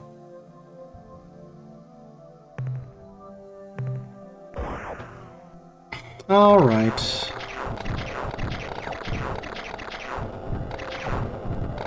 Iodine and magnesium. Works for me. I think that's everything in this system.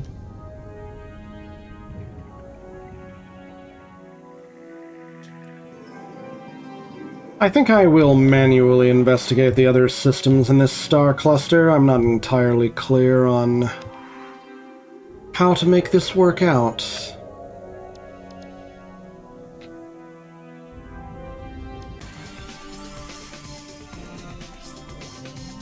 Let's go in roughly this order. Epsilon Vulpeculae. What is that? There are a lot of ships here.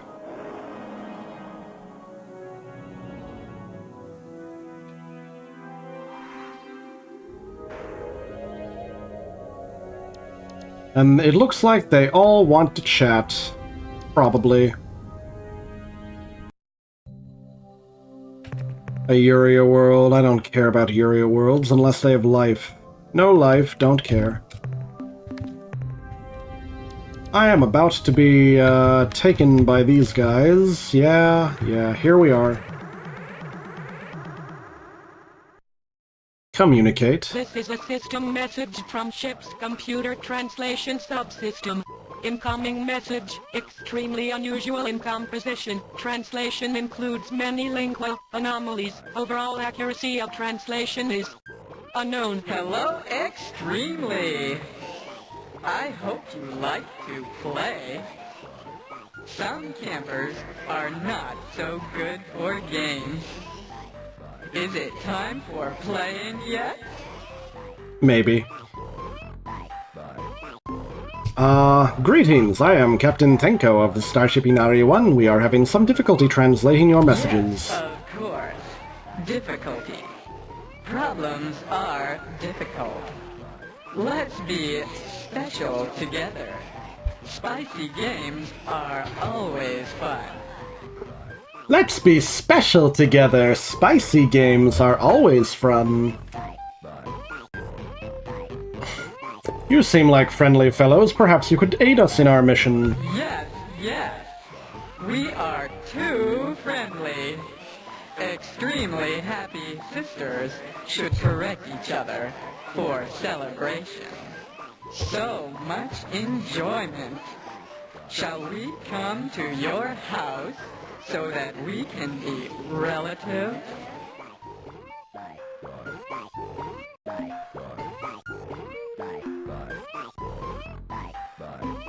I presume you are talking about an alliance. Yes, we are very interested. What is this about dipping nuggies into Kinny? That is, because Orso likes me for some reason. Apparently, the white-black color scheme briefly made Orso think of ranch dip, which tells me that Orso is probably hungry. Jumping peppers! This is Smiley time! You are campers after all! We will start alliance parties for better enjoyment. Alliance parties, okay. I think we just made an alliance with those people.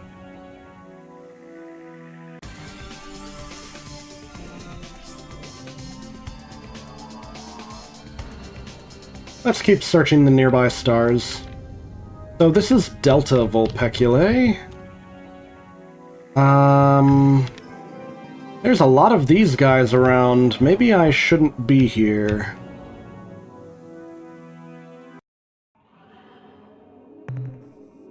Metal World. That's Peak. I don't think so. That was Admiral Zex. They're not going to repeat the same joke. But that's alright. We dealt with Zex by giving him the alien monster that he wanted, and which broke out of containment and then annihilated him. And then we were able to save the Shofixty females.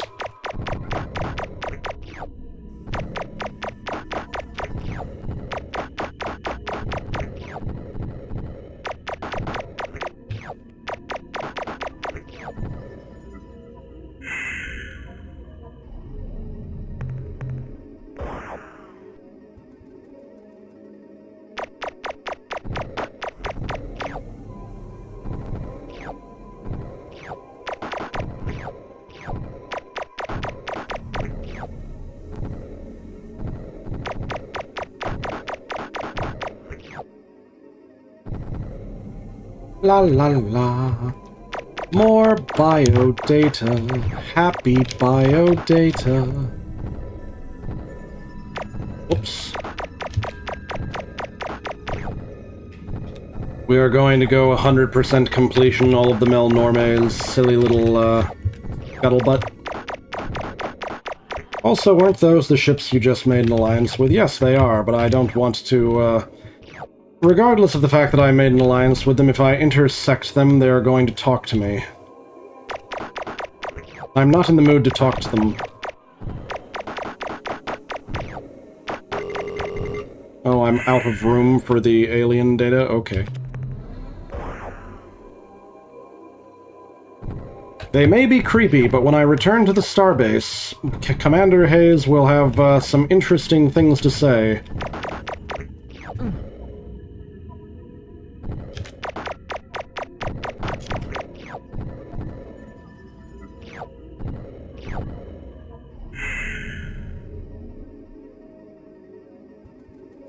Alrighty. I am using keyboard. I am using the ancient method of control, arrow keys, because I can't seem to figure out how to change the control method. Or maybe I can. Maybe it's hidden in the settings somewhere. Ah, they're coming to talk to me again. Why? Why? Campers like to say hello when they smell the ores. We have learned this. It is no function, but ores want to make campers happy every day. Okay. Hello. Now you are happy, I am sure. Wow. Wow. The ores have concluded, we want to make you happy. Hello. Are you happy now? Hello.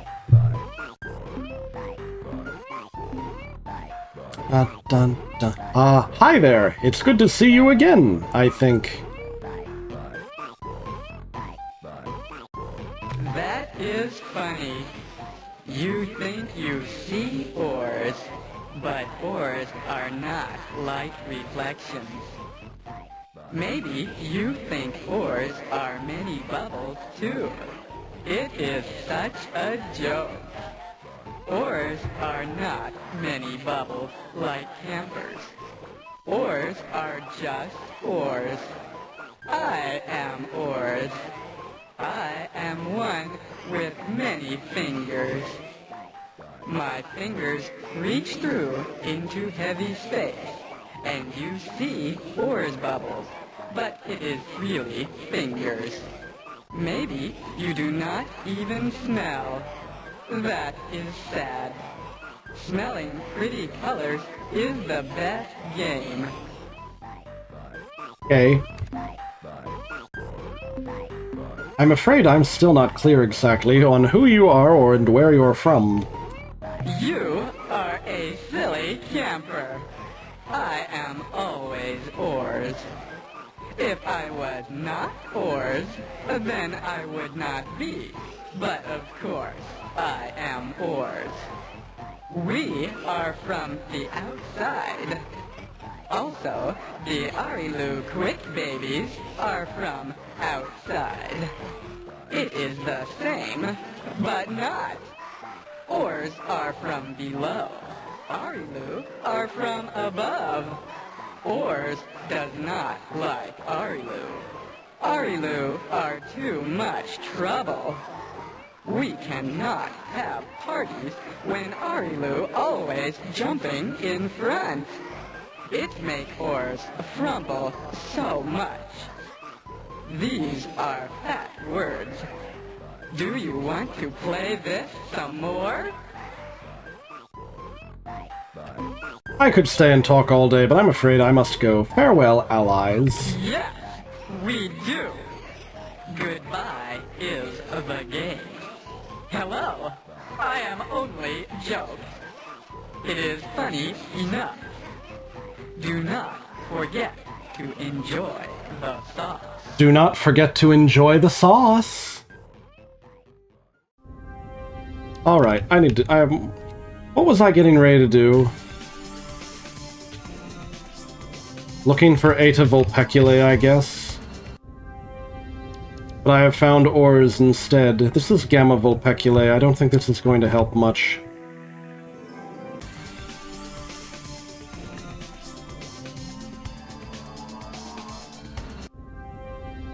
This is Beta Vulpeculae. Where's Eta Vulpeculae? Maybe I'm confused.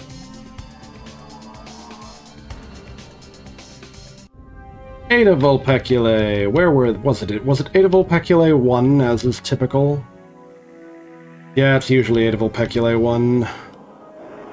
Or it's usually, like, Planet 1 in whatever system it is.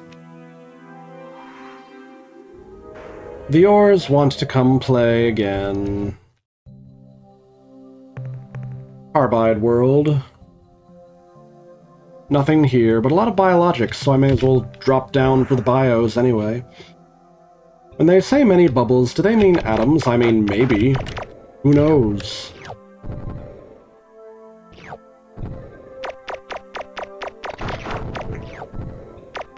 Well, I found some biologics, so...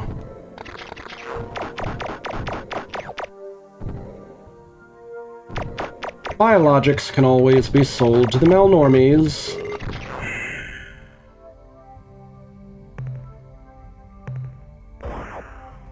And then I can get all the Melnorme scuttlebutt. All of it.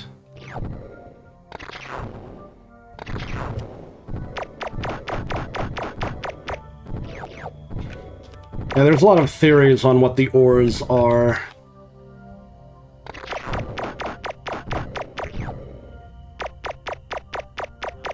I really need to add a Twitch chat overlay.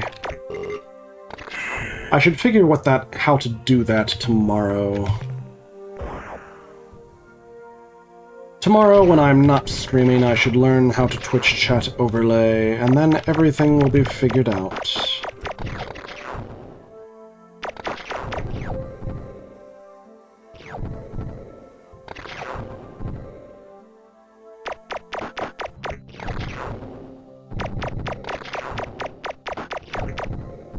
Alright, I'm probably going to be stuck chatting with the ores again, but I'll just say hi, bye, like I normally do. I am expanding. It is so much squishy to smell you. Campers are the best. I have anticipation. And then what? Better parties in the middle for sure. I think that the ores are some kind of interdimensional alien drug addicts. However, they get high on very esoteric things. Like, they don't get high off substances, they get high off something like the way fake creatures from the middle dimension think, or something. I don't know. Yeah. Don't forget to enjoy the sauce.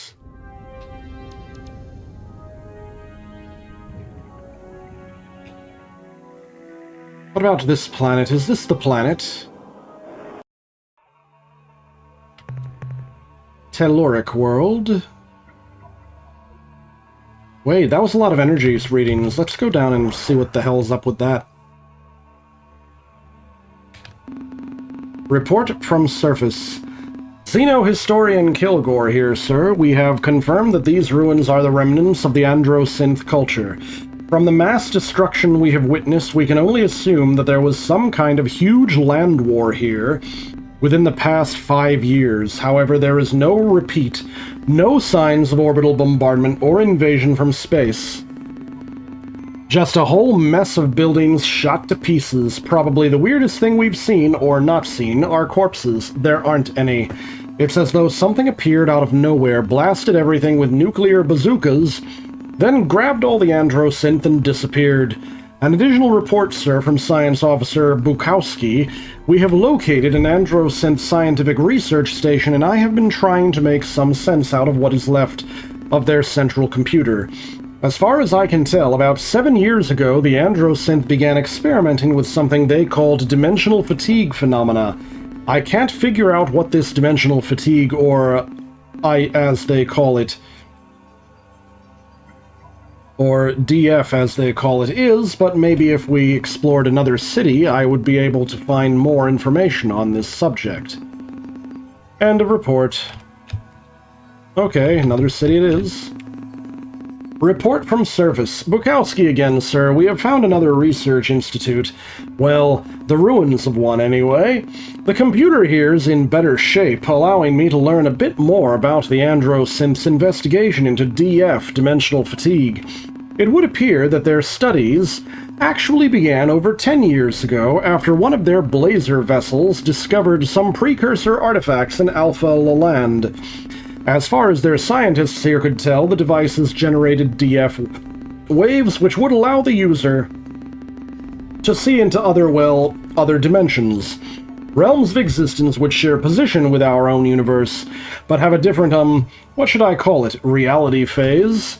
Anyway, The androsynth had hoped that the dimensional fatigue technology contained in the devices would permit them to create new, faster forms of hyperdrive and hyperwave. Instead, when they began their experiments, they made contact with some kind of life form on the other side, a creature from an alien dimension.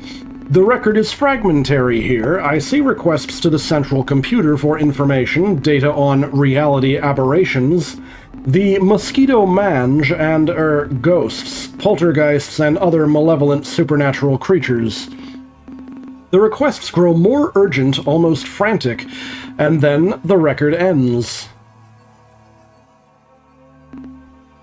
Captain, this is Ensign Hawthorne, standing in for Bukowski. Sir, Bukowski has found something, but in the process he has gone kind of nuts. When we first got to this city, Bukowski went wild because the science center was pretty much intact. He locked himself in their computer control cabin and spent about 10 hours alone in there. We could hear him mumbling to himself, then his speech got louder until he was shouting.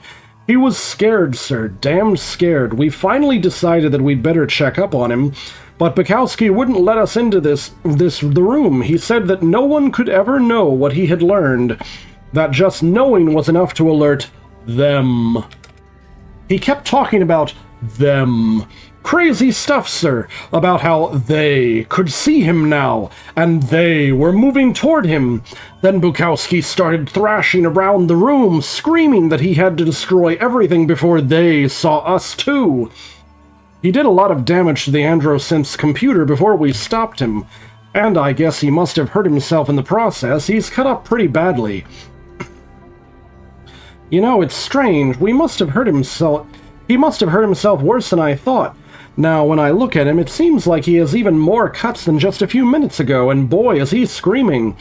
Based on the damage Bukowski wreaked on the central computer, I don't believe that we will find anything more down here. I think we have learned all that we can from exploring these ruins, and frankly, with all of Bukowski's ranting, I'm getting a bit nervous myself. Call us back to the ship soon, please.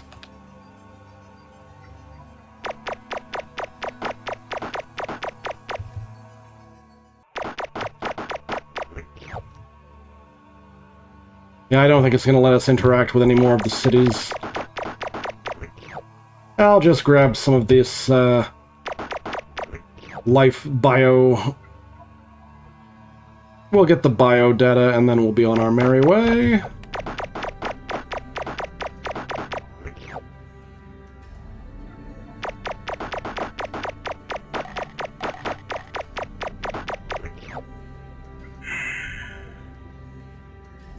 I think that's enough for this section of space. Let's head back to base. I think Commander Hayes may have something useful to tell us.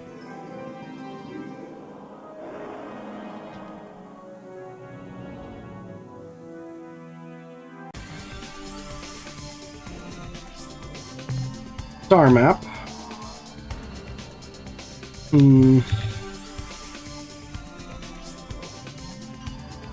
Yeah, I think it'll be faster, it'll be less fuel costly to use the quasi-portal.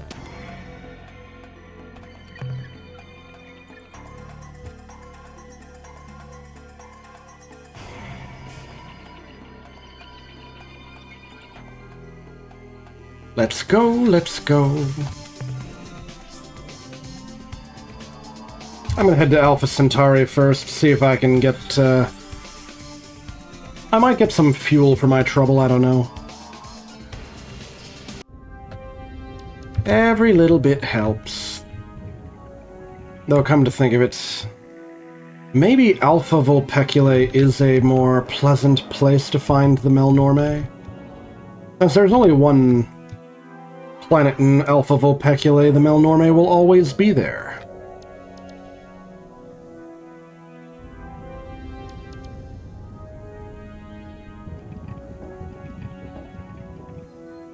Oh, where are they? I do get tired of playing hide-and-seek with them like this.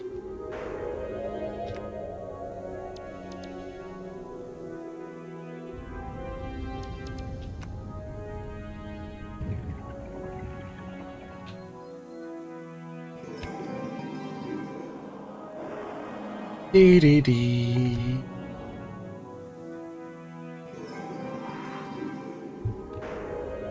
They've got to be in the outer planets here.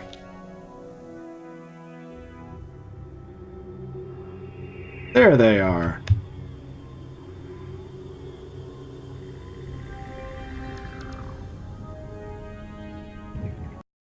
Welcome back, Captain. You are our favorite customer. Now, what can we do for you today?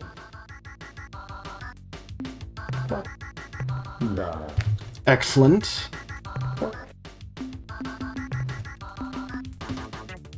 Fuel transfer. Ah, that was rather nice. Let's buy more information. Let's get more data on aliens. The Slylandro are a mostly non-solid, sentient race who live in a gas giant at Beta Cori. We recently sold them a self-replicating exploration probe, which has somehow turned hostile and attacks everything it detects. If such encounters have angered you, Captain, please do not address your concerns to us. We possess a formal waiver of damages authorized by a Slylandro speaker and are in no way responsible for the situation. More alien races. Cowardly Spathi live at the single planet. We are aware of the Spathi. They do not actually live on their world. Rather, Your information is out of date, unfortunately. The reason? A xenomorphic species which craves the sweet flavored flesh of the Spathi has been transported to the surface of their planet and makes every attempt to devour the poor Spathi. Yum yum yum.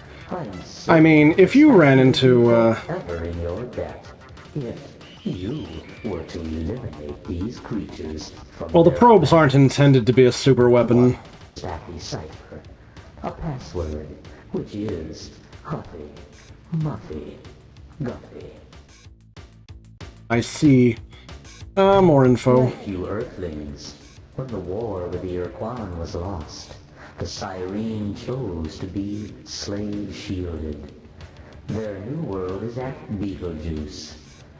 The Cyrene starbase is crewed by the starship commanders and crew who were decommissioned at the end of the war. Though the Cyrene hate the Ur-Quan with a vengeance, they are unlikely to offer you assistance unless you reveal to them the truth behind the tragedy of their original homeworld, Syra, which was destroyed by the birth of a Mycon Deep child a century ago. Well then. Any more information? Entered Gamma Serpentis, the home star of the Yehat. Their queen made a sudden change of allegiance and allied with the Ur-Quan hierarchy. They became Ur-Quan combat thralls. This act was viewed by most Yehat starship officers as ultimately dishonorable, the desperate act of a corrupt regent to maintain her throne. The Yehat shame was greatly magnified by the Shofixti's show of courage when they destroyed their own star system to slow down the Ur-Quan armada. Captain, you have heard all that we have to say about aliens indigenous to this region. Should we learn more in the near future, we shall be certain to sell it to you. I guess now all we have left is historical information. Almost 25,000 of your years ago, there existed near this region of space an association of star-faring races called the Sentient Milieu. This group formed over several thousand years to mutually enrich their respective cultures, to provide a safe creche for emerging sentient species, and to afford themselves a degree of protection from external hostilities via military alliance. of the 7 most active milieu members, the most famous race. Indeed, you know them well, Captain. Were the Ur-Quan. The Ur-Quan evolved on a harsh planet, orbiting a star outside this region of space. They were solitary predators, like your praying mantis, Captain, or polar bear, who had a very limited set of social behaviors, most of which dealt with sex. Since they had to compete for survival against many superior species, the Ur-Quan evolved intelligence and tool use in much the same way as your own species. The Ur-Quan also learned to master their fierce territoriality, to build a cooperative planetary culture. When the Ur-Quan were discovered by the Arilou, they had just begun exploring their solar system in crude atomic vehicles. Although the Ur-Quan attacked what they thought to be an invader, the Arilou were patient. They explained the purpose of the sentient milieu and offered the Ur-Quan membership. The Ur-Quan recognized the benefits that such a system provided, and once more conquered the hunting beast within themselves, to become cooperative, productive members of the milieu. This lasted for several thousands of years. Apparently the original Ur-Quan were brown. Well, I don't think I can buy anything more. Fortunately, this purchase requires 1 additional credits. Alright, they're not going to give me the 1 credit discount, so it's time to leave. I am going to get all of the Melnorme scuttlebutt before this game is over.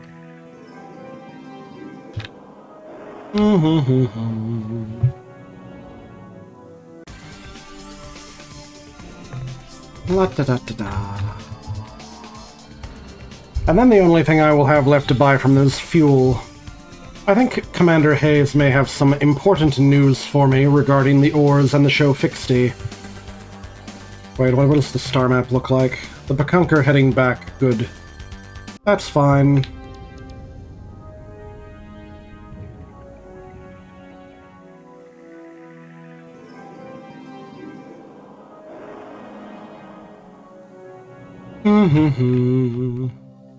Welcome back, Captain. There's something I think you should know. We have been invaded by an alien race calling themselves the Ors, though so far the invasion is a friendly one. The fish-like creatures have been stomping around the base in their robotic, walking exoskeletons, which look like combat vac suits if you ask me. Based on the summary reports I've seen on their Nemesis ship design, I have but a single comment.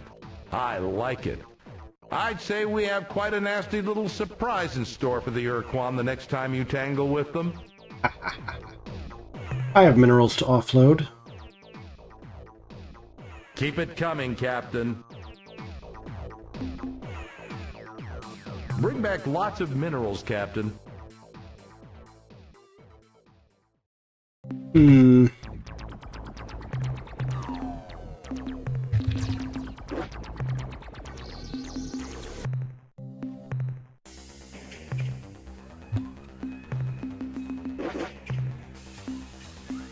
Now...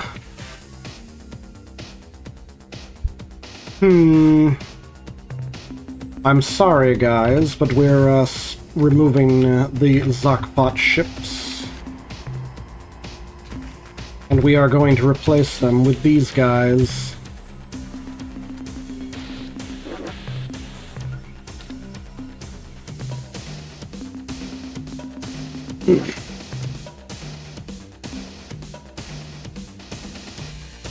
Don't you just love it?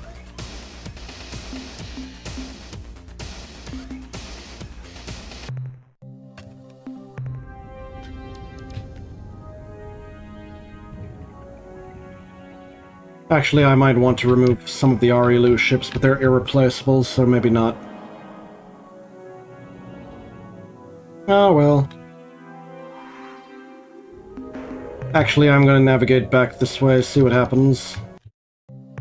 Captain, I'm... Ah, never mind. I thought maybe he'd have more news.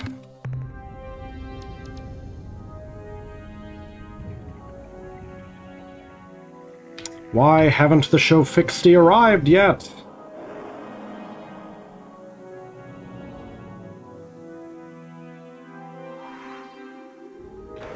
Ah, well. I can't do what I want to do until the show fixed to get here. Maybe I will go back to the Utwig area and see if I can locate that one species I'm looking for.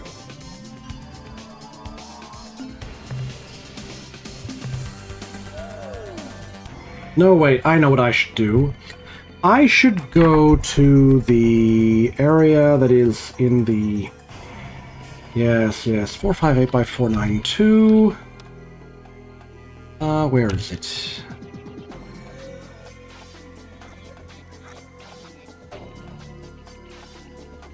We're gonna go to the southeast corner of the map, and we're gonna find where... Where is the Arcturus system? I want to go find that thing that's on the moon. I am wound up in the wrong place, probably. Whatever. Arcturus... Well, wow, that's a different location than I expected to be. Okay, I made a boo-boo. Back to quasi-space with me. We took a wrong turn. Alright. Where is the place I'm looking for? 468 by 464, I think. This one.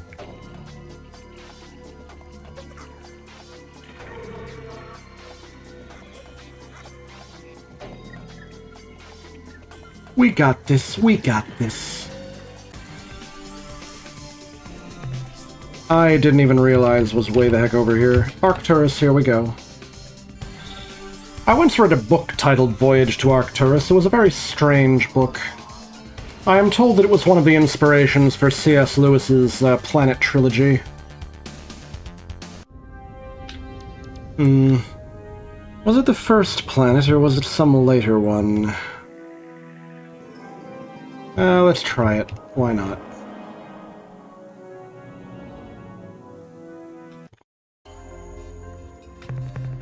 A redux world, whatever that means. Oh, there's biologics down there. Interesting. Report from surface, these ruins seem to be remnants of a civilization which called itself the Bervixies. All their cities have been reduced to radioactive slag by some form of energy weapon similar to the Ur-Quan's fusion blaster. From evidence we have gathered here, we can conclude that this entire civilization was destroyed from orbit sometime in the last 8 to 12 Earth years. There are no survivors.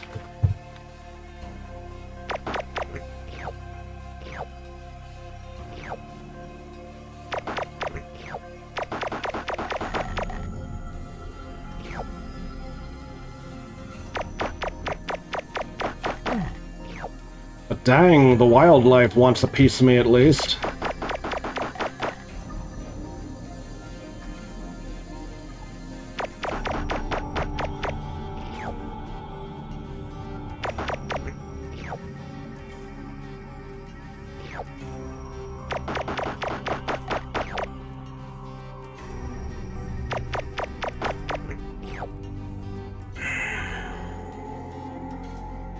I can still get ancient history data from the Melnorme. Oh, wait, these ruins are, how awkward.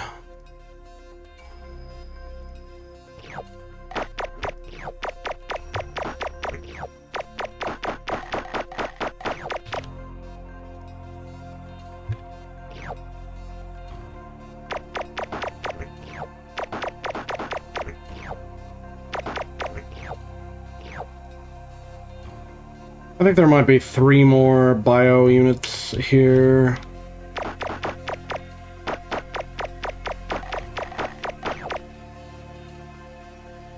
Alright. Alright.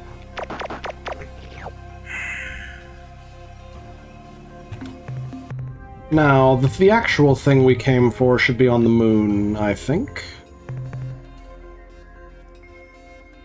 Yep. Oh, there's bios on the moon as well? Goodness.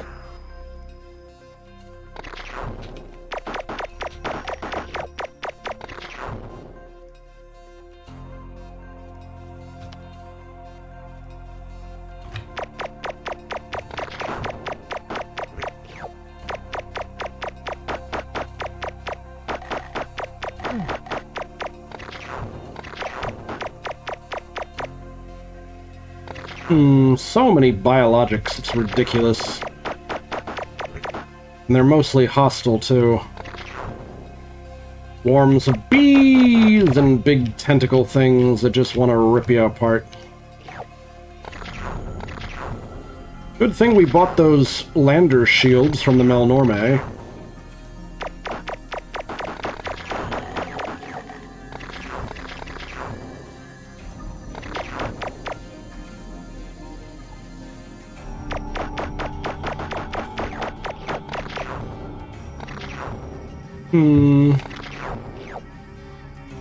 Whoops, I hit a wrong button.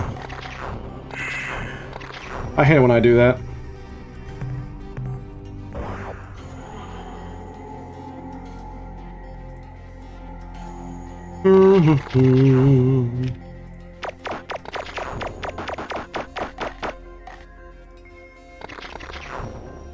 Come on, just got to...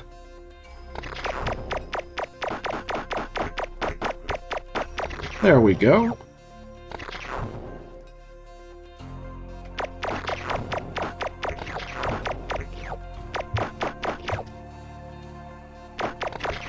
Alright, I think that does it for the biologics. Report from surface. We have found an immensely powerful hyperwave transmitter here on the surface of this moon. It is sending a strong hyperwave signal outward into the unexplored anti-spinward region of the galaxy. Since this equipment is extremely valuable, and we have found no sign of any intelligent life on this moon, we have decided to disassemble the transmitter and bring it back to the ship. Nice.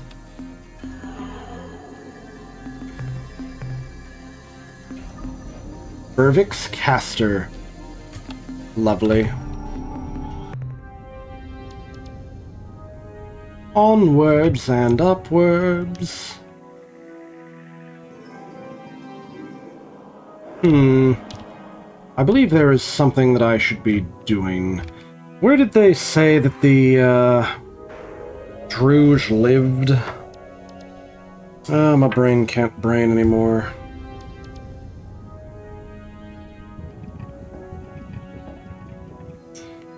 Zeta Draconis? No way, that's Thradash. Zeta Persei 1, that's where the Druge lived. Where is Zeta Persei? Emma something... Emma blah blah blah. Alright, I think we're getting far enough away that I'm going to want to use the... Ah, there it is. Zeta Persei. So... near the 900 something.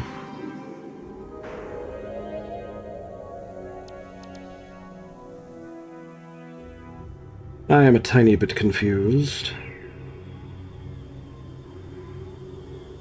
Maybe I should give up and just head in this general direction. Because I believe that there is a device that we need to buy from the Druge or otherwise acquire from them.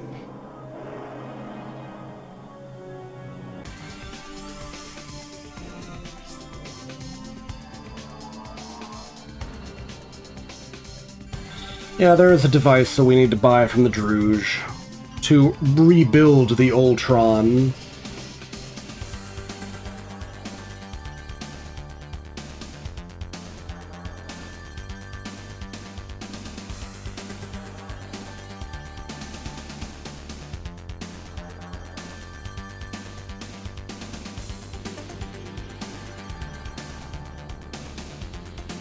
This could be a little bit of distance.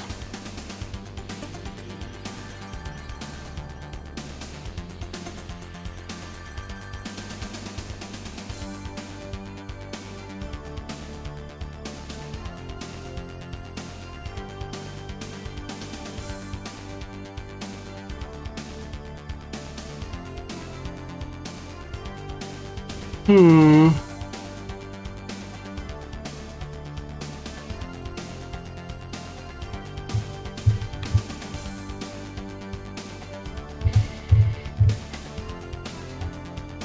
think we are entering Druge territory. This might be the place.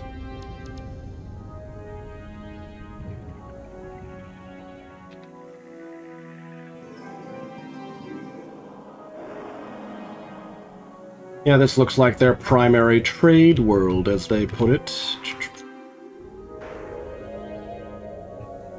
Attention, alien starship.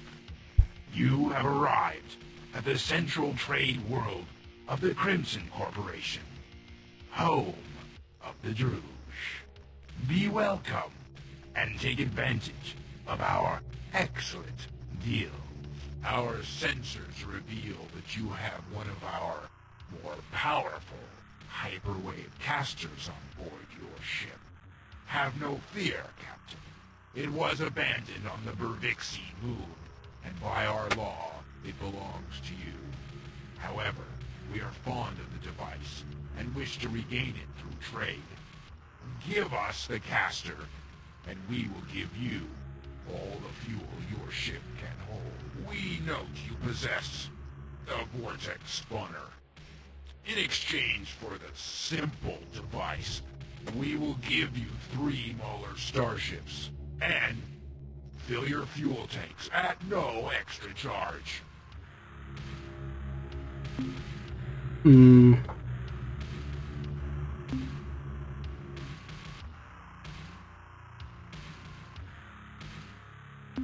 What can you tell us about this trade world? This is the heart of our operation, the vital core of the Crimson Corporation. 1 million deals are made here each day, perhaps more. You would be wise to take advantage of all our services, Captain. You will not find better deals anywhere. I think I will sell items. We are prepared to make a deal. I will sell you the caster.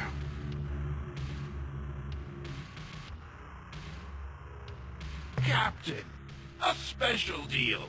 A bargain unequaled. Instead of the usual payment we would give for this item, what would you say to a different exchange?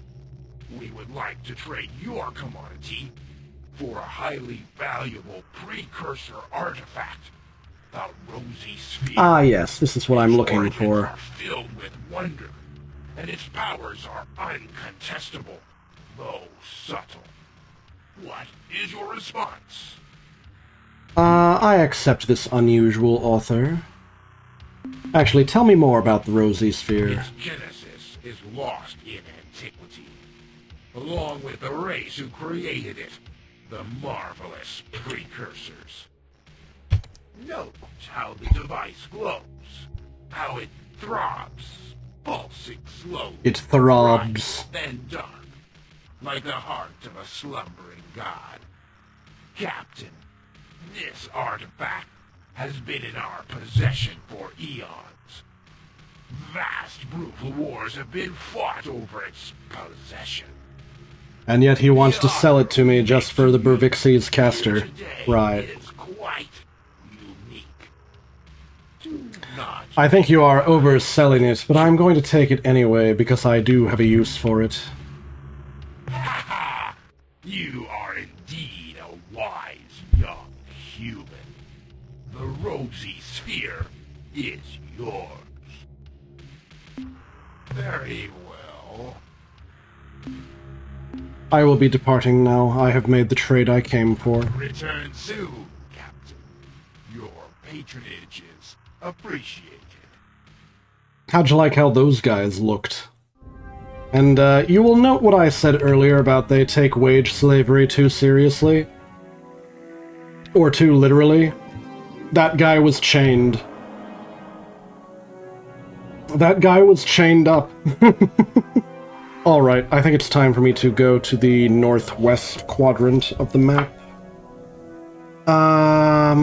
It's time to make alliance with the Thradash. The Thrad Dash.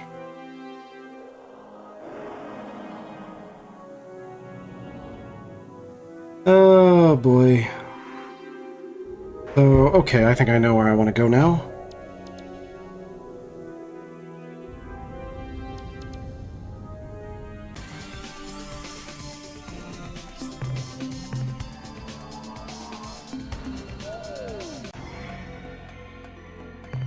Now, where do I want to go from here? I think I want to go to 520 by 514.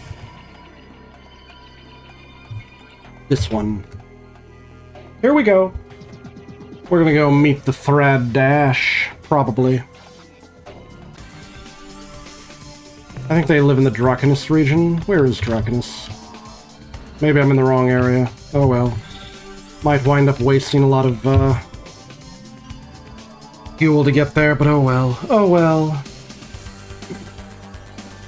As long as I keep 20 fuel units, I can always go home.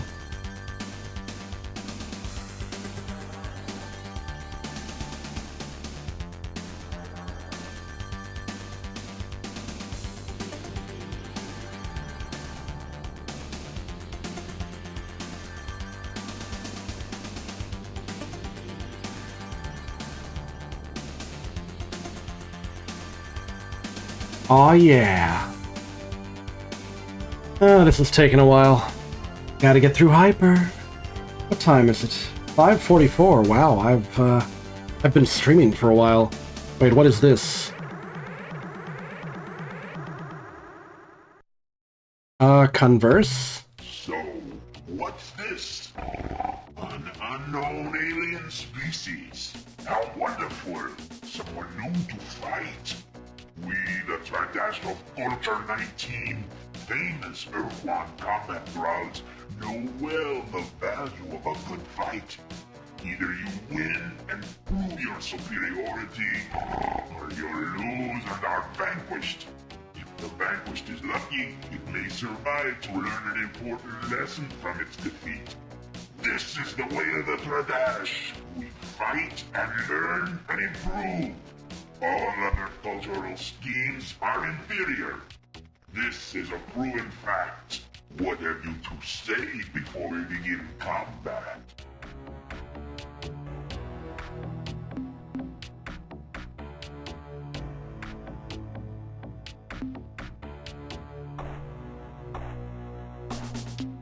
Your blustering does not impress me. We've requirements which you will fulfill now.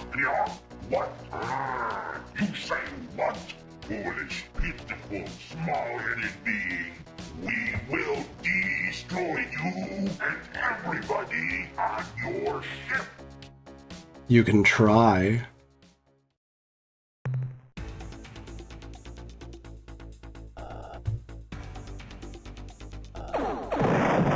Wow, one shot. Boom, bitch.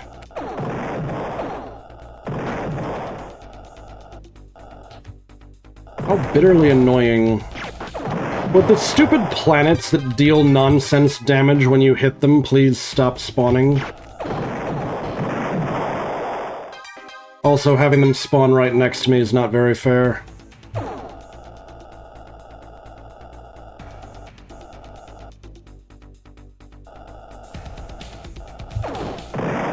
Boom, done.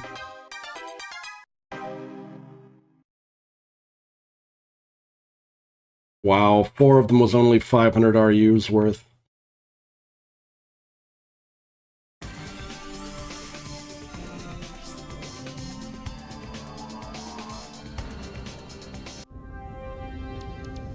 What's over here?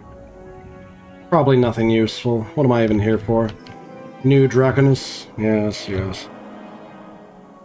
Where did they say this stuff was?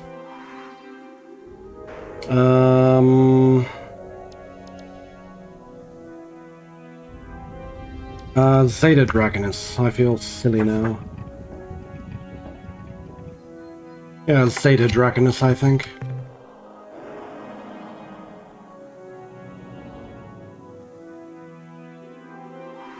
Come to think of it, I should probably go visit the Umga at some stage. Ah, banana. I'll just leave. We're gonna leave.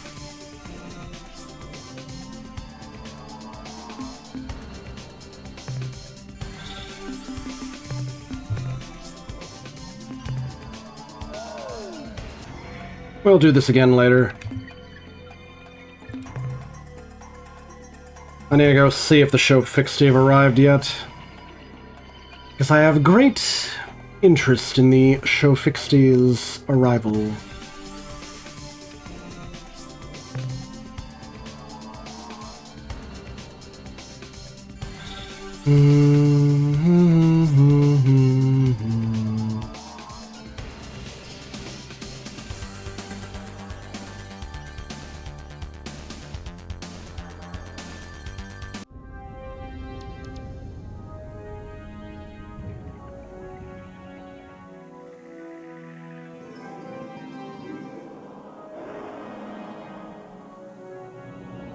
Alrighty. Captain, I'm glad you made it back in one piece. Before we proceed, I wanted you to know the Shofixti have returned. Finally! Their ships can now be built in our shipyards. With their vast numbers swelling our ranks, we won't have to worry about running out of able-bodied crew. And I'm sure their volunteers will reduce the cost for new crew. Alright. Another small load, Captain. Well, I suppose something is... Yeah. We weren't really out doing this. And, I get another analysis. The analysis reads as follows. Subject, rosy sphere device. Data, the specimen is 5 centimeters in diameter, perfectly smooth and composed of a blood-red translucent substance. Tests show that it has atypical ferromagnetic properties, but is utterly non-conductive. Summary, probably a precursor tool. Function, unknown. That's the end of our scientist report. Alrighty. Blow up an Ur-Quan. Yep. We have done that. Restore fuel to max, please.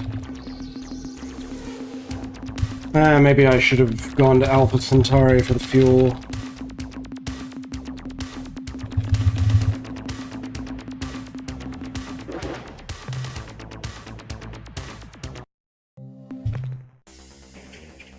Crew costs are now reduced.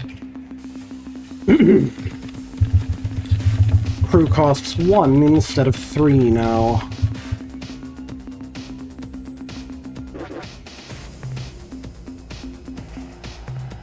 And I would greatly desire a Shofixti vessel, thank you.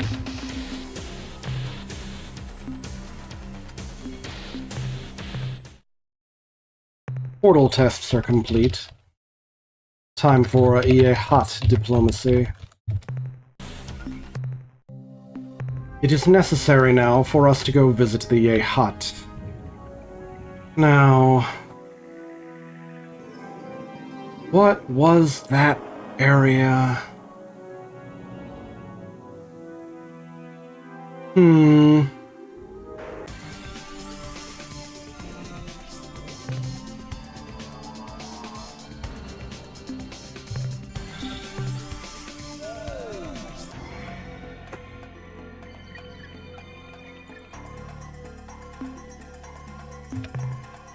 Where do I want to go from here? How about...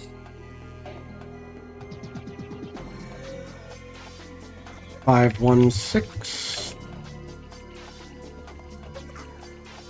This one. This one seems right. I forget where the Yehat live. Where do the Yehat live? I'm all confused. Maybe I should talk to Captain Hayes about this again. Star map, please. I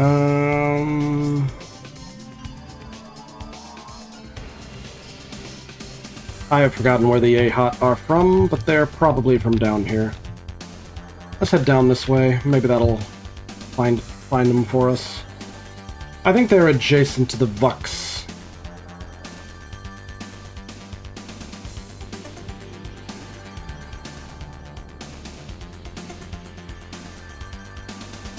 Or maybe I'm confused and this is not close enough.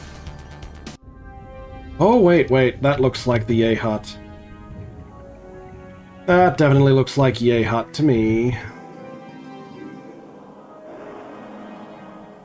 I'll take a peek at what's on this planet real quick.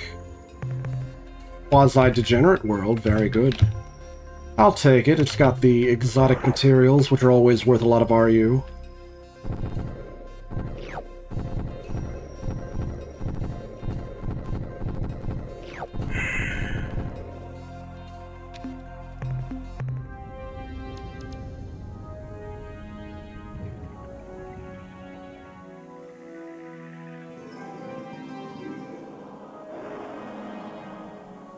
I guess I'll have to contact this one.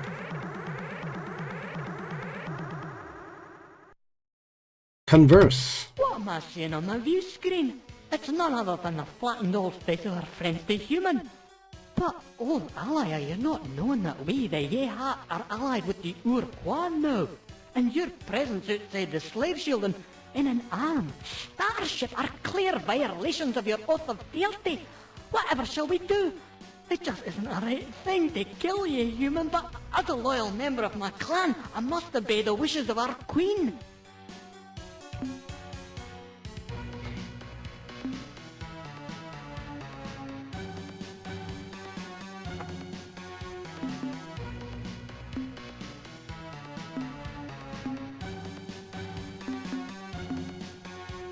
We should be allies, friends. Explain why this cannot be. Your words are flying in the face of the facts, human.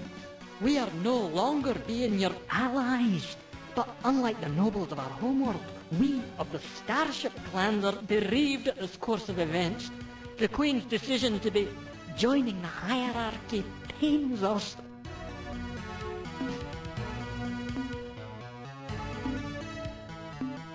This may come as a shock, but the show Fixty are reborn. If this is being a true thing, there will be many changes. But we are a species long wise in the ways of defeat. You must be proving these words you say, Captain. Send the show Fixty to us as a way of proof. Alright, I'll send over the show Fixty. We're scanning the separation of a vessel from your fleet, Captain, and indeed, its configuration matches that of a show Fixty scout vessel. This had better not be a trick, Captain. We are knowing the power of a glory device, and if you detonate the weapon near us, the price for you shall be dear. Very dear. The scout has docked, and we await the pilot's appearance at the airlock. The atmosphere cycle is complete. The door slides open, and... It's true! The show Fixty are alive! Look at that fat muzzle, those shining black eyes, the sweet claws! Our children have returned from oblivion. But now we are faced with the cruelest truth. We who have sacrificed our honor, we who have lain with the enemy, we are not worthy. We are nothing. We are less than nothing. But wait, we're the Spathi. We're the Yehats of the Starship clans. We will not let this lie any longer. Listen, as I speak these words. If our queen makes the dishonorable command, then it is the queen who has no honor. And the dishonorable queen is no queen at all. We, the Zeep, are the only clan who remember the true meaning of honor. We shall tear the queen from her throne. The 2,000-year reign of the Veep queens is over. The revolution has begun! Well then. And we have just set off a Yehat civil war. Holy shit! Are all the Yehat ships in this area going to hyper? All the Yehat ships in this area are going to hyper. Ah, that's great. Made things worse? No, I've made things perfect. Now the Pakunk can go and invade Yehat territory with impunity. Oh, and I found a treasure world just for the good. La la la. I'll just go down here and pick up these treasures. I hope nobody minds. Well, yeah, you see, the Yehat are a proud warrior race type, so what do you think how do you think they think about the New Agey Pakunk, who are an offshoot of their people? They prefer not to think of the Pakunk. And honestly, I don't blame them.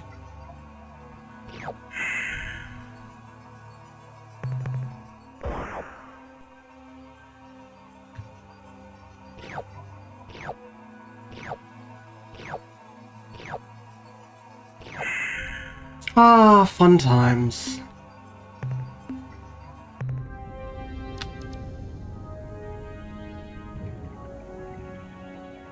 You liked that speech? I've known a few people who are annoyed with the Yehat voice because of how faux Scottish it is. Because it's like, your average actual Scottish person is going to be like, that is such nonsense voice, that sounds like Hollywood idiot trying to be Scottish or something.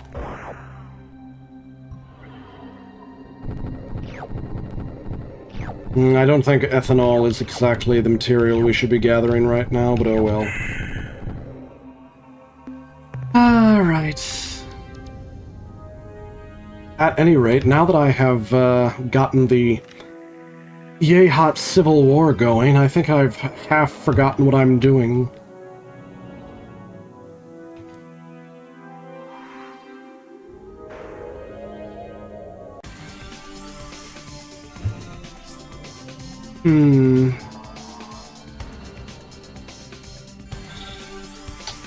There are two different... Actually, no, I do need to go deal with the Umga, don't I? Ah, flipping Umga.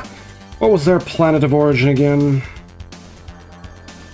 Orionis? Actually, come to think of it, it is getting a little late by my standards, so maybe I should call it. I usually call it back at the space station, so I will... Bop. We're just going to pop down here real quick.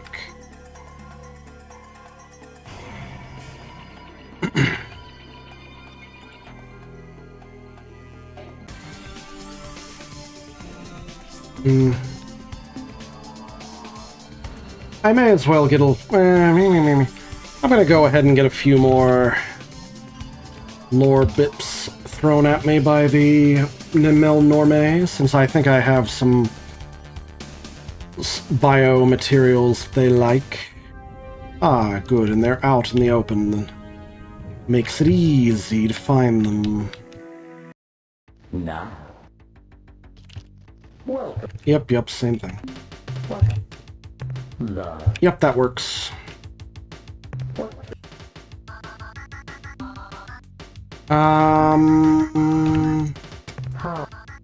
Just over 20,000 years ago, when your ancestors were learning to chart the course of the moon and stars on animal horns, the sentient milieu spanned 500 light years and... Ah, I hit the wrong button. Like all other star travelers, they had discovered ruins and relics of a far more ancient culture, which your species calls the precursors. Explorers from many species spent their lives trying to piece together this ancient mystery, but of all races, the Ur-Quan were the most bold adventurers. Their scouts, flying single ships, penetrated far into uncharted space and landed familiar worlds. On one such mission, a young Ur-Quan made planetfall on a small, life-bearing alien world to identify some anomalous energy readings, occasionally a sign of precursor installations. Instead, the Ur-Quan found a small, hideous creature, a Dinyari. Before the scout was able to defend itself, the Dinyari creature took control of the Ur-Quan's mind and commanded the scout to place the Dinyari aboard the Ur-Quan's ship, along with hundreds of its evil brood. Then, the Ur-Quan returned to the heart of the milieu, landing on its capital planet. Within hours, every resident of the planet was a Dinyari slave. Within a month, Dinyari-compelled starships had spread the evil, psychic creatures across the entire milieu. When the Dinyari took control over the milieu, one race fought back, the Ta'elo. These slow, quiet creatures were silicon-based life forms, but bore little resemblance to the modern Genjutsu. Ta'elo were natural immunes to the Dinyari's psychic compulsion. They were unaffected by the creature's power, and the Dinyari would not permit anyone to exist outside their control. What was the Ta'elo's homeworld, though? The remaining races of the milieu to attack and destroy the Ta'elo home planet. This planet was one of the few milieu worlds located in this region of space. I believe you call their star what? Delta Vulpeculae. They're over there? Their home was a moon revolving about the second planet. I'm sad to say that the Ta'elo were indeed eliminated. Okay. However, at the time of their devastation, they had completed a device which they thought would give other races psychic immunity like their own. What happened to this device, this shield? It's hard to say. Maybe it was destroyed in the attack on their homeworld. Maybe not. Ooh. More historical info. Dinyari's new empire. The Ur-Quan were the favored slaves. This is probably because the Ur-Quan were the most psychically sensitive, the most easily compelled. As the centuries of Dinyari dominance passed, what was once the sentient milieu deteriorated and degenerated into a great galactic... The Great Galactic Gulag! Oh no. Which did not serve with the efficiency and speed demanded by the Dinyari were ruthlessly burned from the faces of their worlds. The agents of this genocide were inevitably the Dinyari's favored pet, the Ur-Quan. After almost 2,500 years of unrelenting Dinyari control, there were only 4 living member races of the once great sentient milieu. By this point, the Dinyari had used genetic manipulation to split the Ur-Quan into 2 subspecies. The green Ur-Quan. Scientists, technicians, and administrators who were responsible for maintaining the limited infrastructure of the Dinyari civilization, and the black Ur-Quan, who filled the ranks of basic laborer and combat soldier. Then, a chance discovery by an Ur-Quan named Kazerza led to the violent overthrow of the Dinyari slave. Oh, we've met the black ones and the green ones. The green ones were the original slavers, the black ones are the Korra who go around trying to annihilate everyone. The Ur-Quan named Kazerza was a green. a researcher specializing in repairing the mental damage inflicted by long-term exposure to the Dinyare's psychic compulsion.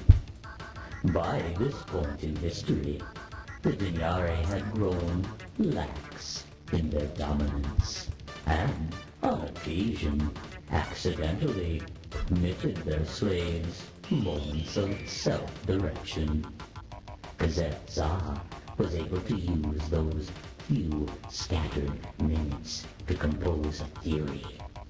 From its observations, Kazet-Za realized that when a slave died, Dinyare disconnected from the slave's mind, lest it too be dragged down to death. Further, the Ur-Quan scientist uncovered the fact that when a slave underwent great pain, the Dinyare temporarily disconnected, but that the degree of pain had to be extreme, nearly lethal. Kazet-Za chose its moment carefully. It waited until it was near an open transmission unit. Then, in a short moment of mental freedom, the Ur-Quan injected itself with a dose of acidic poison, sending incredible waves of pain through its long body. In the few moments before its death, Kazet-Za was able to wrest control of the transmitter to send word of its discovery across the planet and into space as well. Before the Dinyare knew what was happening, Ur-Quan everywhere were hacking at their own bodies with chunks of glass, burning themselves horribly, doing anything that would give them the few seconds of freedom necessary to find the nearest Dinyare and crush the bleeding creature. As they gained longer and longer periods of control, the Ur-Quan developed new tools and weapons to destroy their evil masters. The most gruesome of these devices was the excruciator, a mechanism which was inserted directly into the brain and generated a constant stream of agony. The Dinyare could not bring themselves to make the necessary mental connection with these tortured Ur-Quan. They were slaughtered by the thousands. The Ur-Quan slave revolt was won. When the last Ur-Quan was free of psychic compulsion, when the last free Dinyare was dead, the combined might of the Ur-Quan starfleets met in orbit above the Dinyare homeworld. They had come together to make two important decisions. First, how to punish the few frightened Dinyare left below on the planet's surface. Second, how to ensure that never again would the Ur-Quan be made slaves. The first decision was made swiftly. The Dinyare would not be allowed to die. That was too kind a fate. Instead, the creatures would be genetically modified into sub-sentience. They would become dumb animals. These low creatures would be further debased by serving the Ur-Quan for all eternity in the most demeaning way the Ur-Quan could imagine, acting as translators, making physical contact with other species, whom the Ur-Quan now considered grossly inferior to themselves and revolting. The second decision, how to ensure their freedom permanently, caused great turmoil. Alright. And I am out of credits, so I'm leaving.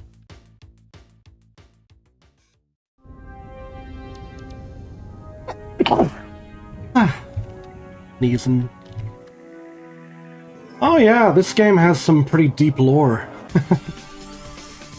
Indeed, Painkiller, indeed. Ah, the sneeze transmitted. Thank you. Thank you for the bless you. Let's see, heading back home. Okay.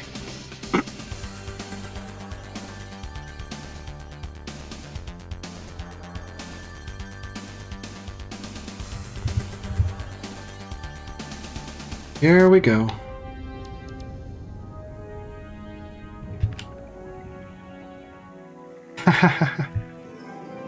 Oh, did it now? How many times am I going to miss Earth before I land?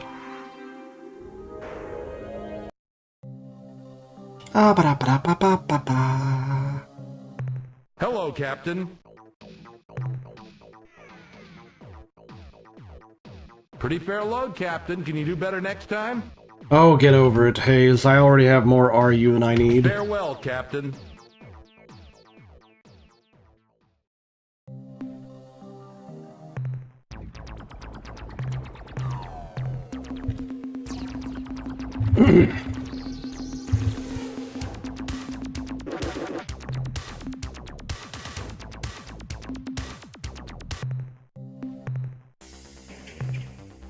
Ah, I'm good.